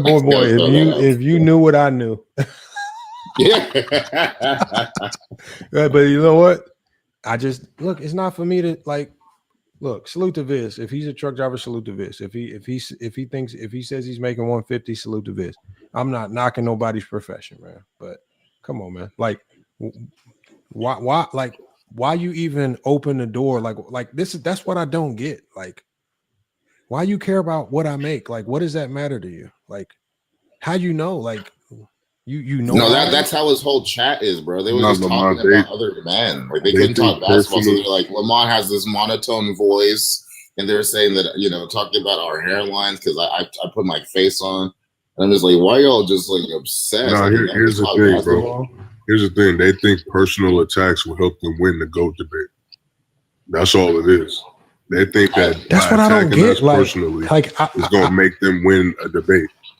I don't get it. Like, this would be like this New World. Check this out, New World. Check this out. New World. Let's say New World just robbed a dope man for $50,000. I come on the chat. I'm a Jordan fan.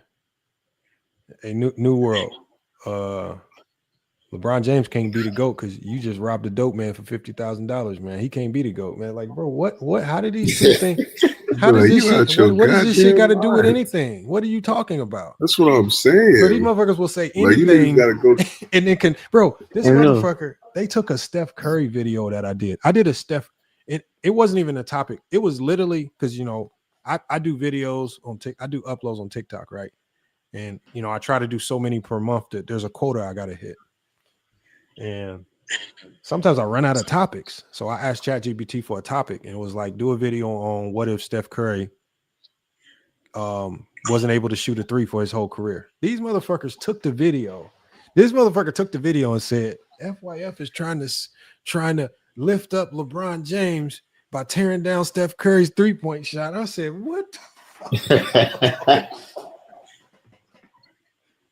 Well, at least you use LeBron in the title. At least you try to use LeBron for some SEO, man. Well, good way to bring LeBron into it. But god damn, that's a hell of a these people are obsessed, man. That's it. A whole topic ain't got nothing to do with LeBron James, and they somehow managed to make it. They find ways, man. It's weird. That's why I say he's the GOAT, bro. Is because at this point, LeBron James is basketball. We could be having any discussion. Lamar knows this. He's been doing this for years. We could be having any discussion about any player, not including Michael, LeBron, or Kobe, and these niggas will somehow bring LeBron into the conversation. And then by proxy, those two niggas get brought up as well. So it's insane. Bro, like LeBron carries basketball. They don't want to admit it, bro. Like they don't want to admit it, bro. Because me and Johnny prove it. Like me and Johnny talk about this all the time off camera, bro. And Johnny even tested. Johnny knows that whenever we try to do content that's not about Jordan, LeBron, or is not connected, nobody watches or cares. Like all these dudes be crying about it and saying, but nobody really cares. That's why we're just gonna keep riding the topics, right? We're gonna do it in a creative way that makes people mad. So and still be entertaining too.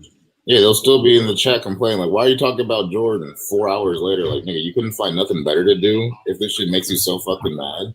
Bro, in 4 hours and you're still dick riding the same stream, nigga. Go find a hobby if you're actually so fucking angry. I just don't get I don't get why my content has been like pretty much pretty similar since 2020. Like, and people act like I'm gonna just change it up now. Like, bro, come on, stop it, bro. So their feelings are hurt. Like, there's more and more evidence. Braun keeps getting greater and greater. Bro, people are actually watching. I don't know if it's about Braun. I don't even think it's about Braun, bro. I think it's because a lot of these dudes think like some of the stuff that they say and do. I just believe it. They want like the attention from these other dudes on YouTube. They want to feel like it's just like I said on the last show. I think it's that same syndrome of like little kids that join gangs who don't have a father figure at home. Yeah. And like, it's just like you get pushed around enough, because that's why I say like you lose enough debates where the only thing you can think to do is go join a community where you always going to be right no matter what you say. Right? You came around messing with A Johnny. All A Johnny is doing is laughing at you, roasting you. He got Olo laughing at you and everybody cracking up at you. What's the only thing you can do next? You go join a community where no matter what you say, right or wrong, everybody gonna agree with you. That's what's happening. That's what's happening. You can go to a Jordan page, and as long as you saying you don't like LeBron, it don't matter what you say. No, that's true. Like, what if the LeBron hate is high, the low IQ takes are also very high. Nigga, I used to watch Ticket Channel back in the day, and that motherfucker used to just let people say the most egregious shit about LeBron, even blatant lies, and this nigga will never check them. Or if he does, it's like he'll check it if it goes a little bit too far. But I've just heard some of the most egregious shit, and this nigga will just be nodding his head, not saying nothing.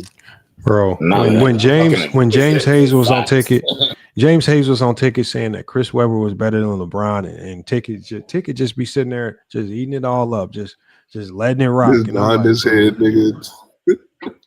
I said Chris Webber better than LeBron, man, and you letting him ride with it just because he hating on LeBron, like that's. But Ticket was doing it because Ticket was trolling. Ticket really didn't. He don't agree with a lot of that. Yeah, he really nasty. He was trolling though, because he knows better. That's the thing. But some of these dudes, man, it's just like, bro, just jump out there, push some takes on your own, man, and see who rock with it, man. Just have your own opinions, man. You don't always have to attach yourself to other people's takes. You know? Now, we want to know what you think. It was so funny when he was asking A Johnny the other day, what do you think about this topic? What's your thoughts? Like, what the fuck? Like, have you not been watching his show? Yeah. I remember that. No, like Go James was literally live for like 3 hours. He comes up there asking Go James, what do you think about this topic? Motherfucker, he been live for 3 hours. What do you think he think about it? Shit. We know your ass was watching too. Hey, Johnny got to asking that man about plays. That man broke that play down in the most general way possible. No, he asked him. Hey, Johnny asked him about first, second options. That man said, nah, I don't believe in the first and second option. I don't believe in that shit. That motherfucker did not want to break that play down. I ain't the type to believe in, bro. Shut the hell up, bro. Anybody that's played basketball knows what the hell a first and second option is, man. Hey, Johnny just trying to box these idiots in with these dumb logic. Hey, Johnny's trying to get clips. That's why. Hey, Johnny trying to box him in, man. All right, y'all want to play this stupidity? We gonna rock with you. Hey, Johnny just rocking with him. Johnny is basically the final form of a LeBron fan. Yeah, exactly, bro. Like, he done fucked around with us too long, nigga. He done made this nigga. I don't know, bro. I would have debated him for that 6,000 though, bro. On God, nigga, I was gonna take it. Why did he make a video saying the 6,000 was scam? Did he think Gil was lying? Yes, he said that he doesn't trust them niggas over there. I was literally nigga, you didn't even try. I literally was like, he what had you got it from 500 to 2,000 up to 5K, and then you got it to 6K. Like, clearly, like, he knew that, like, something was going to happen. And I said that there was really no way to lose. Like the only way to lose is by not even trying, because now we can say you're a coward. Like if you would have went up and we're live, bro. Like it would be recorded if you don't get your 6K. Yeah, that's the ultimate video. That's the ultimate scam video you can make if Gil don't pay you. Content. Like I literally told him that. He could have flipped that if Gil didn't pay him his money after he theoretically wins against Johnny. And Gil was in the algorithm. You might have got some views off that. Gil in the algorithm. Exactly. I even reminded him, like, you don't have to be a LeBron. I mean, he says LeBron's a GOAT, but you don't have to be like a LeBron fan. Who says LeBron's a GOAT?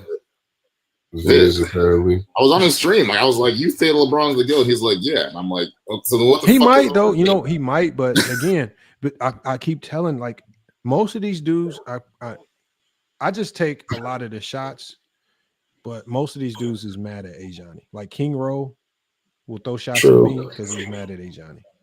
This, I promise you, this is mad at Ajani. He's not mad at me. He's just mad. No, he made an excuse. What do we always say, Lamont? I'm cool with you, Lamont. I'm cool with you, Lamont. Hold on. New World. He used to say that on the panel, right? He used to say that all the time, nigga. Yes, that's what I'm saying. It don't even be me. Like these dudes ain't like. I don't. Hey, Johnny be cussing him out, talking about his mama, kicking him off the panel. I don't even be doing nothing. What you talking to me for? This nigga Johnny, you putting him on diss tracks and everything, bro. That's what I'm saying. Like, hey, Johnny making songs about you. He got you on thumbnails, bro. I don't even care that you even exist, bro. I was like, hey, bro. He started talking about my book. He wanted A Johnny to care so bad, bro. A Johnny kept saying, bro, you can't read. He made a video about him not being able to read. He put you on a video. Where do you think the not being able bubble to read. shit came from, nigga? And what does he do? This motherfucker get mad at me. I was like, hey, Johnny just said you can't read, and he put you on all types of videos looking crazy, man. He bought my book, put it in his background to troll you. What you get mad at me for? That's why I said, nigga, like, hey, Ken Lynn said Lamar, you giving him more material. So much, no, you made this nigga. Ken Lynn, at this stage, if what we're talking about now is your content, you might need to hang up your YouTube shoes, bro. This shit over with. If what this is just the ragtag moments of our show. If this is your content, you might need to look at another provider. You might need to get an extra shift on the trucking job, man. This shit is over. There you go. It's over with. Because look, we 5 hours in. Who the fuck is digging 5 hours into the video just to hear this portion of the video? Come on, man. Ain't nobody. Yeah, we're just shooting the shit at this point. That motherfucker did a video saying, yeah, FYF didn't play D1. I was like, oh yeah, I was like, bro, it's not that illustrious, bro. This shit is not nothing to brag about. Like, I would much rather think you didn't. I think I didn't play at this stage. Didn't play, walk on. Like, bro, there's not no illustrious 4-year career. This motherfucker act like we bragging about it. Nah, I got Stephen A. Smith. I got Stephen A. Smith numbers. He acting like I'm bragging about it. Oh my god.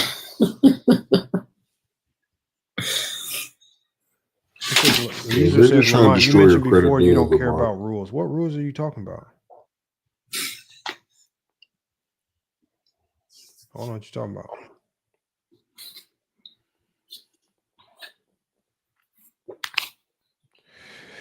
But yeah, this is what we dealing with, y'all, man. This is what YouTube has become, man.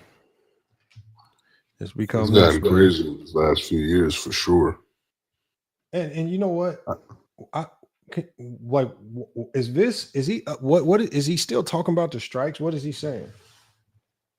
He said that he submitted a whole bunch of stuff about the appeal, and he used he said he literally like sent in a giant email and made an essay and sent clips of you saying he has permission to make videos and blah blah blah. And I'm just like, I still don't really. Okay, hold on. Watch. Look, we can look. I want you to show him this. Hold on. I want you to show him this right here. Okay. See, he can, and I keep saying like, I can, like, I'm not really trying to pursue anything, like, but Let me share my screen real quick. Hold on one second. No, I actually thought he didn't care about his channel like that, the way he was talking, but he clearly does. Oh, which no, is no, fine. no. Like He you for sure should, cares. but you should care about your channel, but he be commenting on my videos, bro. I don't make basketball content on YouTube. I make basketball on TikTok. When he be going to my comment section with the other let me show you something right Jordan here. fans. Now, look, you see this right here, right?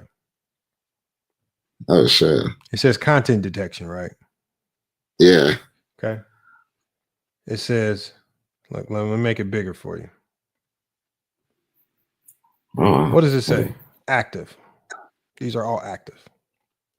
Active, and removed, resolved, active and resolved, active and resolved, active and resolved, active and resolved, active and resolved. The only reason right now, y'all, and again, this whole process is in my hands. The only reason right now why his channel isn't down is because he did something. He filed something basically called a counter complaint, which means he told YouTube that I'm lying about all of this. So the problem with the counter complaint is this, and this is where he's put himself in kind of a juxtaposition. Is once you tell YouTube that I'm lying, if my channel could potentially be up for getting punished because you're basically saying, oh, he's making all this up and he's abusing the copyright claim system. So, So what's ultimate? He did when he did a copyright claim, it made all of these. It turned them red temporarily. But I have to respond to the counter complaint because there's only one way to YouTube that you can respond to the counter complaint. There's only one way you can respond. You have to show YouTube that you're serious, that these allegations are serious. And that's with legal action. So by him doing a counter complaint, as opposed to just apologizing and ending all of this, he basically forced my hand into pursuing the legal action for $25,000 lawsuit. And so, as I showed everybody on TikTok, the summons was issued. He has 21 business days to reply to the summons, or it's going to be a default judgment in my favor. Once that default judgment is in my favor, and y'all look, I can show you, I can show it to you, but Viz knows all this. I can literally show you right now. But if he doesn't respond in 21 business days, I feel like I should have told him. Then what ultimately happens is he said the appeal, like he responded with the counter appeal, and I'm just like, I feel like they need to read it, you know? The problem it's just like delaying it. No, the problem is this right here. It's no longer in YouTube's hands. It's already been a judge assigned to the case. It's already the court, not a regular court, the U.S. Federal Court of Arizona already issued a summons to Viz to respond, and it's getting very close to his 21-day border. And it says literally on the summons, if you don't reply, we will give a default. If they give me a default judgment, I got one or two options. I can just do nothing with it, or I can show YouTube that a default judgment has been made. A court is putting an injunction in to force you to keep these videos down. And once they see, because YouTube sent me an email basically saying they're not going to do anything further until the case is resolved because it's no longer in their hands. Now, I don't have any real interest in pursuing it. I don't care. Like, I know, like from what I know, Viz can pretend he can't fight it. He doesn't have the intelligence, nor does he have the money to fight it. Again, he can pretend like he does because it sounds good on YouTube. It just sounds good. You know, I tried to give him two outs. King Rowe could have paid $1 to the GCU men's club basketball team as a donation, and I would have dropped him. I would have dropped all the strikes, or Viz could have just apologized. King Rowe did not want to pay $1. He said, fuck Viz, and Viz didn't want to apologize. Ah, damn, like, pride. Look right here. Look, if I click these right here, right? If I click them, I can retract it. This is how you know they're active. I can literally retract it right now. Like, it could be over. Like, I don't care enough. I want to see you keep making content. I don't care. But I can literally retract everything right now. Like he was saying the fact that his channel still exists today means he won. And I'm just like, I don't like, even me, like not knowing this at the time, it just didn't sound right. Like that's not how appeals work. That's not how it works. Look, I could, like I said, I could waste time showing y'all all the information, but it's stupid. It's not even that really a big deal. They're active. I mean, like I say, you just stop pretending, like, bro. Like, stop. You don't have to pretend, bro. You can pretend. You did the counter complaint thing to try to delay things. All right, but I mean, shit. Like, I don't want him to have to owe me $225,000 because if a default judgment gets into my favor, y'all think I'm not gonna go try to garnish your wages and go get that $225,000? Them wages, if you is making $100, I'm glad you told me how much you're making because we definitely coming to garnish them bitches. I take that 6,000. I'm definitely taking that 22. If you really making it, you know, I know you're not, but shit, if you really are, we about to get the garnishing. So again, I don't have any intention of trying to tear down nobody's page. It's just my job as a content creator, right? You cannot rob content. You cannot steal live streams, man. And this ain't no shade. Like Viz wants to turn everything into shade. He wants to try to make it seem like he's a victim or we coming after him. Or we trying to take down his channel. I don't care about all that. He put the takedown of his channel. He put himself in that position by the counter complaints. Like maybe a day before, like I was literally about to retract them all. I'm like, damn, this fool has sent all these counter complaints in. I was about to take these shits down. Force my hand, man. I just don't get why people got to pretend, man. Y'all see it right there. This is my studio right here. Y'all see it. This video's removed. It ain't going back up no time soon. And can I get clarification? He was actually live streaming at the same time, right? No, what he did was when my live was going, he was streaming my live while my live was playing on his channel for over 3 hours. That's what I thought. But you keep saying that it was like a premiere and you went live at the same time. So a live premiere is a live because a live premiere, it looks like it's live to my community because it's the first time my community on YouTube has seen this content. The only other community that's seen this content is the community on TikTok. So what I do is I run it as a live premiere on YouTube because it's new to YouTube. It's not even in the YouTube algorithm yet. So if he's streaming my live, right, while I'm live, when the live is over, if you go, this is like on this screen right here, right? On this screen right here, you can click on this button that says matches, right? So after my live is over, there's going to be 100% match between my live and his live. He could literally go in there because there's 100% match and put a copyright strike against me because they're going at the same time. YouTube doesn't know who has the original content. I could be stealing it from him. He could be stealing it from me. Right? That makes sense. So we have to protect it because that's the type of bullshit that can happen, right? You cannot stream somebody's live. You can snip their live up. You can react to it while they live. You can do all that. But you don't run somebody's live the same because it's gonna show up in the copyright message tool as a 100% match. And that was a TikTok live from the previous. No, day, it wasn't right? TikTok live. It was a TikTok live stream. Yep, from a previous show that I did. I live premiered it on YouTube, and he was literally playing on his channel live while mine was live. Oh yeah, that's because.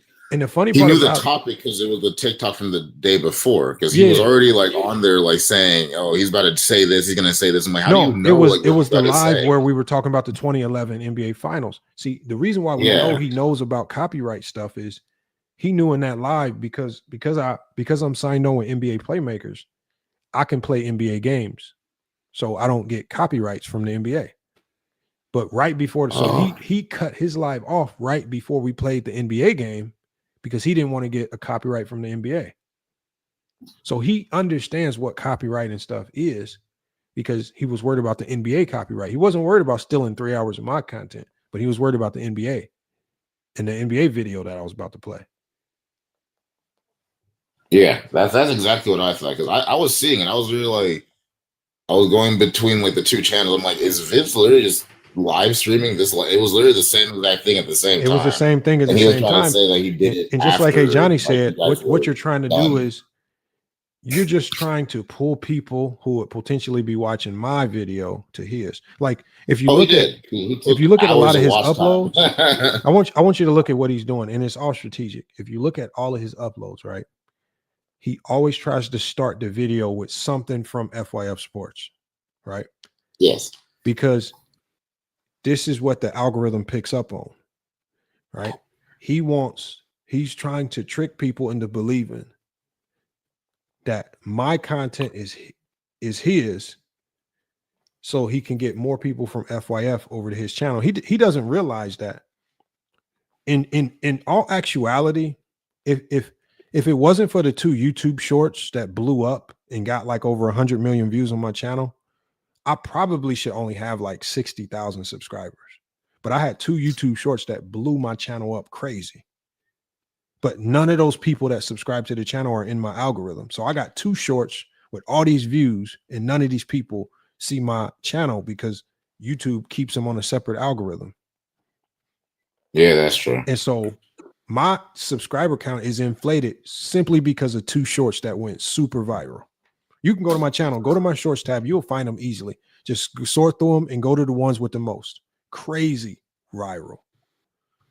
And when I go in my studio, I see how many subs I got from each one of them. And I'm like, yeah, I got a whole bunch of subs on the shorts feed, but none of these motherfuckers are getting my notifications when I'm live or nothing. So it's like all for nothing. So, and I think people think they can pull from that and get something out of it. And I'm like, I be just trying to tell people, like, let me be the test dummy, because shorts ain't the way to go. It's gonna fuck your algorithm up, right? And so, I mean, like, and you know, that's why people say, oh, it's fake subscribers and nobody's watching. It's just like, bro, YouTube's a dirty game. That's why I moved over to TikTok. And it's like pretty cutthroat. Like that's what he was taking your viewers like multiple hours of watch time. I saw them, people that would have been in your live, and that really would have, you know. Well, you got to think. Like not like you need think about it like this. But like it helps. As soon as YouTube removed his live, right? Because there was 100% match of content there. So now YouTube is diminishing both of our videos because it's showing 100% match here, 100% match here. It don't even know who has the original content. It just knows that there's duplicate content on YouTube and somebody's stealing somebody's content. As soon as his video got taken down, my video immediately got traction on the suggested pages, and I think it went up to over like 15K views. Damn. But I wasn't getting no traction with him stealing the content because it was 100% match there. But see, like all the people that normally were commenting in your live, they were commenting there, like Rap God and T Perfect. I'm like, y'all could help the algorithm with the original creator and not be commenting on Viz's channel about a stolen live stream. Like it's not your content. I mean, if you want, when it's over with, react, take your clips, do all that stuff. That's even though the way most of us react to other people's videos is still not fair use by the legal definition. As content creators, it's just like a mutual understanding that this is what we accept as fair use for our content.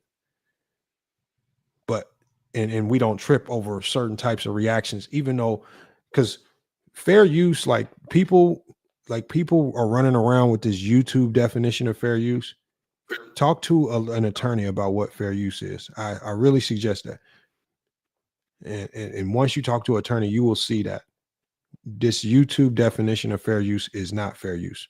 You cannot react to somebody's content. Like my content is sports, basketball related. If you react to my content for the purpose of sports, that's not fair use.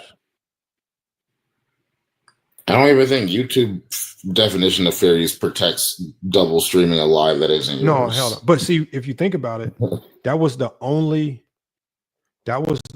video that Vis didn't do a counter complaint on, because he knew on that video he fucked up. He knew. He knew that he couldn't counter complaint this one because he knew he fucked up. But he did a counter complaint on all the other ones. And I told him I only did the other ones because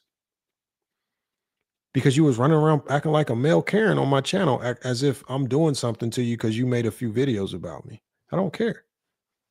But so now he's just obsessed with me. Like, I probably shouldn't have done it, because now he's Googling me. He's obsessed. He's saving images of me. He's talking about me. I mean, it's getting weird now. I mean, he hasn't even done a video. Think about it like this. He hasn't even mentioned his kids, and he don't even talk about how he's happy to be around his kids in none of his videos. He talks about me.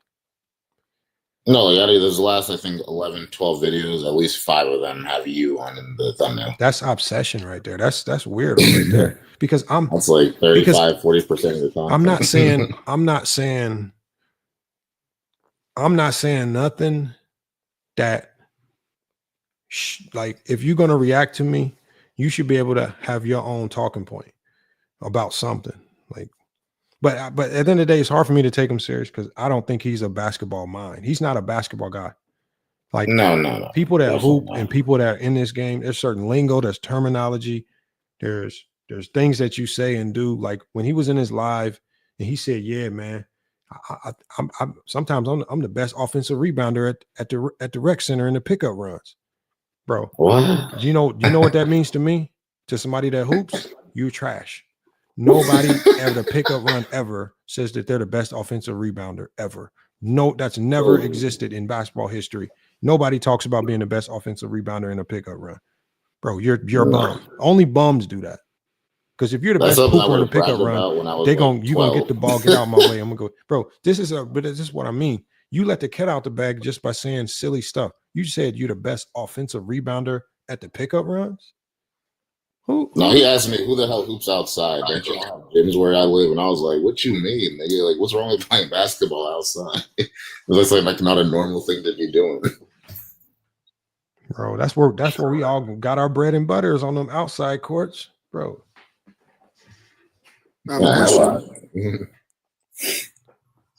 Double rims. You bro, how you your game, we grew up on the double rims with the wind blowing.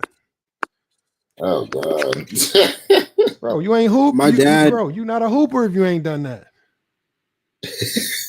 Facts. Bro, what are you talking about, man? Bro, what? Especially if you're in the Midwest or the East Coast, bro. You not a hooper if your hands ain't got freezing cold. You out there in the fall trying to hoop outside. Bro, you not a hooper. When you know that feeling when the ball gets hard as hell, that motherfucker hit your finger in the cold and that shit feel extra painful because it's cold as hell out. Bro, you is not a hooper if you ain't experienced this stuff. Motherfuckers talking about they the best offensive rebounder in a pickup run. Bro, you are trash. Nobody says this stuff, bro. Especially where he from? New York or something, or Philly, bro. Philly. He lives in the ghetto. Bro, somebody will slap the shit out of you in Philly if you say that shit. A high income and you live in the ghetto. How's that possible? Bro, ain't nobody, bro. Just let them talk and they will say enough stuff to know that, bro, you not really a basketball. You don't really do this basketball shit. You just hear, because if you think about it, New World, when he first started his channel, he's changed his channel like 5 times. First, he had a street hip hop channel. If you go look at his videos from then to now, it's been gaming, it's been hood hip hop. He tried to do a relationship podcast just not too long ago. He was on my live stream talking about he's picking up food for his wife, right? And then a few days after that, hey, Johnny sent me a video. This motherfucker's on a dating show, on some lady dating show, trying to find a girlfriend. And I said, man, what the fuck? Just be lying for no reason. Nah, bro. I said you got it. But look, it's not on me. Like, but that's what I'm saying. It was Johnny that exposed him on that. But motherfuckers get mad at me. I don't know. Maybe he feels like he just got like bullied in a way because he'd be really playing that victim card kind of strong. I don't say nothing to him. I be telling him salute. He be coming in. He be wanting me to go back. Like, this is what's going on. Think about it like this. Imagine playing ping pong and just hitting the ball, right? And the person on the other side, that motherfucker ball is not coming back. Then you pick up another ping pong ball and you hit that motherfucker, and the ball don't come back. There's only so many ping pong balls I'm gonna keep hitting before I realize that this motherfucker's not trying to play ping pong with me. Like, this is what he's doing. Like, think of the delusion. Like, when you look at it in that sense, you got to think of how delusional you have to be to play ping pong by yourself. And nobody's hitting the ball back. You just keep picking up new balls, trying new balls, and you're hitting a new ball. Oh, he didn't like the green ball. Let me try the red ball. He don't like the red ball. Let me try the orange ball. That's a good point. I get nothing out of engaging with you. There's no viewership. It's not entertaining. It's not about basketball. You don't know basketball, right? And now he's just resorted to trying to lie about a whole bunch of stuff. If that's entertainment to you, boy, you must have the most boring life in the fucking world. Honestly, though. He can't even lie about that. Bro, the man did a video saying, I didn't play D1 basketball, bro. Think about this, bro. So that's what the streets want to know about. You know, we care about Lamont Lane's basketball. Yeah, they care, bro. They don't even care that these motherfuckers didn't even care that I won a national championship. I posted that shit about me winning the national championship. That motherfucker got like all they care about is winning. Motherfuckers do not care. I'll be posting my games. Motherfuckers do not be watching my games. I'll be posting my full games. We be blasting teams. Motherfuckers do not be watching, bro. They can't do that to themselves. Watching a game that proves you know basketball. No, it's not even that. It's not even that. It's just not. That's not what we're here for. We're here to talk basketball. Juan Boy says, "How long we been live?" No, I'm about to shut it down, Juan Boy. We've been live about 6 hours, but I'm dual live streaming on TikTok and YouTube. I figured out how to do it. I think it worked well. I'm gonna check the YouTube live when we get off here, but I think it went well, man. So I think we did good today. Everything looks good. It's still up and streaming. People is in the chat. I think we got up to like 600 people. I got the vertical and I got the horizontal going. So I like this right here. We got the $50 super chat. First time we've been live on YouTube in months. As soon as we go live, we get a $50 super chat. Salute, man. Yeah. Salute, man. And now YouTube don't gotta wait for it to be like saved. Like right after the stream ends, it's just gonna be on there. Is it? I didn't know that. I don't pay attention to my YouTube payouts like that. I've only been paying attention to my TikTok payouts. So I haven't been paying attention to YouTube. So I don't even know. In my Amazon, so I got Amazon deposits and I got YouTube deposits. I don't care about it. Jeez.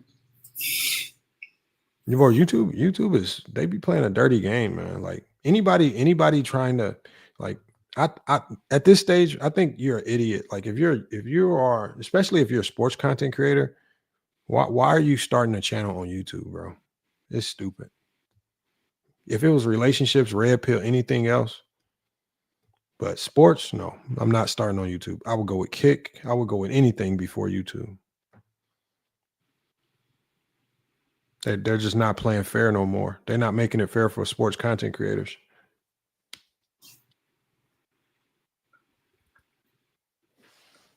Like, is it in terms of just like being super strict with copyright, or they're just not even pushing it out? No, like so the one thing I noticed is, so I did a video about this, and unless you're a content creator, it won't seem like a big deal. So it didn't seem like a big deal to anybody.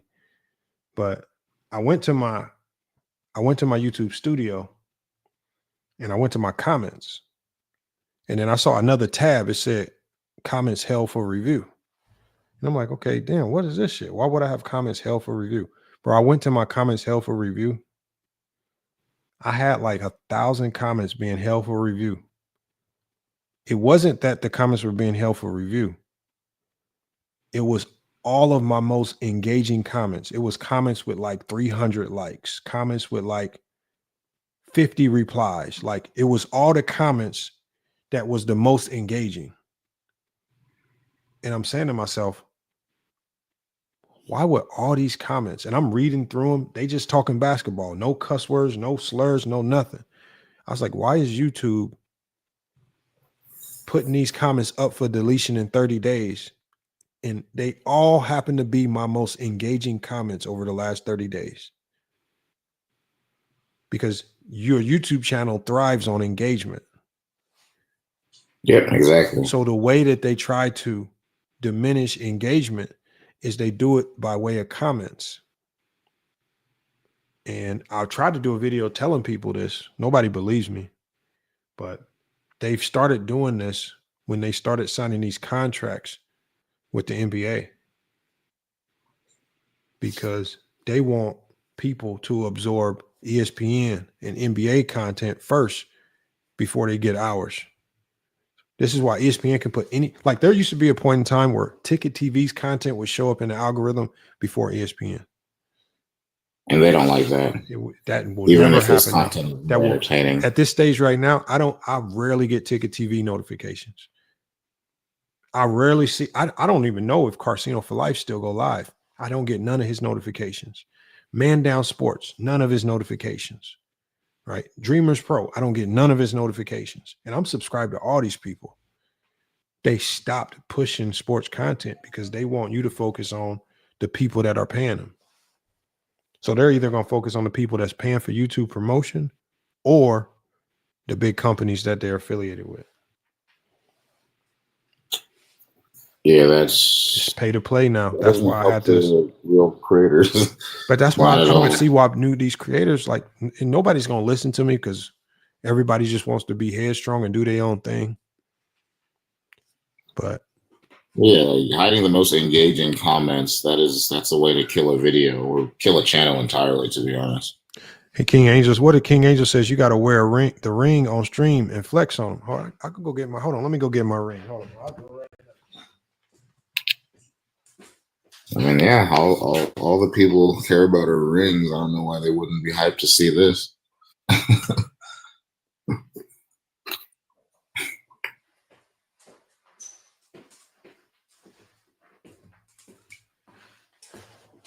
Yeah, just look at that championship ring right there, man. Oh, god damn. Let me see if y'all can see it, man. I'm about to glisten. Champion right there, wow. King Angel. That's all I got to see. See, look at it. That's all we got to do when we get Michael Jordan fans are the best. We get all the LeBron James haters up here. I'm just gonna wear the ring on. In fact, I'm gonna start wearing it every stream just because of that. No, you should. Damn, I only went to one CIF, and that's literally like high school California bullshit, and we lost the championship. Hey, look, I'm gonna be asking. I'm like, they're gonna be talking basketball, and I'm gonna be like, they're gonna be saying something about LeBron James. I'm gonna be like, what's your record in the finals? Well, damn.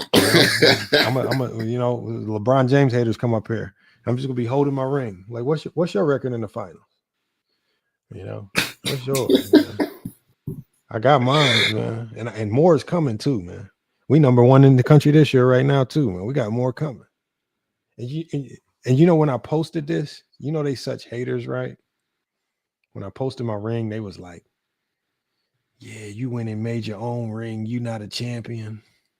They such haters, man. They get mad, bro. Tell them to just pull up to GCU and play they can your too. worst player one-on-one. Not even your best player, worst player. Bro, they could play me. They could play me. Oh shit.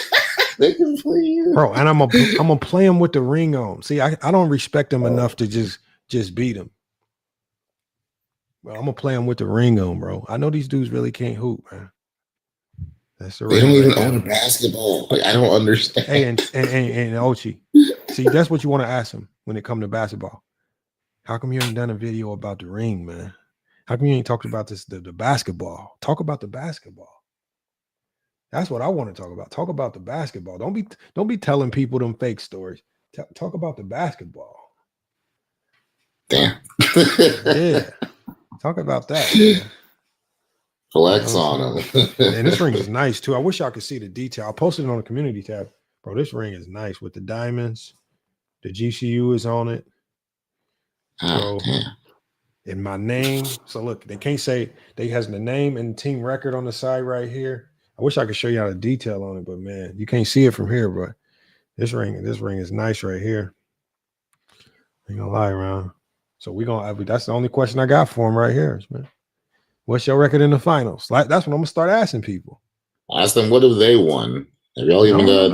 No. I'm gonna ask them the same thing they say about LeBron. What is your record in the finals? What is your What's your record in the finals? Look, I got my ring. Where's your ring? Do you got a high school ring? Do you got a college ring? Right? Do you have any trophies? Did you win anything in basketball? What did you do? Yeah. We just gonna flex on him with the ring. I'm gonna do the Draymond Green. I'm gonna do the Draymond Green on him, man. Just do ring talk. Let's just only talk rings, man. If you're not a champion, don't come on FYF Sports. If you ain't got no rings, if you're not a champion, get up off FYF Sports. We gonna treat people like they do the GOAT debate, man. How they do LeBron James, man. If you ain't got a ring, if you're not a winner, get the hell up out of here, man. Don't talk basketball. That's what we're gonna start doing to it, man. Nothing but tears will follow. That's wild. He said, "What's the ring? Look, man. Look. Hold on. Let me come up to the camera so I can see the detail. Let me see if y'all can see the detail. I don't know if y'all can see it from here. Oh. Hold on. Can you see that? Wait. Can you see it? Oh, hold on. Oh shit. I don't know if you can see the side. That actually focused for a bit. I can't lie. Oh, did it? I saw the GCU clearly. That's the side of it. Oh. Damn. Oh, that's your name on there too. Oh my goodness. Oh yeah, this motherfucker nice, man. Yep, that's no hate here. That's fucking tough. But look, they not. But remember, y'all, they not gonna talk about the basketball, man. Because this is what I want to know. How many rings you got? What have you done in life, man? In the game of basketball, right? This is like no matter what you say. For me, this is forever etched in history in the books. It don't matter what happens to me. Dead gone. I'm in the books for having a ring. What have you done in the game of basketball? This is what you ask these bums.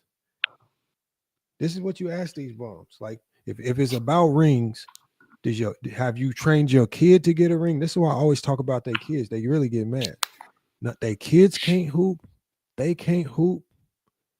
They got nothing successful in the game of basketball. They don't got a trophy to show. They don't got nothing. You know? Someone's granddad in the chat said, how do you achieve that? You achieve it by winning a championship, man. That's the only way you get a ring. You think the university is gonna go make rings like this if you didn't win? Why the fuck would the university make a ring for us if we didn't win? Have you ever heard about teams that didn't win? Oh, he said I'm muted. Oh yeah, my mic went down. Yeah, you haven't heard about no teams getting rings if you didn't win it all. This is winning it all. This is not the best in the state. This is not the best in the region. This is the best in the country. The best in the country. Yeah. You really gotta win to get a ring like that. Come on, man. You think the university spending all that money on these rings because we got second place? Hell no. Oh, man, you must be out your mind, man. Jerry, look, man, I want y'all to go look up Jerry Colangelo and Brian Mueller. Go look them up. That's who got the rings for us. Go look up Brian Mueller, President Brian Mueller, and Jerry Colangelo. But you know what? They won't talk about that. They won't talk about the basketball. They'll talk about made-up stories. They won't talk about basketball. Man, Michael Jordan fans are the best. What the hell are you doing in the game of basketball? Talk about that. You out in Hawaii. All them badass kids running around the house. Playing What basketball? Huh? Does he ever play basketball? No, he don't even play basketball. None of his kids play basketball. Nothing in the game of basketball. But they want to talk about FYF sports. I want you to ask this. Willie, what has Willie done in the game of basketball? Does he have one of these? Willie talk about rings and winners. Is Willie a winner? Can Willie do this? Can anybody that talks about FYF sports, can they do this right here? Think about that. You can say that this is forever etched in stone. Like you can cry about it. You can make up your narratives about it. I got a ring, man, and this is etched in forever, man. No, major props on that. He says, look how dumb he is. He said CEO. Look at this, y'all. Look at this. He said CEO Brian Miller. What an idiot. Brian Mueller. And I know you know who Jerry Coangelo is. Are y'all dumb? You ain't even spelling his name right. The president of Grand Canyon University. It's not very hard to find. Bro, y'all can't be that dumb that y'all can't type in Google. Because all you got to do is type in my name with GCU. You'll see. Come on, man. Wake up, man. Look, man. Look, the ring is there. My name is on the ring. They hate, man. You see how they hate, man. You see how they hate. He says, why respond to negative comments? He says, I ask basketball-related questions. What? My bad. You right. You are right. He said, Lamont, name your top 5 dunkers of all time. My top 5 dunkers of all time. That's a good question. I'm going to answer it for you. I like that question. Top 5 dunkers of all time. Number 1 all time. Hold on. Let me ask you this question. Is it in-game dunkers or just dunkers? Because I think that's 2 different types of styles right there. Because I don't want to mix in-game dunkers with like dunk contest dunkers. Because if it's in-game dunkers,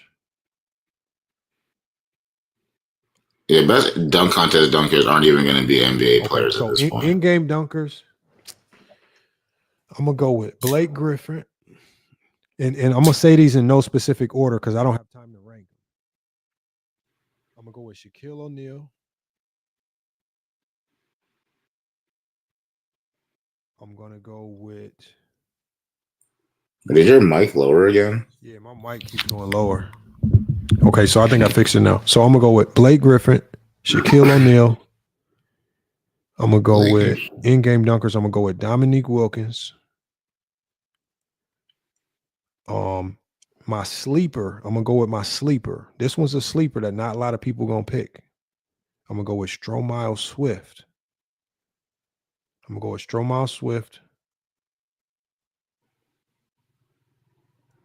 In-game dunker.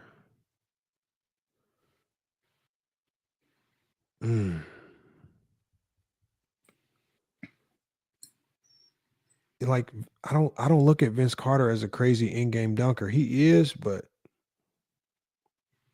You got to give it to Wemby early because he'd be just dunking on everyone. I might go with Dwight Howard. Like, see, it's like I know a lot of people when they think of in-game dunks, they thinking about the fancy like. But when I think of in-game dunking, I'm looking at somebody that can just go dunk and get a dunk off whenever they want. Like that's why I say Shaq, Dwight, Dominique, Blake Griffin, and I'm gonna go with Stromile Swift as my sleeper. Amari Stoudemire was tough. I like Amari. No, I really like the Dwight Howard pick because he'll just be shitting on him. He was super tough in Orlando. I did not give it down.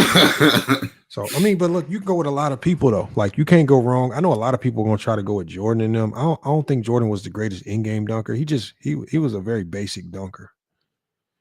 Not gonna be like a lot of guards, in general.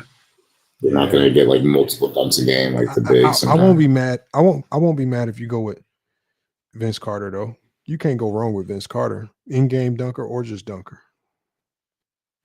So, but look, man. Hey, look, I'm gonna shut this one down, man. It's getting super late in the morning, man. We went way longer than we supposed to go live, man. But look, it is what it is, man. It was a good stream. We got good numbers in here. 120 people still watching on FYF Sports. 6 people watching on FYF Clips. One person watching on Twitch, man. Salute to the one viewer on Twitch, man. Appreciate you, man. So, I'm gonna take them all, man. Look, I'm gonna take them all. But look, man, Ochi, I'm gonna go ahead and drop you down. I'm gonna go ahead and drop New World down as well. I appreciate you pulling up. Hopefully, we can get you some more. Hopefully, we can get you on the panel to cook on basketball. I know you came late and we didn't get you to take on a lot of the basketball stuff, but we got some good ones cooked up for y'all this week, and we're gonna be doing some NBA Cup specials. So we're gonna be doing some NBA Cup specials. So make sure y'all tune in them episodes as well. But salute to Ochi, man. Appreciate you. I'm gonna go ahead and drop you. Salute to New World. Appreciate you pulling up, man. FYF Sports. Salute King Shai Solomon, man. Always supporting the channel, man. Salute y'all. And appreciate everybody on TikTok that's sticking around. All 28 of y'all that's left in the chat, man. Few technical difficulties tonight.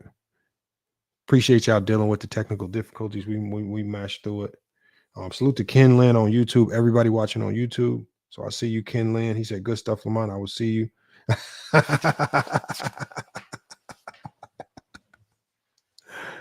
I like that one. He said, I will see you on Viz channel tomorrow. Yes, y'all will, man. Y'all know, bro. This man whole channel strategy planned after me. I got no knock against it, y'all. If that's your content strategy, go rock out, man. If he dedicated to it, man. So he might see some magic in the name Lamont Lane, man. He sees some magic. But if you're just doing this because you just want to get a one-up because you mad, come on, man. Don't waste your monetization on me, man. Go make some videos that people actually care about. Even if you got to go make up some stuff about Jordan and LeBron, right? Talk about something that's going to get you some money, man. That's the only thing I recommend. But if you want to keep doing videos on FYF Sports and Lamont and you think that's going to pull traction, look, man, it's not the greatest content strategy, man. Remember, He said, look at Fury Styles, man. He a great coach. You said he's a great coach at GCU. My cousin go there, run track. Hold on. You know what? Let me see. I think I know him, man. Hold on. Let me see.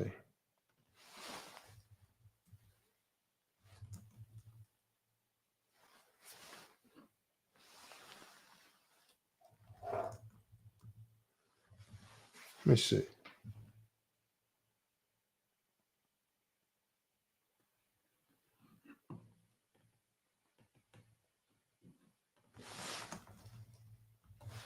That name sound familiar.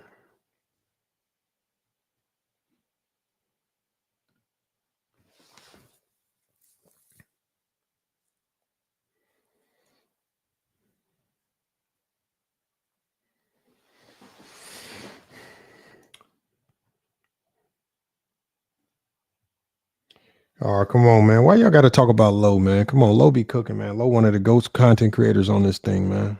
We can't tolerate legend winning slander, man. What's going on with that?